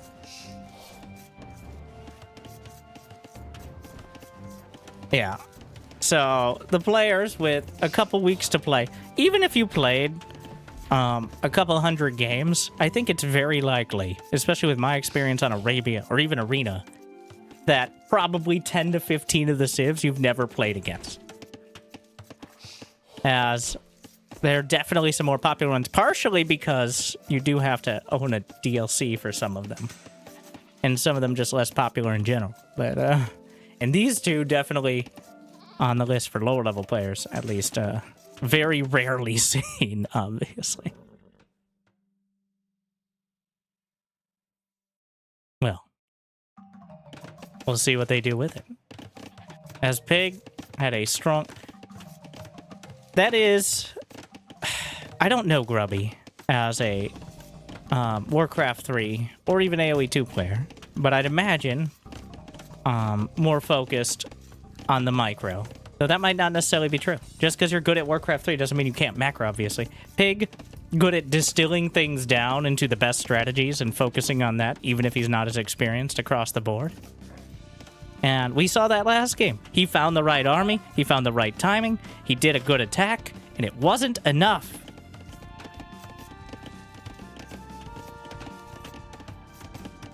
Grubby just overpowered him. And I think Malay is probably a civ. He also played a lot on Arabia, which is over 70% of the ladder. So, probably using a lot of that experience. Once you get past a certain point on Regicide Fortress, it is just an open land map, which the principles apply, the same ones as Arabia. Of course, Arabia usually is a bit more convoluted to get there. Oh my, what a play. It's a trap! Pig Scout is now stuck. Help me, Step Billy! The thing is, it can, well... Dun dun dun dun dun dun dun dun dun. Is he trying to... Okay.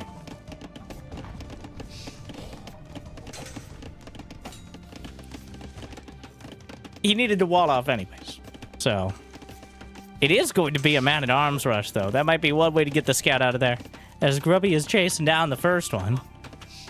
The men-at-arms waltzing their way through. This wall-off will help against exactly this as well, but realizing that his gold was not yet protected, Grubby will shore that up. Having access to the gold, obviously a pretty important part of the entire game. Meanwhile, a single scout just kind of gets caught up on the village. And the shots from the town center, he escapes! Horsicus will escape persecution. The way bowing to the woo, but only for now. Double bit axe is done. Remember, extra villagers for each economic upgrade. I do believe they spawn from the town center, but I'm not 100%. The scout, both scout. Oh, both scouts badly bruised, but Pig with just a little bit more HP, and of course being on the attack move, will cut him down. So escapes and destroys Grubby Scout. A single archer, enough to turn these men-at-arms around. Though obviously very vulnerable if they close the distance. Some fancy villager garrison micro. Not that fancy, it's just it can go wrong if you're not paying attention. Meanwhile, Pig shoring up the economy back at home. A lot on gold. Why did I say it like that? I'm sorry. I want to formally apologize for whatever that was. And is there any sort of market bonus? No, he's just... He'd rather buy food than gather it himself, I guess. I don't know. Yeah, Pig. Well, money makes the world go round. And he's found that that's the easier method here. As Pig trying to buy his way up to Castle Age. And is most of the way there at this stage. Meanwhile, Grubby's still pretty far off. Significantly less focused on it as he's been busy dealing with the man-at-arms shenanigans on the other side. The archers just headed across the map because playing defense is not a very proactive way to go about it. That's enough food. And Pig? Castle Age. Wait, does he have 2 buildings? No! He only has a barracks. He needs another building. Oh no! The village!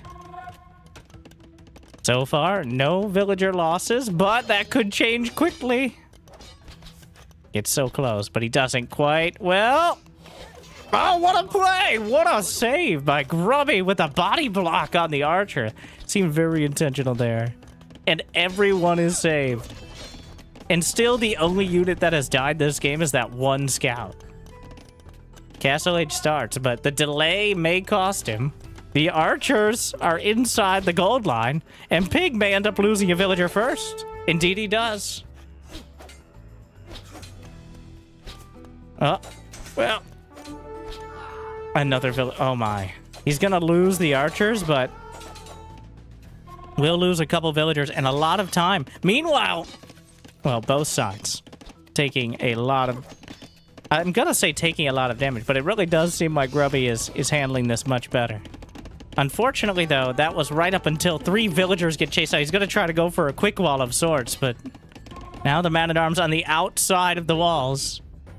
And Grubby has still lost 0 villagers, which just doesn't seem possible. But so far is actually true. And there's the delete on the wall. Gonna try to body block the swordsman again.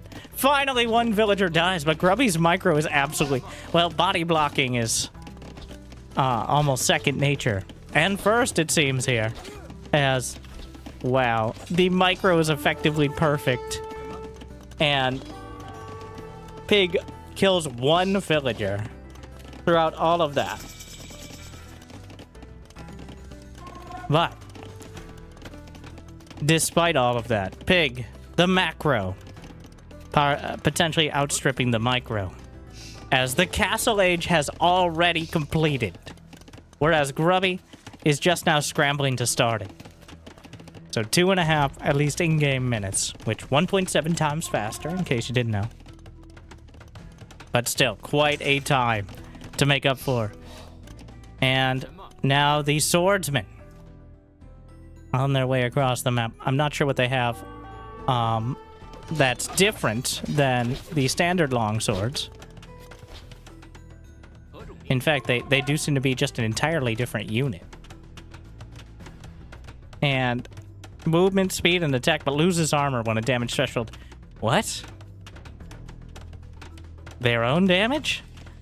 So they are a momentum sort of unit. Shock infantry, which is a different sort of category. Oh no, he chopped through the gap in the wall. And Grubby, the cracks beginning to show as the man-at-arms just casually strolling through. The siege workshop is right outside. Castle Age isn't even done. And Grubby is almost entirely reliant on archers and micro. And a mangonel does a lot to negate that. A monastery, the siege workshop is big, is focused. No extra town centers. He's trying to get the damage done right here, right now, right here. And right now, watch out, watch out, watch out! Oh! The mangonel! Direct hit. The archers, slaughtered. Grubby has 1 spearman. That is his army. That's not a great army. A gate trying to keep the swordsman out. Yeah, they have 5 pierce armor. That is disgusting. Which means they can mostly just shrug off the arrows. Grubby builds wheelbarrow like he's going to be trucking resources around anytime soon. Which is usually a good instinct to have when you're going up to Castle Age. But he's currently... His town center that's researching wheelbarrow is under mangonel fire, which does complicate things. As Pig has focused on... It doesn't... Yes, it increases villager speed. But... Are they fast enough? The swordsman with that extra pierce armor, he's not going to bother with it fighting underneath the town center. Where is the monk? Am I blind? What? Trying to select... Oh, there it is. It was hiding behind the TC. Which is probably a smart move, but the TC itself taking a lot of damage. Trying to convert one of the swordsmen.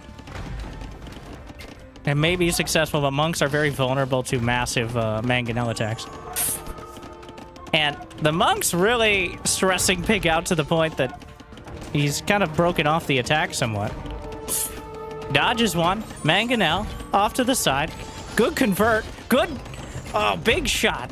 The trade is not good enough, and Grubby almost gets 2 mangonels for the price of none. But the second shot comes up short. The swordsman underneath the TC. He's just gonna chase down and cut down the monk and Pig. There's just no units to stop him. Grubby's individual micro. Top notch. But he's running out of individuals with which to micro. And Pig. The timing is good. And the attack is better.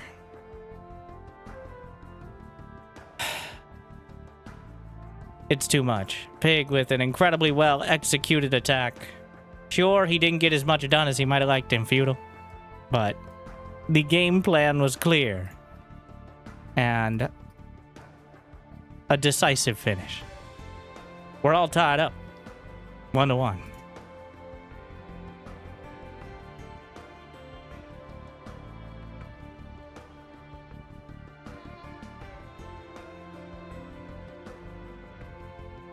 Both players, I think, playing to their strengths, and it just worked out a little bit better for Pig this time around. And I think neither player super knowledgeable about that Civ matchup either. Quite obviously, if Grubby had to pause and read, well, pull out the Prima strategy guide. But we load in again with probably 2 more, much more comfortable civilizations. Arabia is the choice from Grubby. And he's chosen Ethiopians. A strong archer civilization with a lot of ancillary bonuses between getting resources when you age up. Pikeman upgrade is free. And your siege units in the long... your siege units with torsion engines can be incredibly strong. And then Pig with Vietnamese, who are also just all around very solid. Enemy town centers reveal. Economic upgrades cost no wood, and they're faster. Archery range units more HP. Conscription is free. And paper money, one of the best late game economic upgrades, as well as access to Imperial skirmishers. Which are, well, he has 2 of the best anti-archer units. So I'm not sure what the pick ban process was, but Pig, I think, with potentially the better, like if we're in a perfect unit tester battle or something close to it, the access to Imperial skirmishers and Rattan archers would be arguably better. But things don't work out like that. And that's not how the game goes, especially on Arabia the majority of the time. So both sides with some eco bonuses and some late game options. It was blind pick for civs. Probably should know this beforehand, but here we are. No.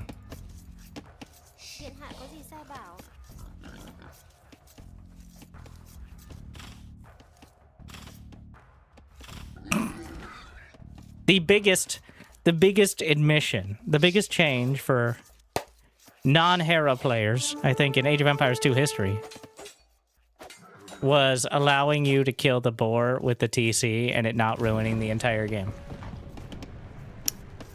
And so many less villies die now to boars. They still do, but less. The most dangerous unit in the game became slightly less so.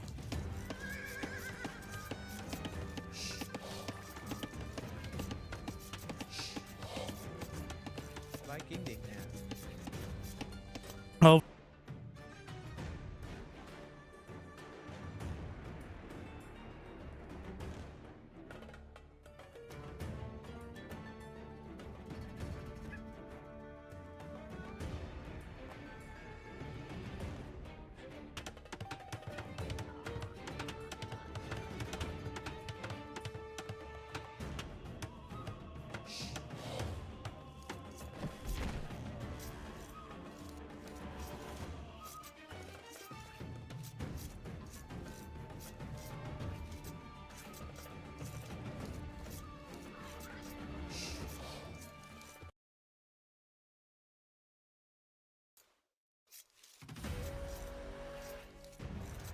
Good morning.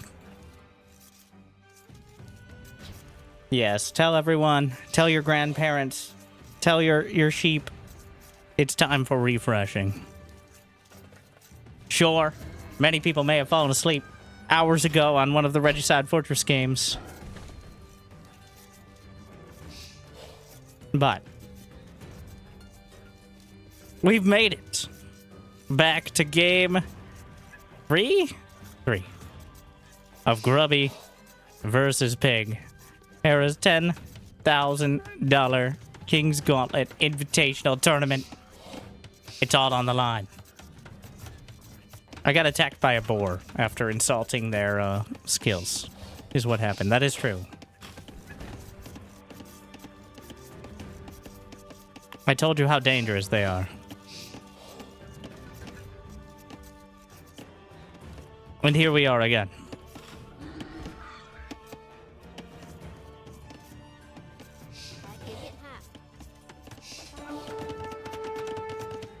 As we recreate history.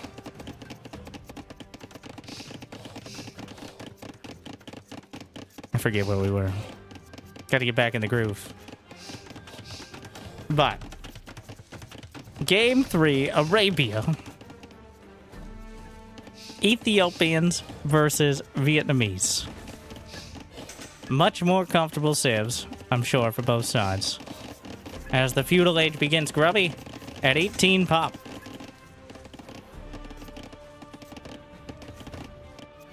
And a pig, on the other hand, going with 19. So I've noticed throughout the years, I look back, mostly just at outdated things. Whoa, what is this? Well, at outdated things. Like, you look back at, like, 2019 or something, people are like, well, a quick feudal age would be 23 pop or something like that. Maybe 22. But now, as time goes on and on... Wait, where are you going? Pig, where are you going? Wait, no, that's Grubby. That's why. Wait, it's still... There should not be villagers in the middle of the map. Except for one purpose. A missed rally point. No! Instead, ruining the woodline. Though, a tower rush does seem... There's only... Oh, it's not even a tower. A proxy range? Double range proxy archers. And a tower rush could definitely complement it. As there's no way. Pig, there's no reason he would be looking this direction to scout it. The wall off is coming together. The scout may actually be able to kill one of these villagers. The one it softened up earlier goes around the corner, and down it goes. Which actually delays the wall somewhat, though I don't think this build is reliant on it.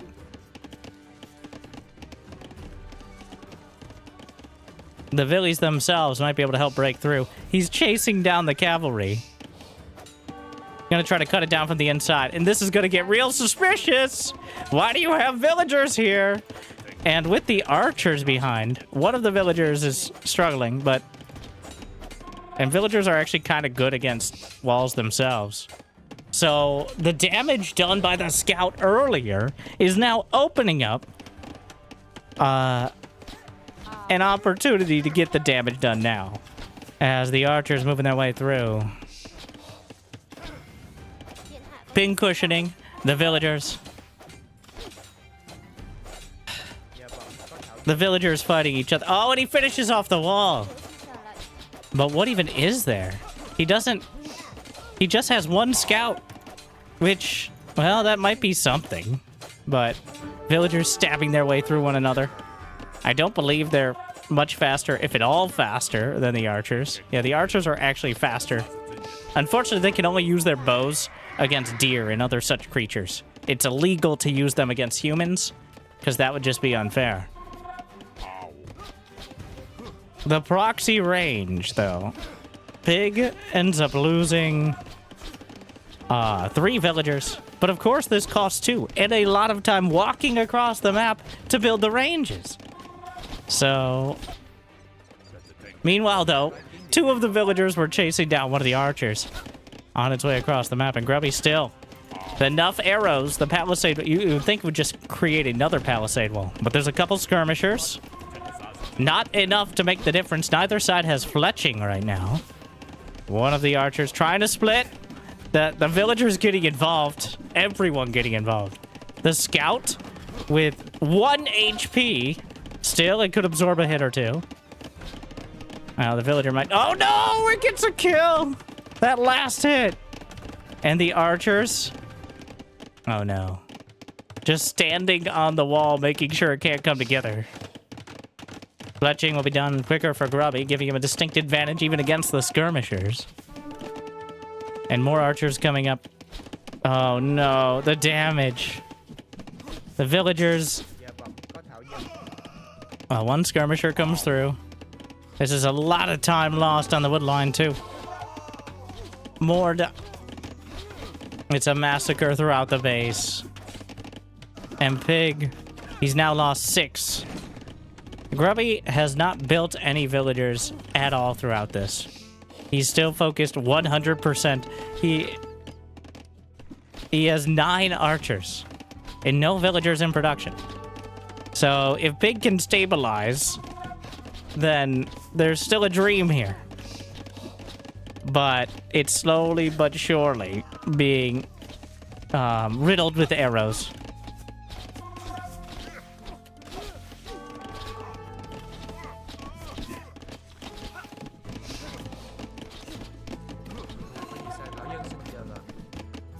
The quick wall, maybe? Gets another couple hits on the archers, but still.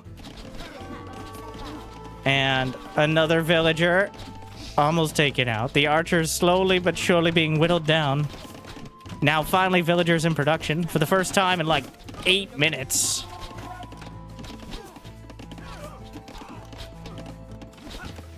It is a mess. But the skirmisher count is getting high enough. Even though Pig does not have fletching. High enough to compete. The archers can't fire on him directly, especially with the armor upgrade about to complete. Villagers every which way. A lot of them badly bruised. He's trying to finally get that wall and stop the bleeding. There are more archers in production. He does not wall. Just the dreams of one. But he gets behind and he actually starts it. Though it may cost him another villi. Oh my. That's 10. And another one. He still has the lead, though. It's not about how many villies you lose. It's about how many you replace them with. And Pig, 27 to 24. Though, that count continually getting, slowly, but... Oh no, another one was 1 hit away. Though, it seems like it's over. Though, a single archer on the outside. That's the issue. The wood line is exposed. It wasn't a tower rush at the end of the day. It was just the archers. But the archers...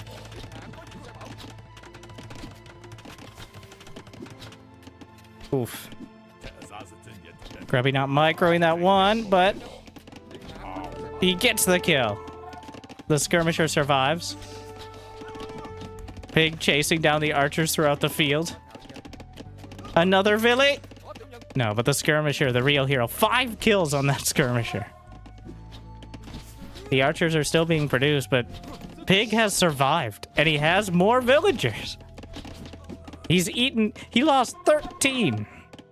But Grubby built almost none throughout the main brunt of the attack. Pig still losing a significant amount. And he does have fletching now, so he can compete in range. The ranges themselves in a bit of a precarious position. Going to try to duel with the skirms.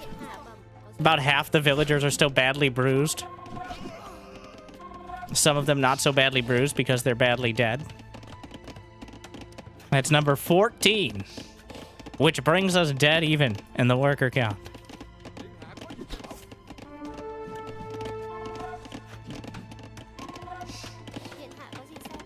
so many hurt villies. A couple of them 1 arrow away. Oof.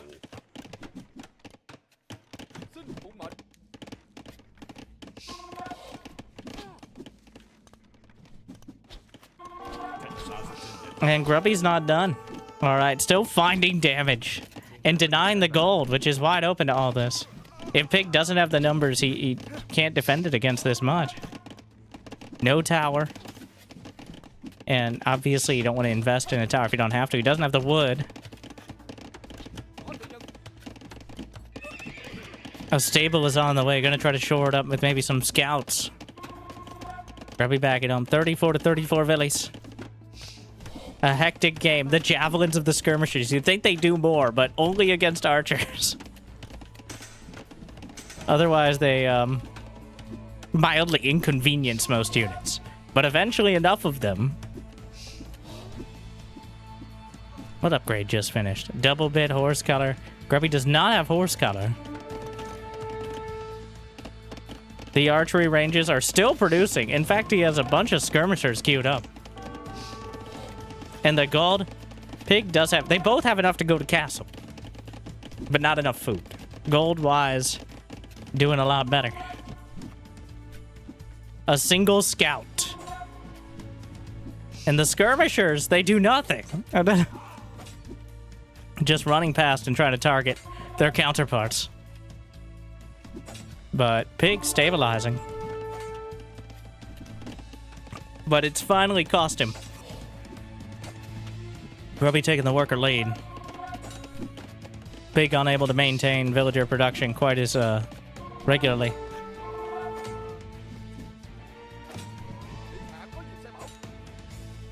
The mass skirmisher. That 1 scout is too much. 3 scouts is straight up. The entire army may have to run back. And there's a chance of just turning the tables here. The scouts easily chopping their way through.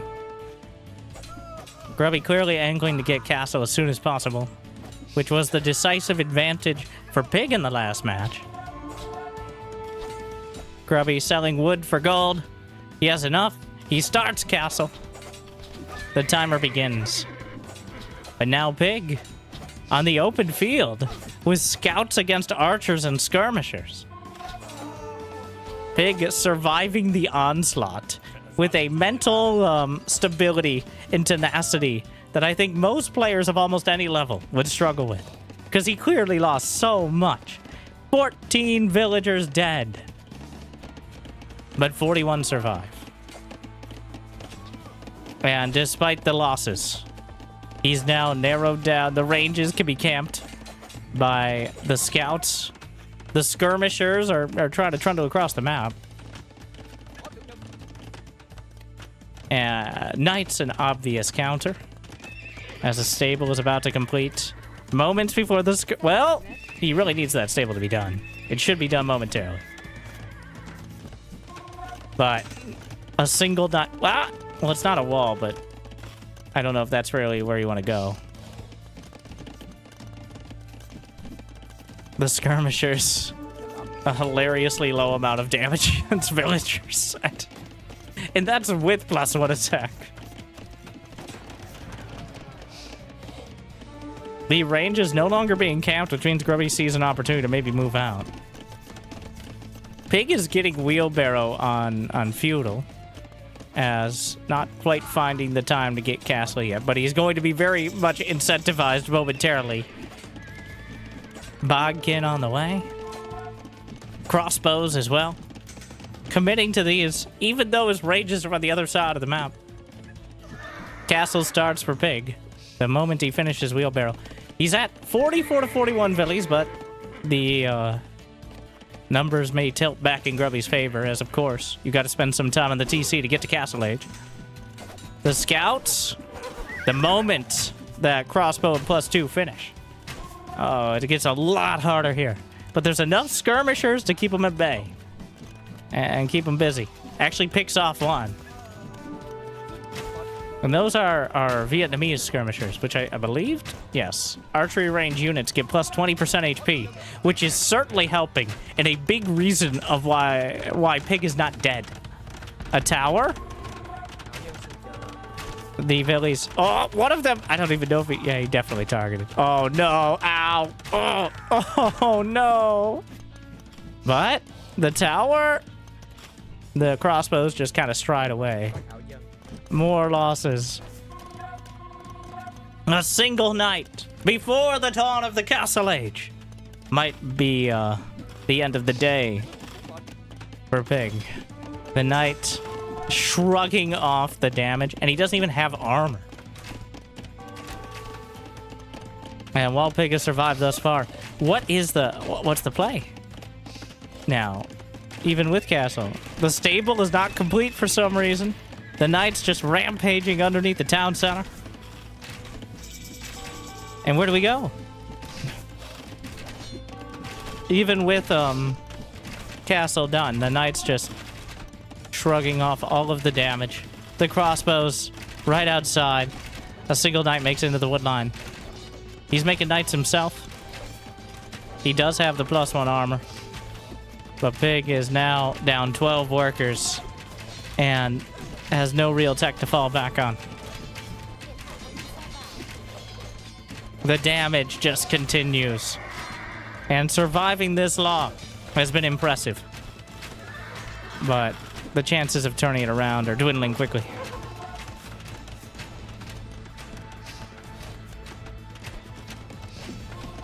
The knights will be driven back. A mangonel outside the base right on the way. He's even getting some camel riders. The direct counter to... Well, the direct counter to knights is spears, but something that can actually catch up with the knights, which is camels. And the crossbows are still sitting outside the wood line. He's going to send a couple knights out, but it's Grubby's turn to bring the siege. Chasing the skirmishers. 2 town centers as well. While Pig may have the score lead, I don't think that really tells the story. It's actively misleading. Well, unless you... Okay. If he loses a mangonel to the tower, then maybe that's one way to turn it around. The knight, he tears down his own wall to get to the crossbows, and he does so successfully. Pig! Surviving. And the knights, okay. He's gonna get a lot of damage done. Grubby not paying attention to his economy. And the villagers will be cut down. Several of them at a time. A single camel rider is not enough. The crossbows trading in turn. But Grubby has not paid it. He didn't notice. Oh no! It's a disaster. And this is the only thing that could maybe turn it around, just not even realizing the knights now. 8 kills and counting. And oh no. That economic damage being evened out dramatically. 2 knights just slicing through, eviscerating the farms and the woodline and the gold. And finally Grubby notices, but not before the damage is done. Pig losing track of the knights, but another half dozen on their way across the field. Where are you going? No!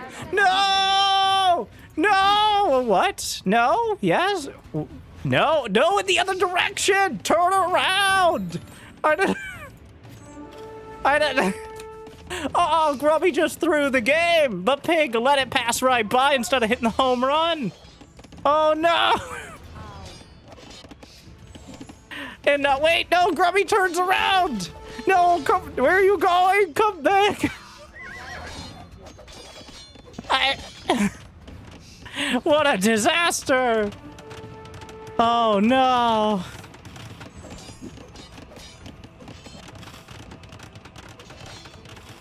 And he's quick walling his castle, which seems a bit like a barn door unlocked sort of situation. As the stress of the Pig has survived, and the stress of the knights and the damage done to the economy has turned it around.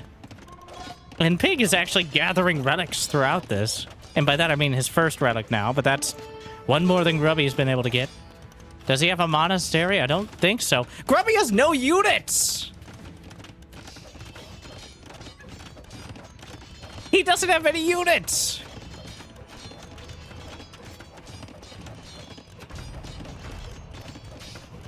You're supposed to build units, right? He has one monk in production. I don't know if divine intervention is going to be enough. I don't...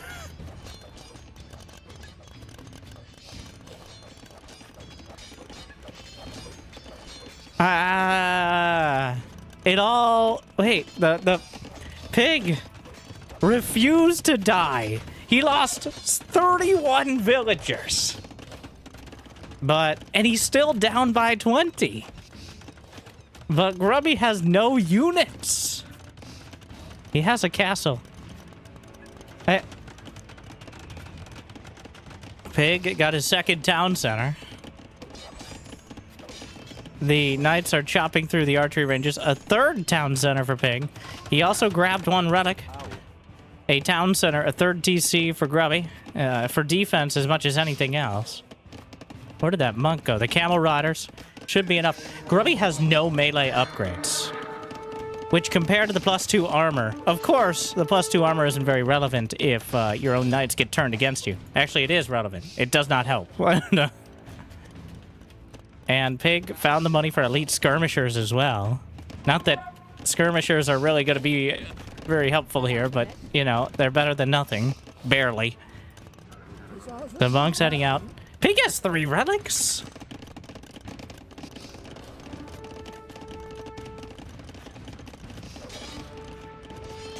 Huh. Camel riders got down. A single camel rider, but the elite skirms are good enough. The lack of armor. And camels, I don't think, have any base armor. Yeah, they have +0, which is nothing. In case you needed that spelled out for you. So skirmishers are a non-zero counter to them. Yeah. Actually pretty, like, it's not bad. He has bodkin, so...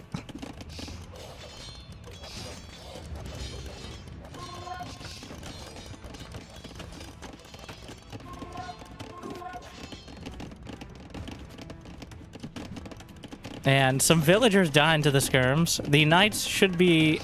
Well, the knights only have +2 as well, so... He's killing... Oh, there's the Shotel warrior. Which... They're not quite the Karambits, but they're the same vibe, I guess. And meanwhile, the monk trying to convert the camel rider back. And he does so! Welcome back! You are forgiven. Because I don't think the Vietnamese... Wait, can the Vietnamese build camel riders? Yeah? Maybe? I don't know. But why build them when you can borrow them? Wait, no. I don't think there were many camels. No. No. 60% on no. Okay, so here we are. They have elephants. Ah, yes. Of course. I'm like, well, Ethiopia, Vietnam... They're pretty close, right? Yeah. Those Southeast Asian camels. Well known. The jungle creatures. And those knights finally Grubby finally filling in a lot of the upgrades. He's now been building units for quite a bit. The red account 3-1. And that last one... is somewhere on the field. Somebody's grabbed it. I don't see it on the minimap. But they haven't brought it home yet. Ah, there it is. Pig nabbed it.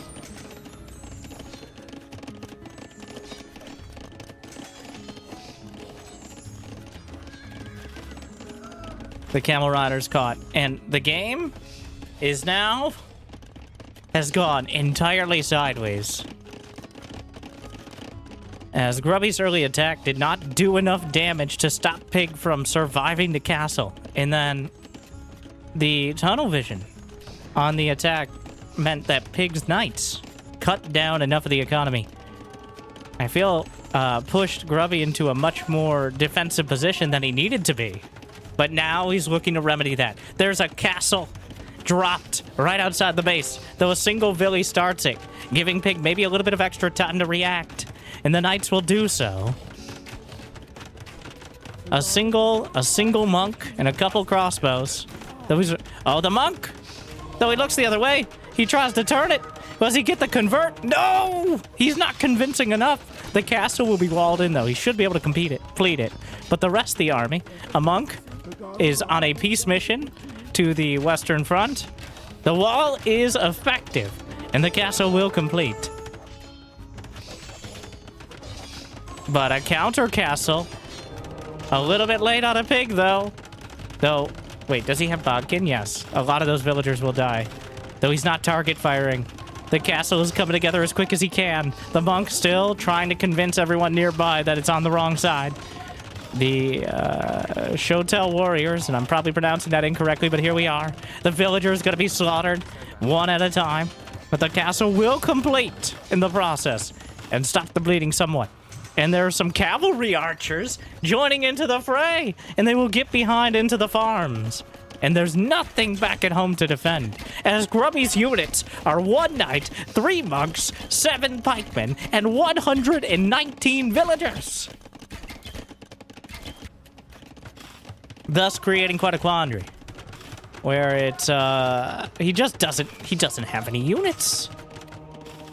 I mean, I keep saying it, but it keeps being true.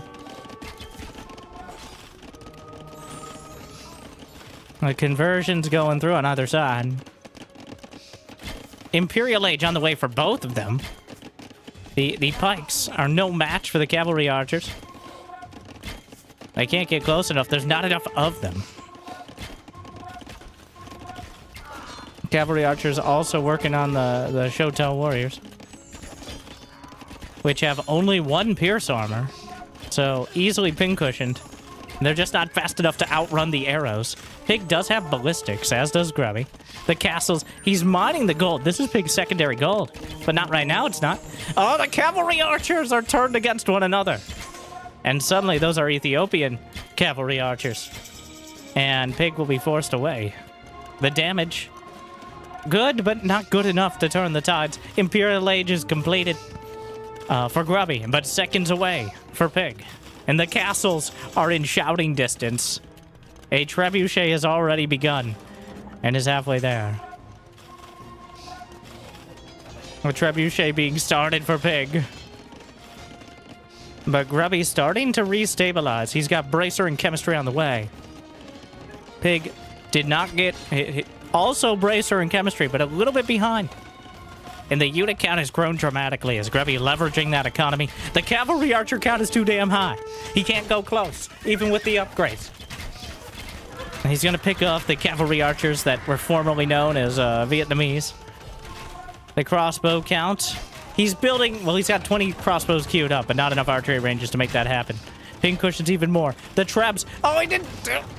You gotta right-click. You gotta right-click on the treb. Oh, no, he's in trouble. As he's losing a lot of his base.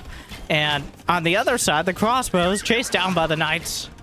And despite... Well, Pig is likely going to win the treb. Well, you gotta right-click your treb. You see, a broken record, but...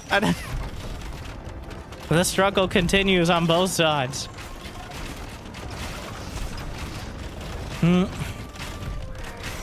Meanwhile... Well, both sides may be losing their castles. Grubby trying to repair. Pig with only 2 villies on it. The arbalists are done.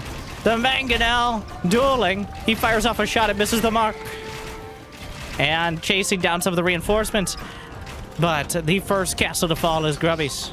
Though the trebuchet is still out of range of its counterparts. The cavalry archers struggling.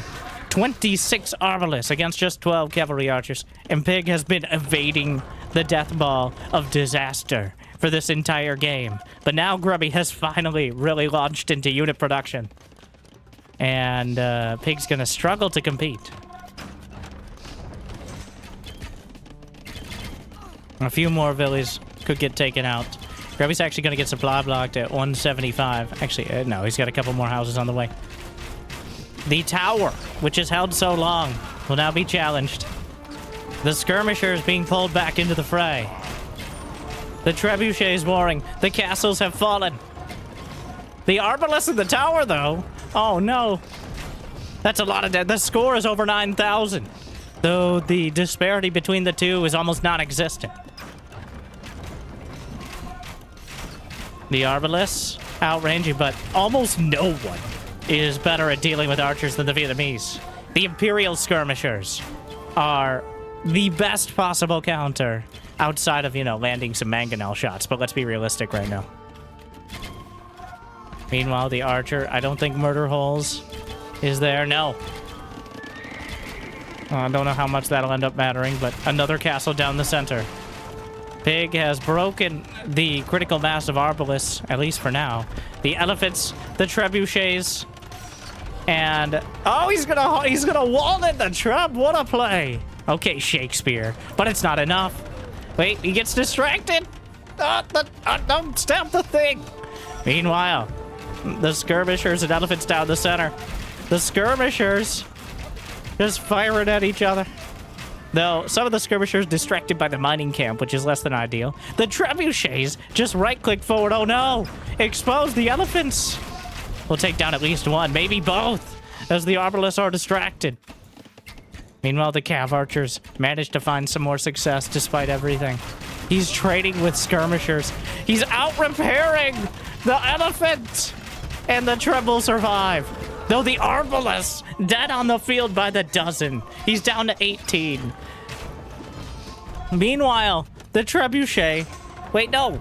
Wait, is that the treb? He gets it. He's got the treb. That's the treb. Yes. Okay, I thought he was attacking a wall or something. The town center's dead.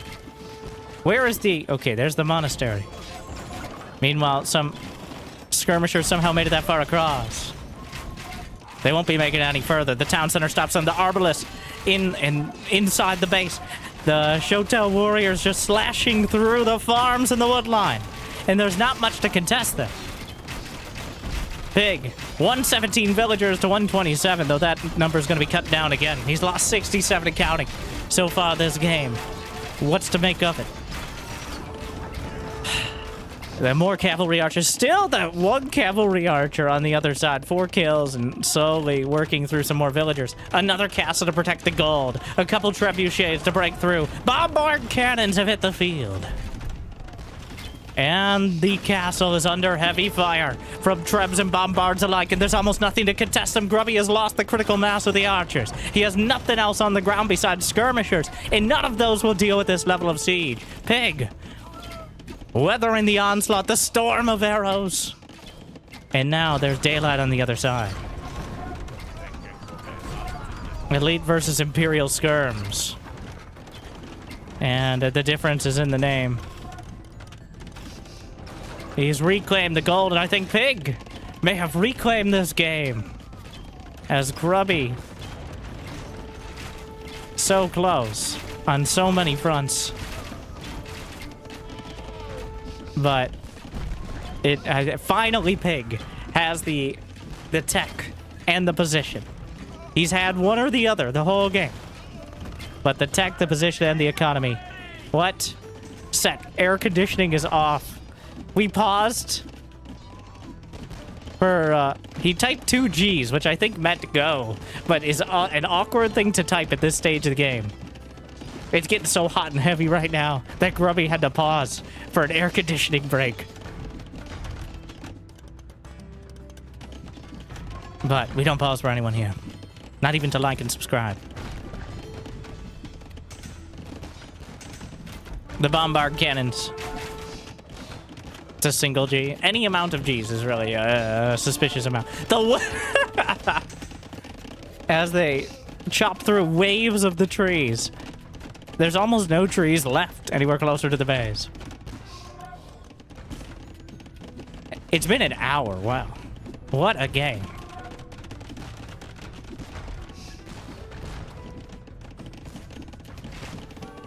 But the double proxy range into a little bit of everything else.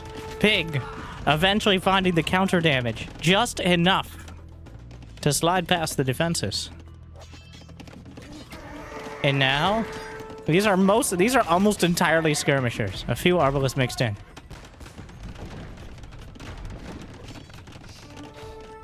Scouts are on the way for Grubby. He still has 129 villains, which is quite a number. There's still gold strewn throughout. Only 3,000 total, so never mind. The bit of water is in the way of the attack itself. Trebuchets bombards in range of the castle. He does not have siege engineers, but he can still outrange it easily. And I think Pig has done it. He's survived. Yeah, and like most pigs, he thrives when things get dirty. I feel like Grubby was pretty convinced he was in a winning position several times over. And Pig may have been convinced as well, but he refused to give up. Refused to surrender. And Pig, after an hour and 5 minutes, survives.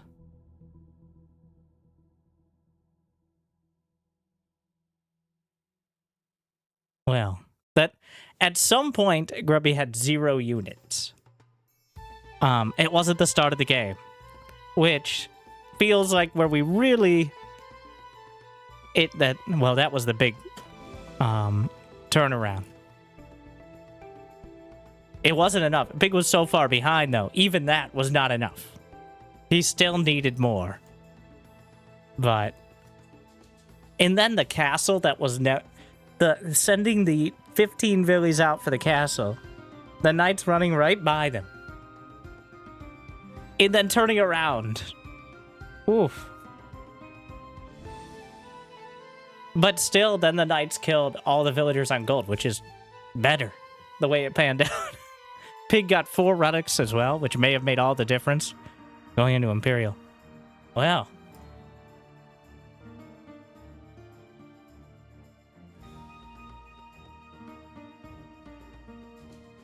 Two to 1. Pig takes the lead.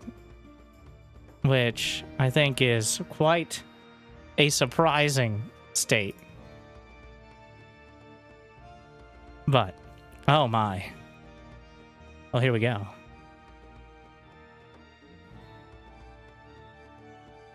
Arena. Grubby picks Arena.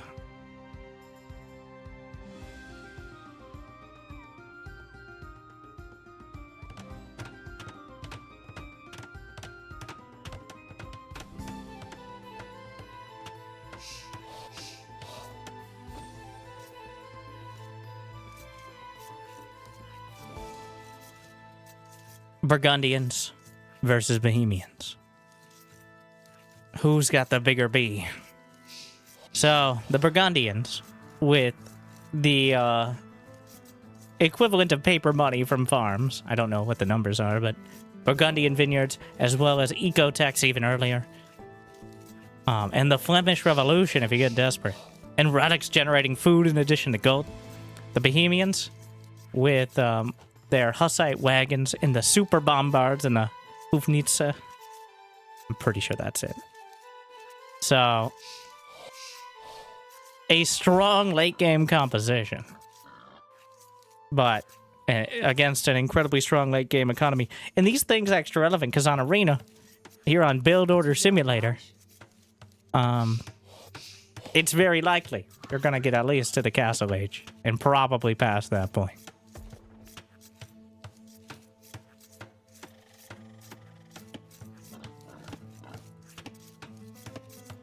But as we go through our time warp here on Arena, the benefit of enjoying the games afterwards.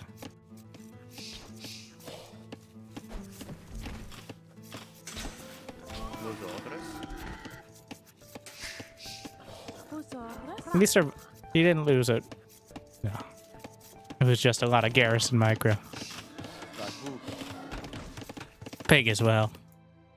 Kills off the pig. Who better to do so?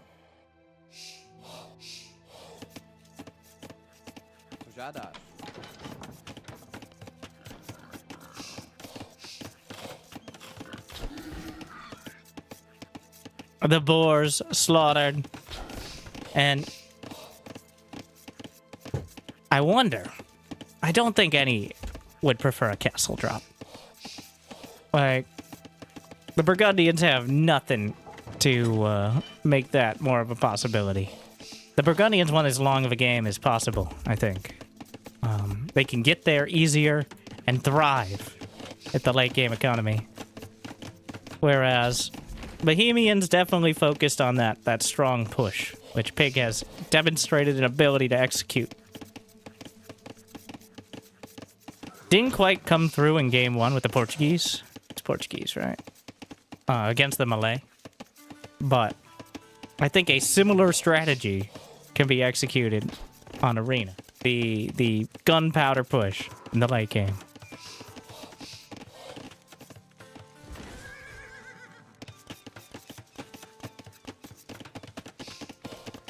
Stone, well, okay. He is mining stone, which is suspicious in and of itself. Is it time for dragging the wagons? It appears so, as there's only really one reason to get this much stone this early. Now, the question is, where does he put it? Castle begins. We'll see if Grubby realizes how suspiciously quick it was.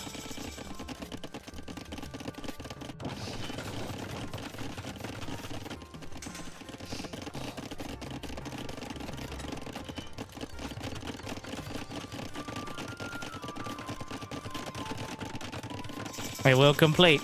And, well, he didn't send them across beforehand. No. It's going to be a builder castle. Not something he drops outside the walls, but instead something within them. To try to maximize that unique unit composition. Wait, is there a tech that he would do? No. Well, no. Hussite reforms is the Imperial tech. There's no way we're going for that early. But gonna try to keep control of the situation. He's got the monastery, and he's got a Hussite wagon on the way. Which, I don't think there's anything that can easily deal with that early. Or in general, honestly, it's a really tough unit to actually counter outright.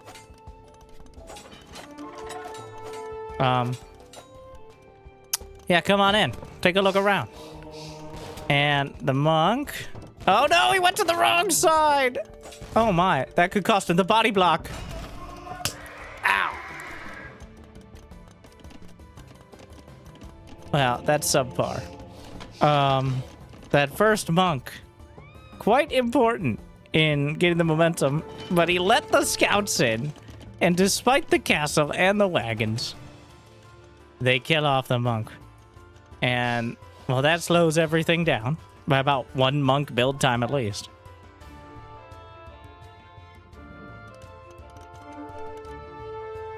And the scout's still alive, by the way. Gonna get a full look around.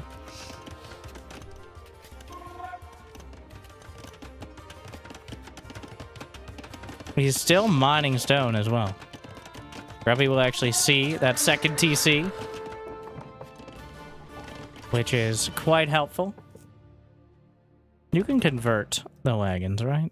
They're units. It's siege. Wait a second. Do Burgundians have redemption? They do, but it's expensive. So it's unclear. He's just gonna grab... Oh, no.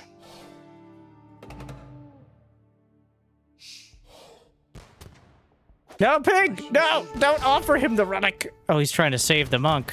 But the scout cav don't care.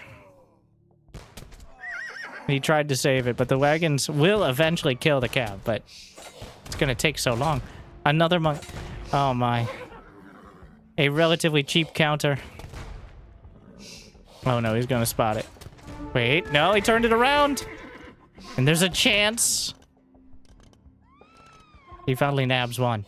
But the fact that Pig focused so much on getting these relics, and it's gonna be Grubby who gets it first, is certainly not ideal. And he nabbed another.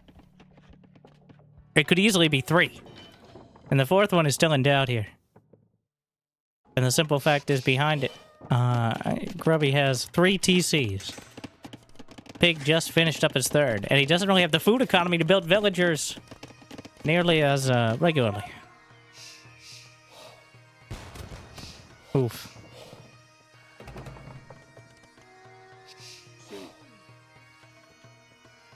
That's gonna be... Oh, hey! I just like looking at it.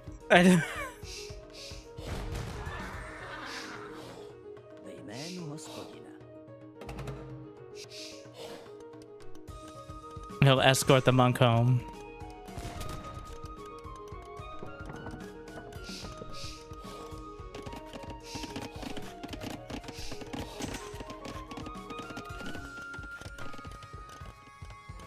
Slaps the relic in. And that's going to be 2 for Pig. Against 3 for Grubby. Which... a pretty big win considering the level of investment. Pig went for a castle and a bunch of the Hussite wagons, as well as a quicker monastery with less villages. But Grubby comes out ahead with 3 relics to 2. And he has 10 more villagers. He's now adding on all the eco upgrades, which Pig still doesn't have tier 2. No, he does. He does have bowsaw. The no wheelbarrow, just now working on it. And no heavy plow, just now working on it. And one of the bonuses, though, where is it? Fervor and Sanctity affect villagers. And moving 15% faster is not a direct economy upgrade, but it's pretty direct. Spending less time dragging the resources back to the base and more time actually gathering them is obviously great. Making these villagers some of the fastest in the game. 1.01 speed.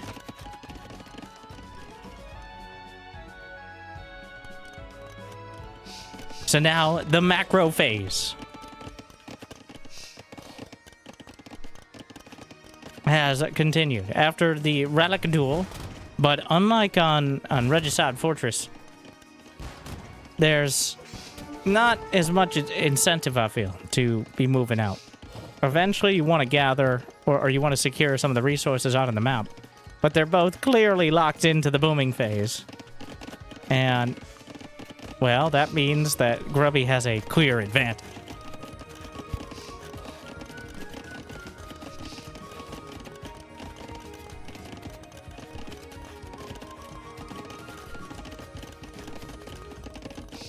What are these villagers doing? All right.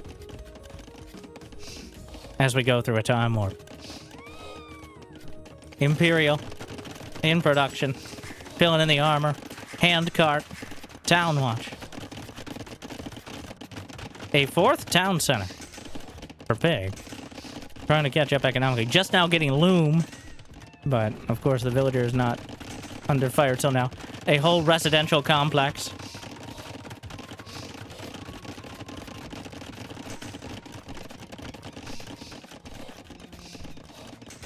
Pig, about to click up to Imperial. But Grubby's almost all the way there. And from here, well, he doesn't have enough stone for a castle. But he is mining some of the gold out in the field. Imperial is complete. Chemistry.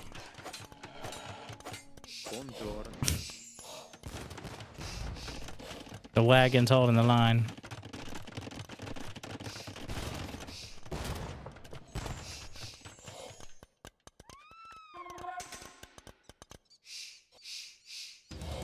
A siege workshop and hussars on the way.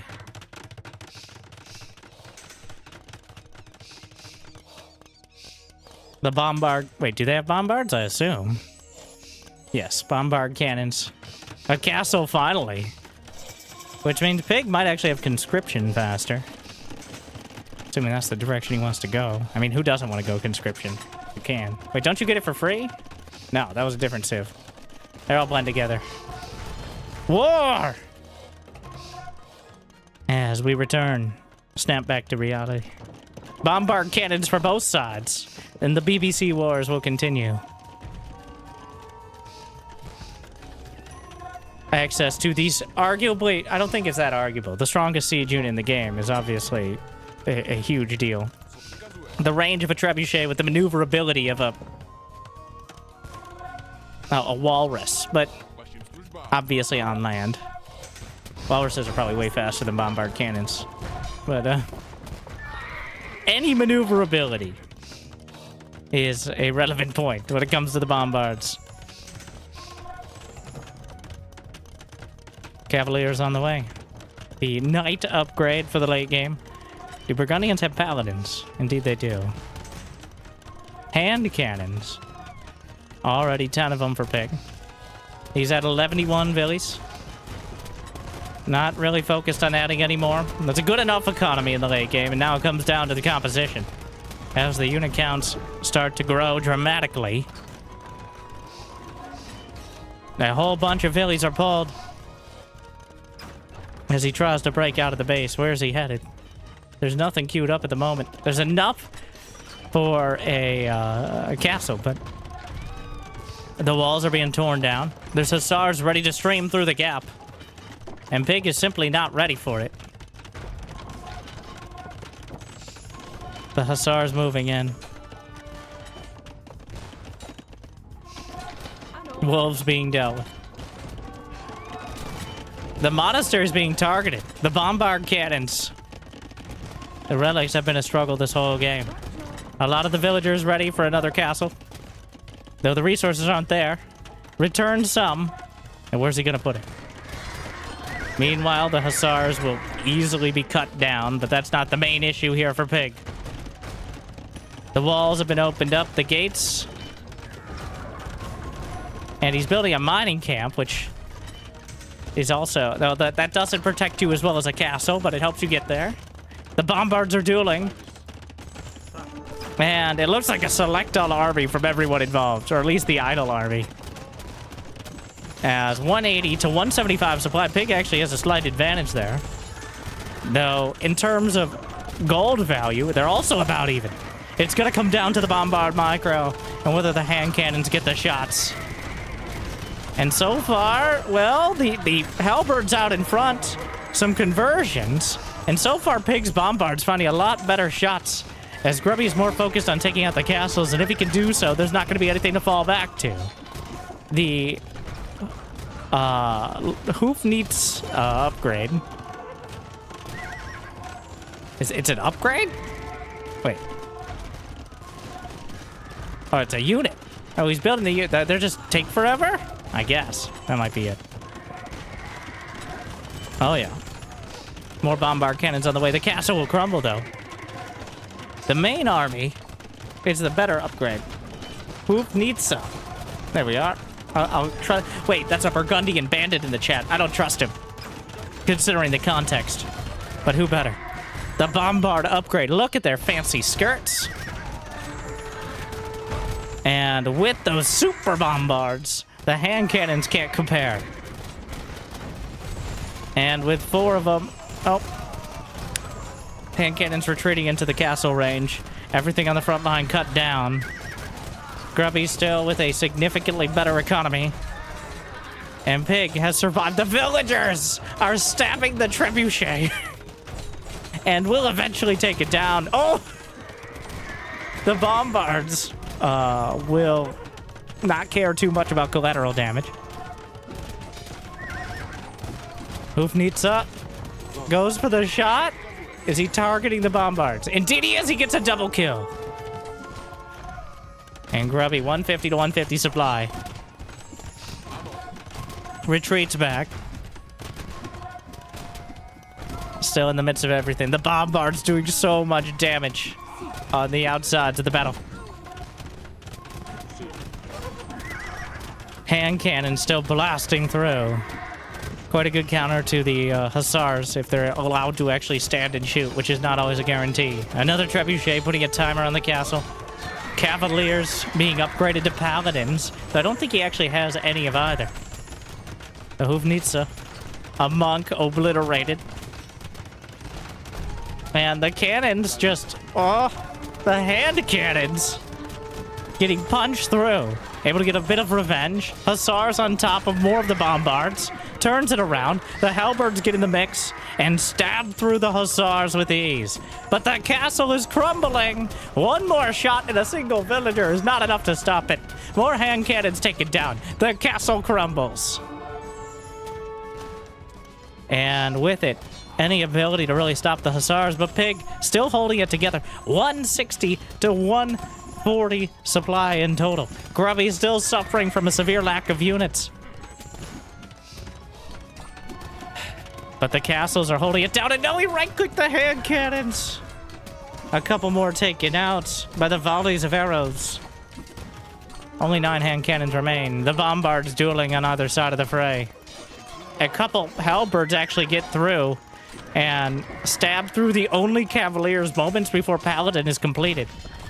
How many stables for Grubby? 6 of them, but I think most of them just completed. He's got 18 Paladins queued up, but only a couple stables producing. So it's still going to take quite a while. The Hussars mixed in, but there's no more halberds. I lied. There's plenty of halberds over to the left side. Bombards trading. Hussars move around. The villagers might mess up the pathing even more. They do so, but still able to close the distance. The Hussars...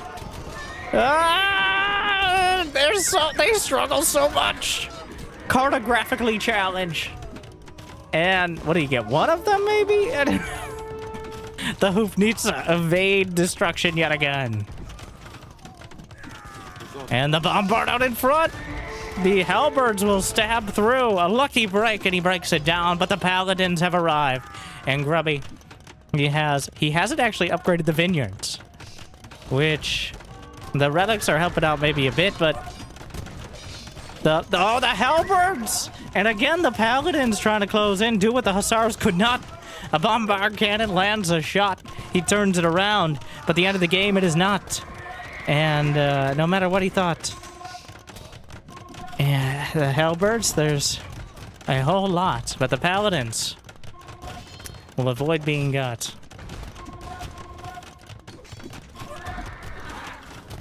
He's building up 17, 18 paladins, more hussars, 3 bombards against 6 Hoofnitsa. He's got 16 halberds. But there's so many! He just runs around right past the villagers, behind the lines, into the...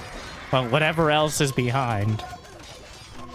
And there's not enough halberds to stop him. There's not enough hand cannons. The paladins don't crumple so easily. They will eventually get stabbed down. But oh no, he misclicks! Or at least he goes for the wrong one, and again! The Hoofnitsa. They just won't die! 17 kills between them, it's so valuable. And again, the paladins, there's no more halberds! And he just can't stop them.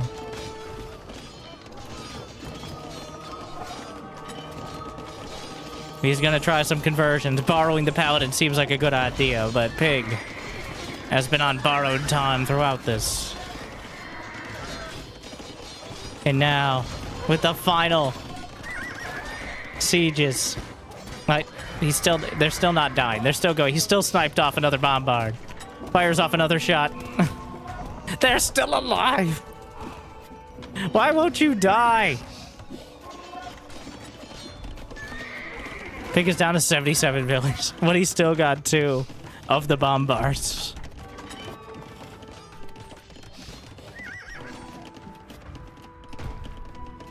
So he's not dead yet. They're not even being repaired.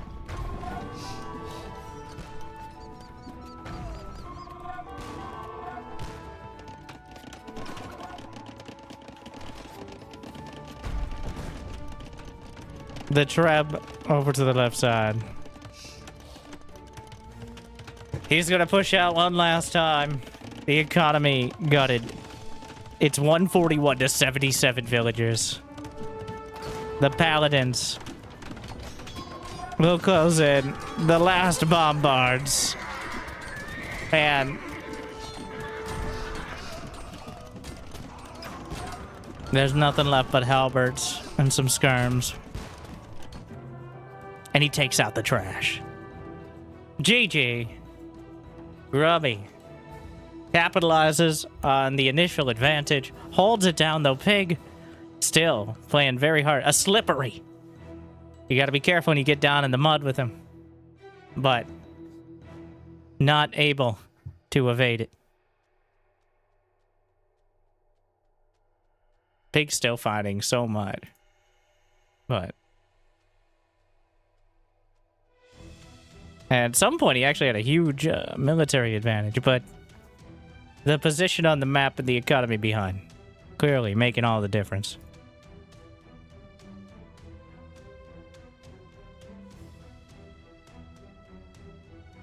And then there was one.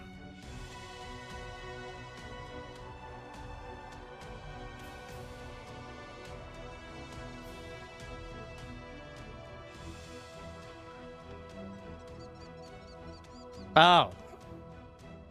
Well. Game number 5.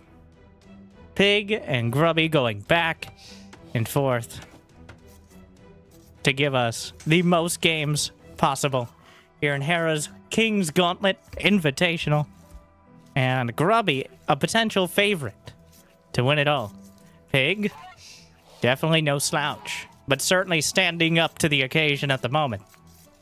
As, well, he's picked, wow, a bold, I saw him practicing this.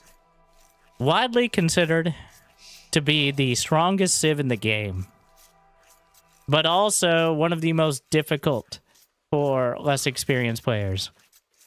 Pig picks Chinese, which, much like he's used to from his pro gaming days in Wings of Liberty in StarCraft 2, starts with 6 workers instead of 3. Though you have to do some fancy gathering micro to maximize it past that. Whereas Grubby now, picking Vietnamese, which brought Pig to victory in that fateful Game 3. So, very strong civs for both sides. I think 2 of the strongest on Arabia, widely considered. Pig was practicing Chinese a lot, and while the bonuses of having more villagers are obvious, getting those bonuses and making them useful is, again, a difficult process. On top of that, tech costs less. Town centers give you more pop, which is important when you start with more than one house of villagers.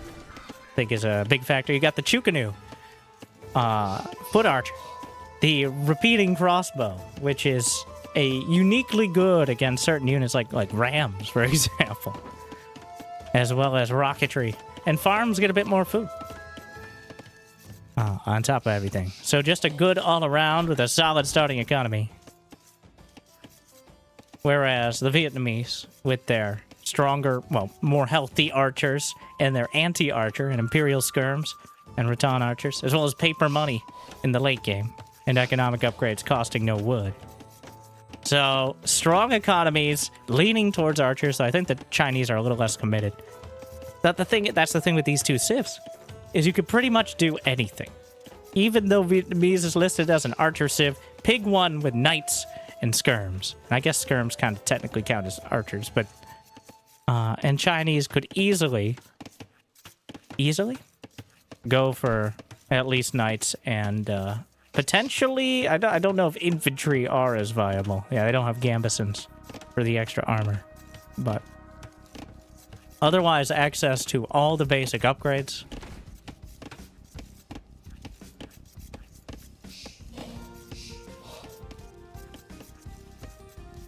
Grubby struggling with the hardest unit in the game, which is deer, and making sure it goes the right direction into the base. Generally thought of as a very difficult unit to wrangle. And the deer are like as far away as they possibly could be. Grubby goes for it. Pig, I don't know if he's even spotted them. He has not. They're so far out that he hasn't even found them. He knows it's not chicken, so he knows there's deer out here. But it's so far away, he just didn't see it. which is unfortunate, and Grubby will have that extra food early. He put the effort in. Looks like he got all 3 as well. So, no, the boar! Sorry. No, the boar. That's what I meant. But Jimmy, edit that out. It gets caught on the stone, and that means he has a lot of idle time on the... Oh, no. Oh, no. The Chinese strikes again. And don't come back here. No, it's a disaster. No. Well, he starts feudal, but yeah, the pig resisting pig quite well to start things off. Grubby will have feudal significantly quicker. The pig, 4 more villies getting there, as is customary. Horsicus, no! Horsicus is fine, as Grubby doesn't notice, or he gives him the benefit of the doubt there. He wandered directly into the TC, but Grubby didn't notice the moment he was staring at it. Meanwhile, the feudal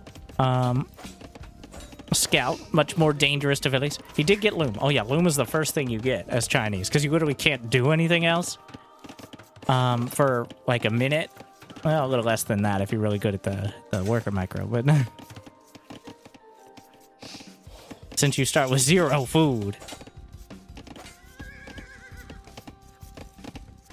So, pig now reaches feudal. He has a 2 villi lead, which... Oh, no. Hello! Oh, I don't have the idle villager mod enabled for the casting. But no, in order to not shame them.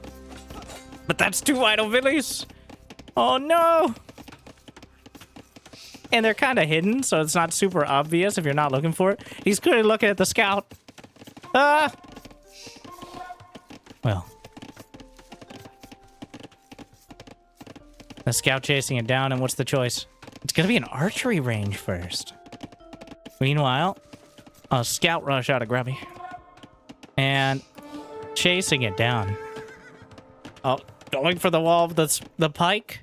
Sorry, spearman. It's not a pikeman yet. It has to graduate to that after like 2 minutes of pike school. Mining gold. In the camp as well. I was wondering if there was some specific timing that didn't need a mining camp, but the timing was not having enough wood for a mining camp. Going to wall off and try to funnel into the base. The scouts will run by, and the spear takes a poke. Most of the villies are relatively healthy, and turns it around, and not gonna risk it from here. Where are the hurt villies? Well, actually, he didn't get much damage on any of them. The most hurt is on the gold, technically, but... It's not a wall. Does pig know? He should. I don't think he quite realized, though. And that could be... It's always the little gap. Scouts on either side dying in solidarity. And puncture wounds.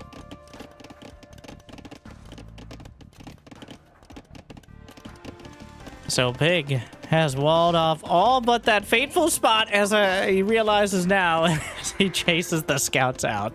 Okay. And those spearmen are going to be locked outside, but I don't think they're going to mind that against the scouts. Meanwhile, Grubby adding on a blacksmith alongside his archery range. Clearly anticipating the switch already. Pig maintaining that 2 villager lead.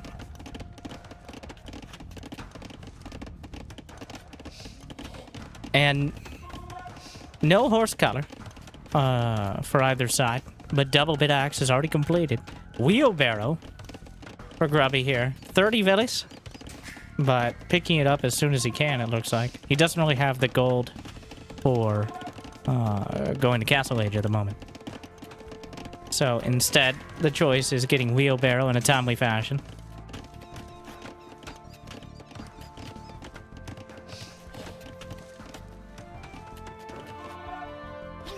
Oof, the wolf slowing things down just a bit. And neither side anywhere close to castle. Phase 2 has begun. Another wolf? Well, the vision on these units is actually very small, but I'm pretty sure they were in vision there for a moment. The fletching finishes at exactly the same time for either side. And I think, therefore I am, but the Vietnamese skirmishers and archers will win the duel to start. Yeah, so they just have 20% more HP. So, what?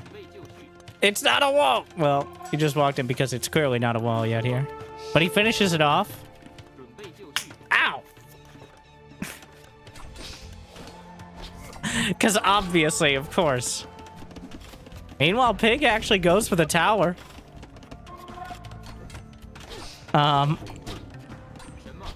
Somewhat ironically, he's also inside the house.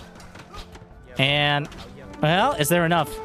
Oh, the villager took a wrong turn.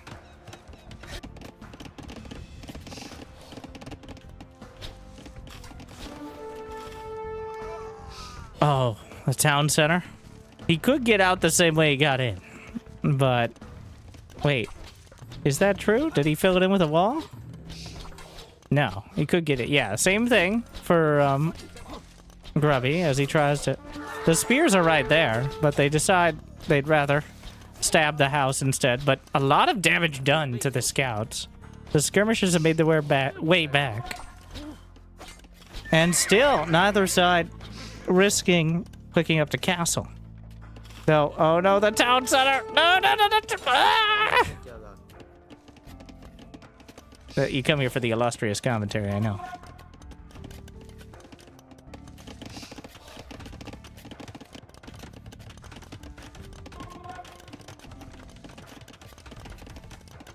The spearman gonna get a full scout, and that's all it really can do before the archer eventually will find it and kill it. There it goes. And, well, both of them headed towards castle. Should be within a few seconds. Grubby now buys, does a little market trading, and starts castle as well. 15 seconds behind. 39 to 44 villas. Pig compounds his lead ever so slightly with the couple kills.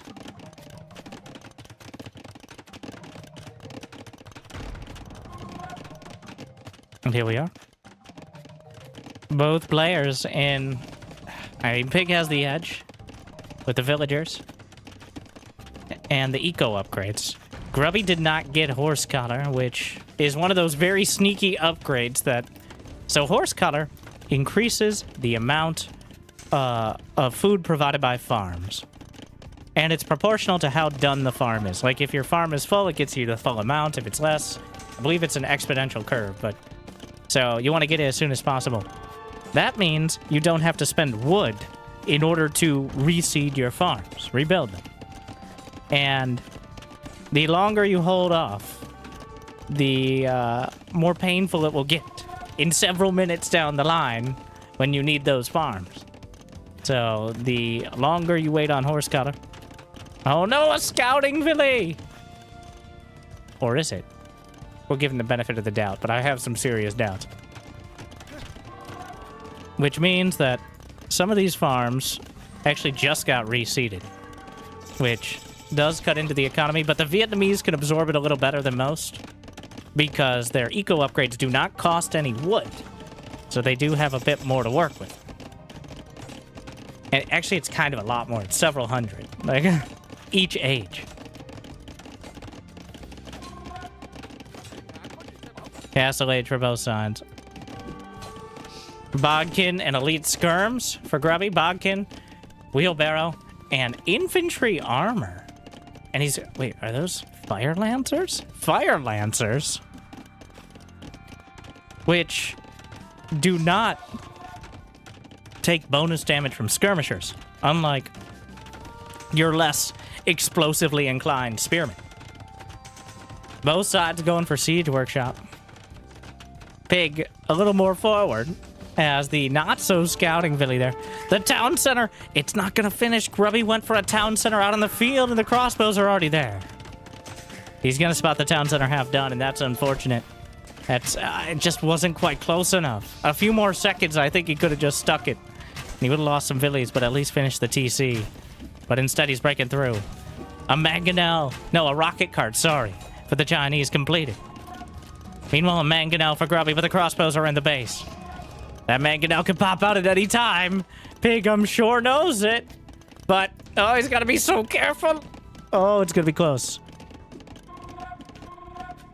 Pig backs off. The town center. The rocket carts and mangonels are very roughly equivalent, but rocket carts are a little more microable against units because they can spray their rocket fire mid shot to an extent, whereas mangonels are pretty committed. Oh, but the shot! Direct hit! Grubby takes it down. And that's a huge win to start things off, even if he might lose this town center he's starting with. And here we go. The duel begins. Pig, the aggressor. But Grubby actually has 46 villies. Pig not really building them. He's focused on the aggression. And just the simple fact here, Pig does have to do some damage with this level of commitment, obviously. What? It's not a wall! There's no such thing as a wall in this game. Meanwhile, the rocket cart fires over the top. Where did the mangonel go? Wait, did he actually trade it out? Am I dumb? Yes, he did. It just died somewhere. Wow, I completely whiffed on that. I was looking at the minimap or something. Single spear. A single spear! See, something that dramatic was not supposed to happen. Oh, the fire lancers are actually not just a single spear. Those things cost gold, alright? Fire lancers are like a cross between a man-at-arms. They have a rocket attack. And oh no, now the spear's on the second mangonel. The rocket cart's forcing back the skirms, but dodging the shots for the most part. He's playing a dangerous game. And so far, Pig, and the crossbows are still going. He does not lead the shots, though. He's focused on dealing with everything at the front. Retreats back. And just ignoring the rockets because the skirms do no damage to them. An elephant pops out. Surprise! Not a fun surprise. The fire lancer will box it out from killing the rocket carts immediately. There's a wolf! A wolf could actually kill these. The elephant, a conversion! Just in time! But he just kills it rather than did it turned against him, but he does it right before the rocket cart is taken out. And yet another elephant. And the rocket cart is getting close to the villagers. A spray and pray could be devastating, but he retreats in time. Meanwhile, a conversion is queued up, and the elephants are not going to be enough. The monastery on point. A single villager trying to turn it around, stabs through another mangonel. And Pig keeping the pressure on, and Grubby unable to answer. That one outpost right on top of everything here. The mangonel chasing the rocket cart in one of the slowest possible chases in the game. But he may actually get it. Oh, fires the shot, and oh, it whiffs! Oh no! And the turnaround! Both sides! Terrible, terrible damage, but I think the elephant's eventually gonna get it. What am I? Meanwhile, conversion of the fire lancer. Finally, the mangonels will survive. And Grubby with a few small wins. Though he doesn't have a second town center to fall back to. Neither does Pig. It's all out aggression. The mangonel's firing off, but... oh, point blank range! Gets a kill. And then 3-2. The siege in favor of Grubby.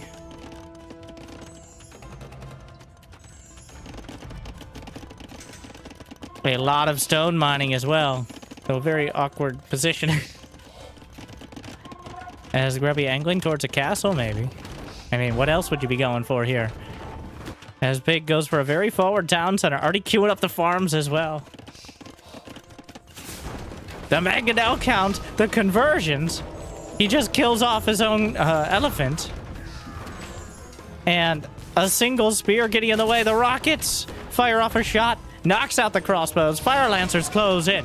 turns around, tries to convert point blank, does so. Monk stabbed down, and the mangonels are taken off the field while the rocket carts remain.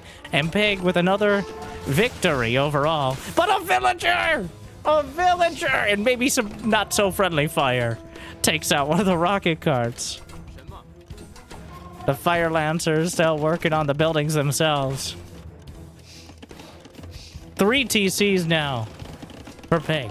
Just 2 for Grubby. He's down 11 workers. As Pig keeps the pressure on, but not quite able to close it out. A mangonel garrisoned in the siege workshop will pop out to try to deal with the fire lancers, which have been a constant rocket-based thorn in the side. Be careful! Point blank range, the TC gonna help out with the rest. He does have +2 infantry armor, but that doesn't matter when a couple dozen arrows are coming at you. Oh, no, no, no. Watch out, watch out, watch out! He misses the shot, ducks underneath, but he's chasing. Oh, it was close. A lot of idle villies for Grubby. Pig with a lot of idle time on his TC, but it hasn't added up to enough to make the difference. Another conversion attempted, but monks are vulnerable to mass rocket-based attacks. A castle's on the way. Grubby gonna risk it all. It's in rocket range. A siege workshop. It's garrisoned a mangonel. This could be the moment to turn it. Loses another. The mangonel pops out, fires a shot. It's not enough. Oh no! It's a disaster. He needed that so badly.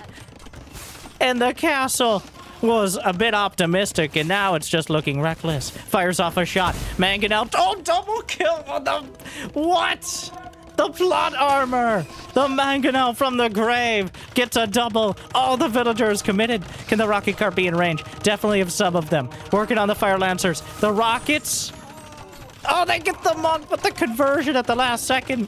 The castle, though, is costing him so much. 13 villagers. And guess who also has a castle? Pig uncontested. Converting some of the villagers. Castle will complete, but at what cost? The monk's in range. And it finishes. Oh, rocket cart is caught. Imperial has already started for Pig. Oh, wait a second. There's nothing to stop the mangonel from denying the castle. 92 villies. Pig has only lost 2 throughout this somehow. But Pig doesn't actually have a castle besides this one, which means he can't build trebuchets. But Grubby is a distant dream away from the Imperial Age. If he stops this castle, that's huge. He needs to stop it desperately. A ram pops out. The rocket cart's in position. The mangonel. Oh, he's got to be careful he doesn't get doubled by the rockets. The fire lancer is now stabbing through the rocket carts. The castle completes. He targets the mangonel. The 3 villagers who survived are inside, and oh no. It's a disaster for Grubby in a sea of struggles, skirmishes, won and lost. The ocean seems to be overtaking him. That sounded profound, didn't it? I thought so. Moving on. Imperial Age completed just in time. And Pig on the cusp of a massive upset. Conscription first. Still, gotta get your fundamentals there. As Grubby, he's building petards. He needs to break this castle now, or it's unlikely he'll break it ever. Where are you going with the rams? Why are you not attacking the castle? Oh, he's protecting them. But that means the rocket carts get more time. If a trebuchet finishes. The fact he went for conscription first is so greedy. He's building, like, Raton art... Oh, he's straight into castle range! He can shoot it! He does! If he's not gonna lose the castle. No! Pig! What are you doing? No! The Raton archers are popping out, but, like, what are they gonna do? Pig's struggling to keep it together. He knows how close he is. Oh, The trebuchet is done. It hasn't. Click the thing. Click on the thing. Ah! What are you waiting for?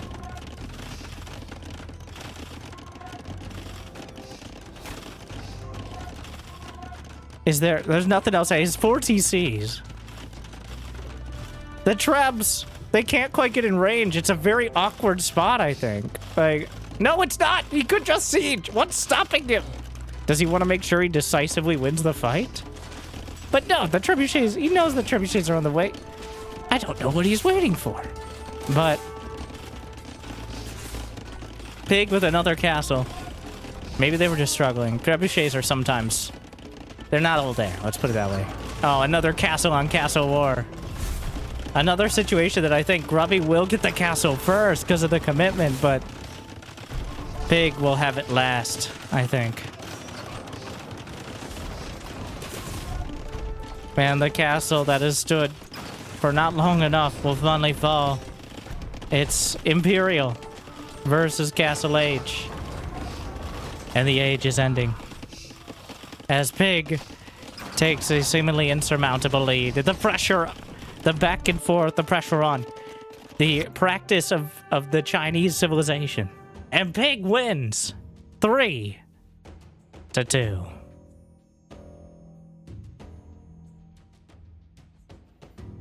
What a game.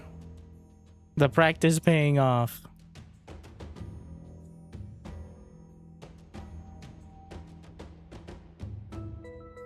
Grubby left with, like, the scrappy play from Pig. And his strength. And carrying him through. The willingness, things go wrong. But as long as they go more wrong for my opponent, then they go right enough. And this time around, able to execute on the plan pretty much from start to finish. That game 3, though, with the proxy archery ranges, the amount of economic damage, but Pig able to survive and turn it around was obviously the turning point, I think, where almost anyone would have died at any level for multiple reasons. I honestly think a pro player may have just left the game with that amount of economic damage done. But while these two incredibly good, they're not perfect. And that means Pig will power through against the highest ranked player in a incredibly close 3-2. So thank you to Hera again for bringing everyone together, putting on the tournament, and of course, I'm sure many enjoyed live, and I'm looking forward to casting the highlights from the final day. But if you're still on the YouTubes, like and subscribe. And I'm still taking recommendations, but I think that'll wrap it up for this drama. People suggested in the live stream playing Zerg helped them with Game 3.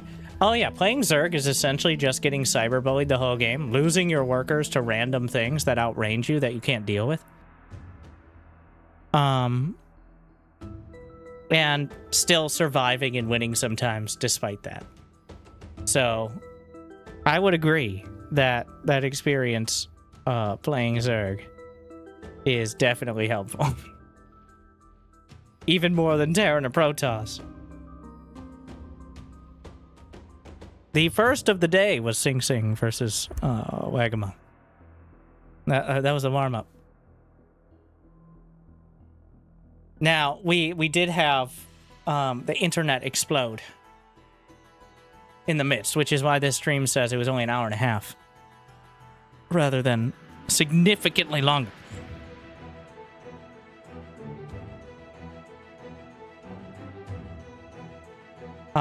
Which is unfortunate, as many people sleep in the middle of the night, but, you know, they could catch up. So, I'll be looking for the highlights tomorrow. Obviously, I don't think you need to be told where Hera's stream is and all the action there, but I hope I brought something a little bit different. Hopefully, maybe, I'm not going to say a little bit better, but something to make your day a little bit better. There. Got it. All right. But we'll wrap it up there for now, because we're going to have a lot of casting to do, and I've got some games I want to cast from the newest StarCraft 2 patch, where Zerg will be overpowered for like 1 day. Oh, apparently, when Zerg is now overpowered, we can get a hotfix in like less than 1 day. They hotfixed hatcheries to cost more in less than 1 day. I see you. Orbital command giving 2 supply for 3 weeks, but Zerg gets stronger, and we have...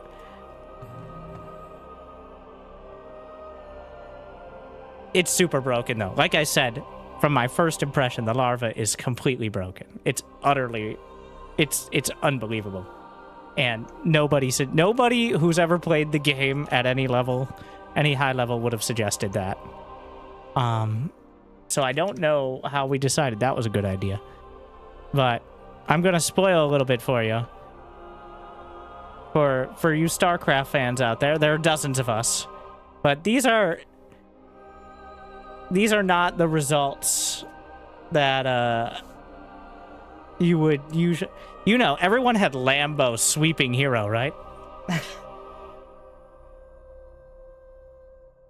Raynor sweeping Classic and Solar sweeping Clem are less... significantly less of an update, because at least both of those are top 10. But... But the chances, just statistically, throughout all their series, the chances of Lambo 3-0ing in like a standard match against Hero, 2%. Hero is so bad these days. Hero is currently ranked, 4th. Oh, we count those. Apparently we're counting that match towards pro matches. But he's within 20 points of Clem, and he has won... I don't know if I'm getting baited. Are you baiting me? Just tell me right now, because I don't have enough voice to expend on this. So here's a statistic for tournaments this year. You're not baiting me? All right, so here's how bad Hero is this year. In terms of tournaments, like compared to like literally everyone else. So far this year in major tournaments, Hero has only won 8 of them out of 15. Everyone else has won 7 combined. Which means Hero has barely won 50% of all major tournaments. All of them.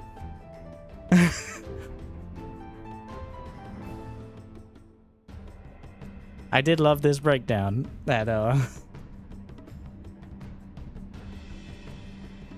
struggling out there. He was good, but he is slipping. Yeah, I saw he lost a game. So clearly, he should be losing to Lambo 3-0.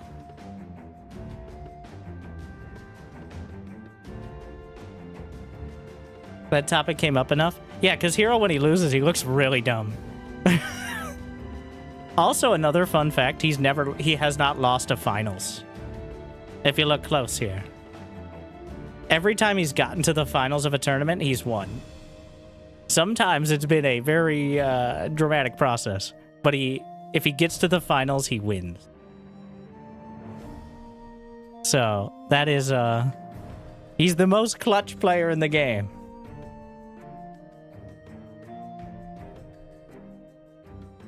He's no Hera. But. Alright. Sorry. I've got some work to do on that. As in complaining about Zerg while still getting very excited about playing Zerg because it's... I think Raynor also summed it up. One more thing. Raynor had his thoughts after 3-0ing Classic, which is not completely out of the question, but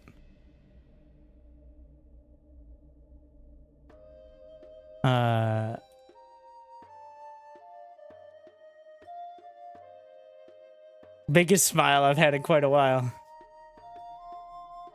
Zerg is disgustingly OP. And it won't last long, but it's mega fun right now. Raynor stopped playing SC2 regularly and has been playing League of Legends for several months. At least intermittently, because playing Zerg is torturous where people aren't named Cyril, and even Cyril. But enjoy it while it lasts, Zerg players. What SC2 pros do you think that was a skill set that would shine? Watching Hera play is almost exactly like watching Clem play. In the few times he actually streams. It's so different. Like, he's not a Cyril. Just the constant... He just does things that no one else does. And he does them so well, you almost miss them. But the speed is like Clem. Almost exactly. It's very reminiscent. And Hero and Cyril are nothing like Clem in how they play and how they kind of look when you're watching them play in first person. I don't know. I haven't watched many of the other AOE2 pros in first person that often, but Hera definitely reminds me of that. But that doesn't answer your question. Well, I think Clem would be amazing if he put any time into it. I think most top SC2 pros, to be a bit elitist, I guess, would, if they put the time in, be incredibly good in AOE2. They'd lose a lot to build order and map wins. But if they're ever able to drag the game into like a straight up macro battle, like Pig did against Grubby, though that's not a great example, but it is an example, then just mechanically outdo them. So I do think pretty much most of the top 10 would do that if they ever committed to it, but it's so hard. Who's top of the leaderboard in SC2? It's been Cyril for about 8 years. Oh, for AOE2 too. I don't think the leaderboard matters anymore. I'm not going to spoil it if you haven't watched yet. I know I showed some of the games, but you can just use the Hera command, and then you can find the bracket there. If you want to see it. On the official site. All right, thank you for watching. I'll see you next time. I hope we can have the stream not exploding midway through tomorrow night. So I hope you enjoy it live, and I hope I give you another and fun take on it afterwards. But pick your favorites. Make sure to tune in to Hera. Probably in not too many hours because the scheduling is ridiculous. But good luck, have fun. Hope I made your day a little bit better. I'll see you next time. Thank you for watching. Stay chill.